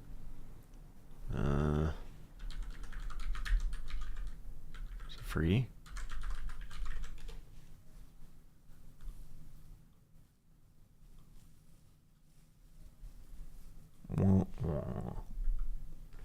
Claude's got me out here giving away my private information so that I can view my remote computer. Keep me updated about products and services. No, no, no, no. No, thank you.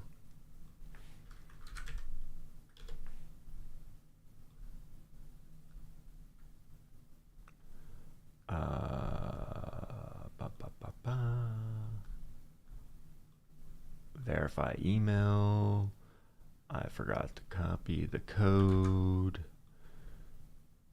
Oh, it works. Just wants a password. Sure. As if I haven't already done enough passwords today. Real VNC. I'm going to search Raspberry. Or put Raspberry Pi VNC on it as well. Because I will probably never go to this thing again. Okay. Password. Good. View. Grab the password. Boom.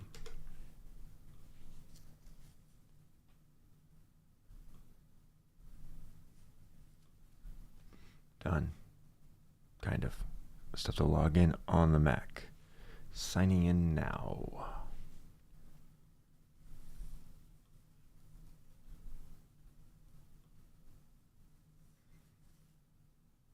Just wait for it. When are we dancing around in front of a camera that's taking all of our measurements? in no time. I feel like this is stuck. I lack patience. I'm going to cancel.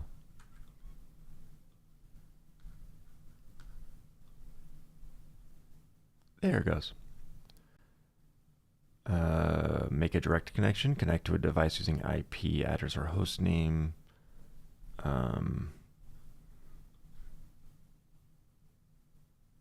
Open and connect to Raspberry Pi local if it doesn't default correctly.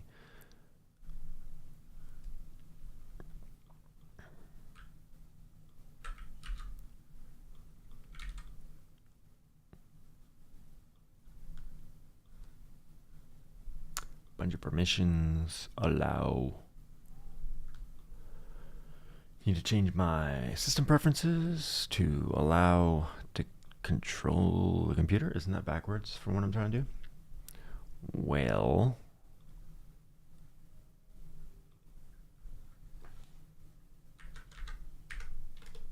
oh my god, what is my pen? Can I use my thumb? It has to be pen. Oh, okay, thumb. Cool. What else? Is that it? Did we do it? Did we do the thing? I lost the window. Oh, I'll probably have to relaunch it, right? Because the preference thing. There we go. Device not recognized. Is that my device, guys? It's got a catchphrase on it. Or Android. And now I have to go get the password. And yeah, remember. All right, all because we didn't have a freaking HDMI cable. Okay, so this is not my gaming console. This is, what do they call their Raspberry Pi OS? Tell me more about your OS. Control Center. Oh, it's so British. Control Center. Display, interface, keyboard, localization, system. Boot to desktop, Scylla, Chromium, Firefox, admin, console. Okay. Why is gray the theme? We're going red, guys. Boom. Dark. Hell yeah. Oh, no. Black. Text color red. That's not annoying.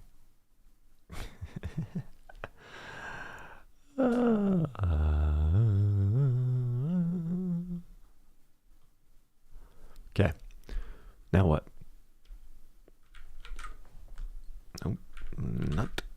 Not the thing I wanted to screen capture. There we go.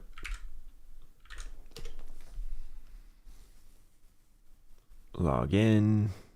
You should have landed on the actual desktop. Wayland. Session via laptop. Wayland is the OS, I'm guessing, right? That's what we're saying? Or no, or is Wayland the viewer? I don't know. Running live even with nothing physically plugged into HDMI. From there, you can open Chromium yourself or tell me to drive it. Though, note, I can't click around inside a VNC session from here. That's parts on your screen. Once you're in, open this. In Chromium on the desktop, the server's already running from Bootstrap. Cool. It should resolve in the launcher. From there, go to Motion. This is it. Moment of truth. Has anyone seen this before? I think I've showed it before. Bum bum bum bum bum bum bum bum. Wait, password. Why? Why do we need a password? I feel like it's a test.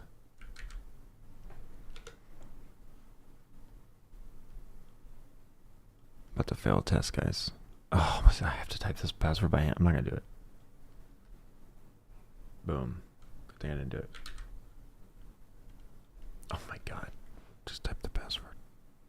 I just showed you the password. Who cares? Alright. Accept optional cookies. Okay, what was the address? It was a IP. This guy. I keep doing that. You're going on your own desktop, so I don't keep doing that. There we go. Boom. We're in. We're in. But this is the test console. This is not. I'm not gonna. This is not gonna. What the TV's gonna. What? It needs to boot up to this. This is just for testing, right? Tell me this is just for testing, guys. Oh, baby's coming. She can test it out. Let's do it. Let's try the obstacle test, I guess. Join player 1. Okay, camera's not plugged in.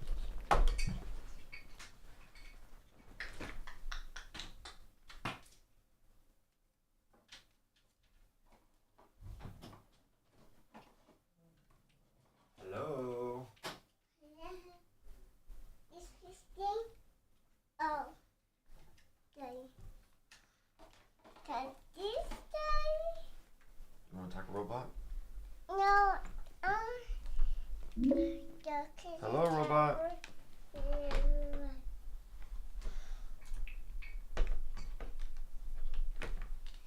Hello, robot.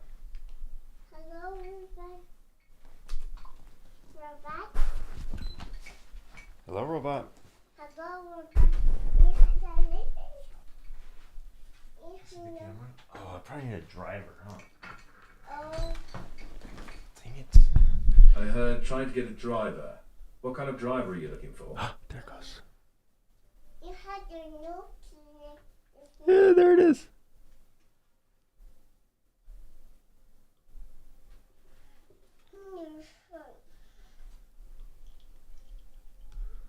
Enable pose simulator. No, not simulator. I want the real thing. Okay, it says hold I see that.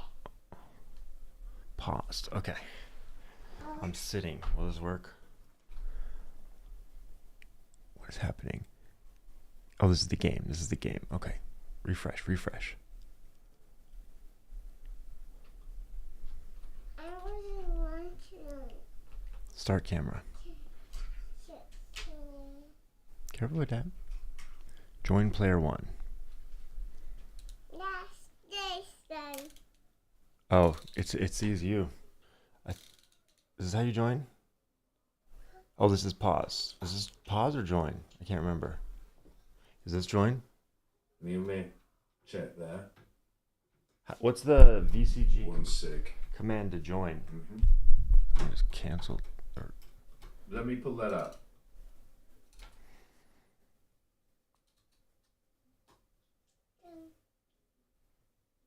Release to cancel. Hold 100%. I did.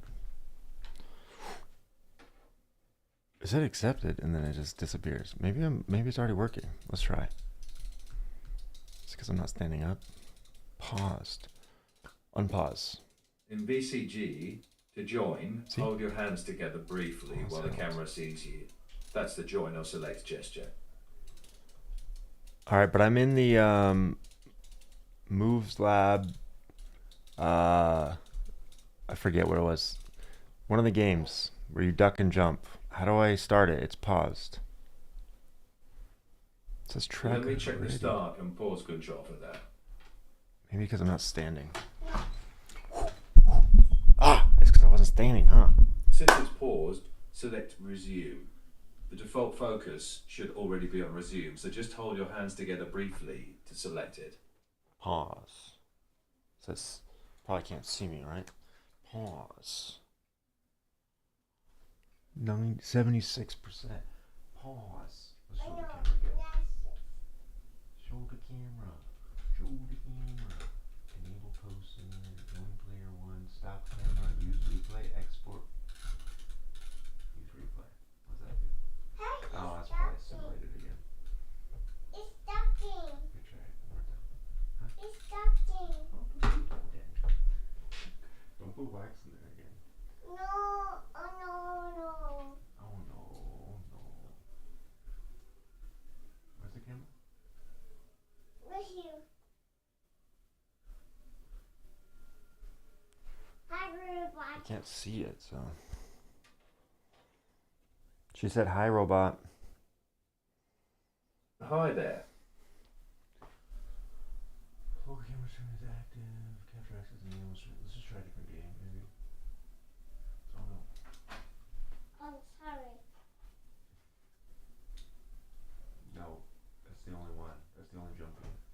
about the motion lab?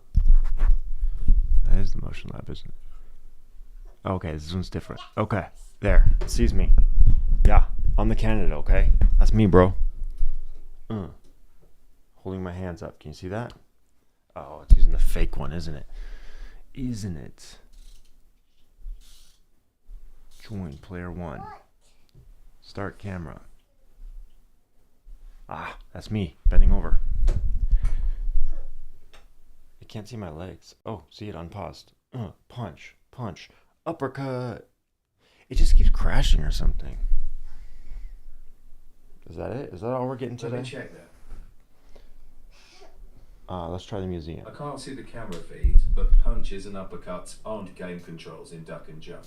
Try clear duck, jump, or side lean to dodge. Make sure your full body, especially your legs, stays in frame, because if tracking drops, it can pause or reset. Oh, I'm going back with the gestures, I think. How do you confirm with the gestures? I'll check that quickly. I'm checking how it shows a recognized gesture. Look at the gesture feedback panel. It shows the gesture name, a hold progress bar, and a result like holding, accepted, or cancelled. For join or select, keep both hands together until the bar completes.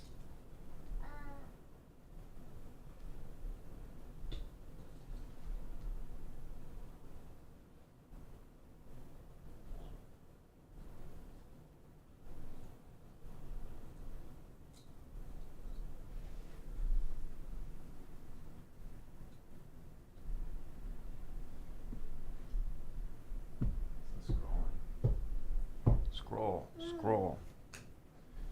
Ugh. So salty. Stop. The screen doesn't scroll. Stop. Like this now.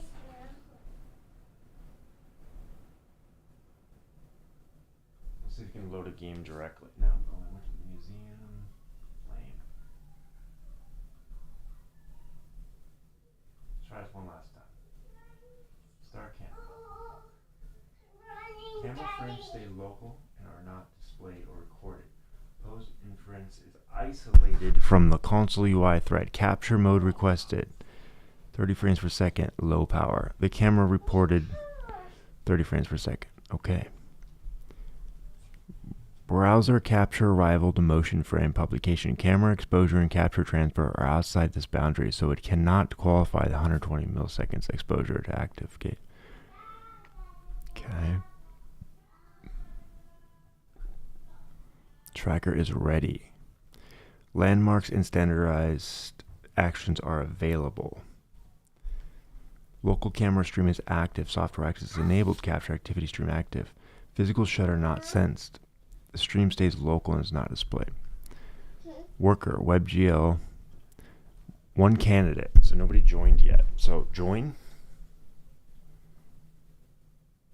Can't tell if this is join or...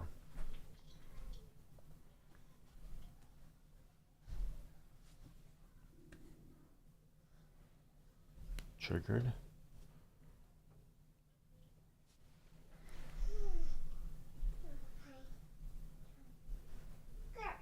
Join. Yeah, that's pause. Player lost. Back. So it's trying to go back. Yeah, that's the back gesture, guys. That's pause. Okay, it's pausing because I'm what? Not jumping? Where's the jump game? Hey, Hey! what are you doing? I'm trying to play the game like the Bluey game, remember? Okay, stop camera. There it is. I just died because it like was too fast or something. You doing it? You doing it? Oh my gosh. Oh my gosh. What if I just refresh really quick? Okay, and then I have to jump. Give me one jump, guys. Give me one jump. It's not seeing me. It doesn't see me. Reset local board. Join player. Hey. Join player. Waiting. I guess I do have to start the camera. Join player 1. Pause. Maybe I don't have to do that gesture to join. Unpause. Is there no unpause? Is that what all this is about? New run. There we go. Jump. Come on. It says it sees everything, but it won't jump. I'm exporting my trace. We'll troubleshoot it. Oh, I think it's broke. Let me check that. I'm checking why the jump isn't triggering.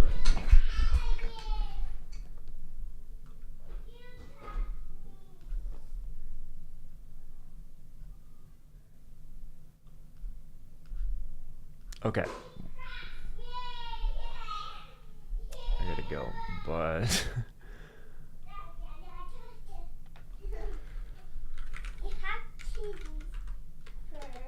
press enable pose simulator first. That's the camera free path. If it plays, the app input is switching. I was able to connect my body as player 1. Player 1.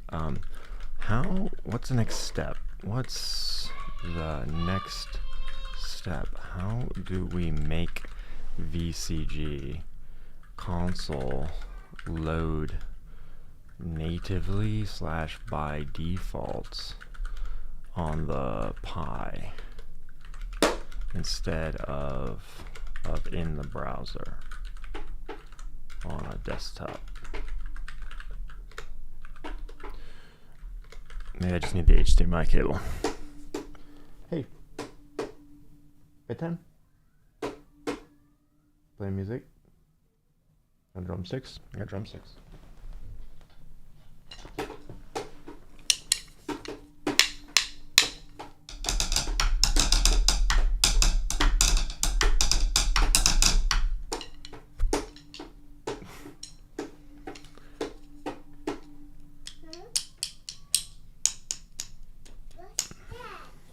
Sticker. You want the sticker? It's warp. I think that's warp. Actually, I don't know. Maybe it's not. I don't know what it is. I know they gave me some stickers, but this... This is sticker. It's a sticker, yeah. Where are you gonna put it though? Right here. No, I need that. Uh-oh, don't exit the stream.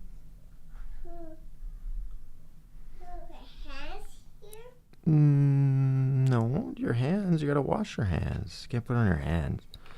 Why you put it on the door or something? Yeah, there you go, shiny. Nice. That's motion path confirmed. Edwin on next steps. 2 separate things. Kiosk native boot question. The honest answer: this isn't built yet, and the repo is explicit about that. There's real research on it. What does this is worth using today? VCG launch. I gotta go. Rust native host app mode, clearing and launch. Okay. Yes, Papa. Let me check one thing. What is it? Just an order. Install pinned Rust toolchain. And build. Run cargo run. VCG launcher. Against this. Native launch. Option layer lightly. Daddy. Do it. Alright. We're gonna call it a bit chaotic there at the end, but yes, the VNC did work. Thank you, Freedom. This is the console, but it's running in VNC in an OS in a browser. I want it to be connected to my TV, so we'll work on it. Okay, bye guys. Take them out with the drum solo. Go, go, go, go, go. Rocking out over here. Okay.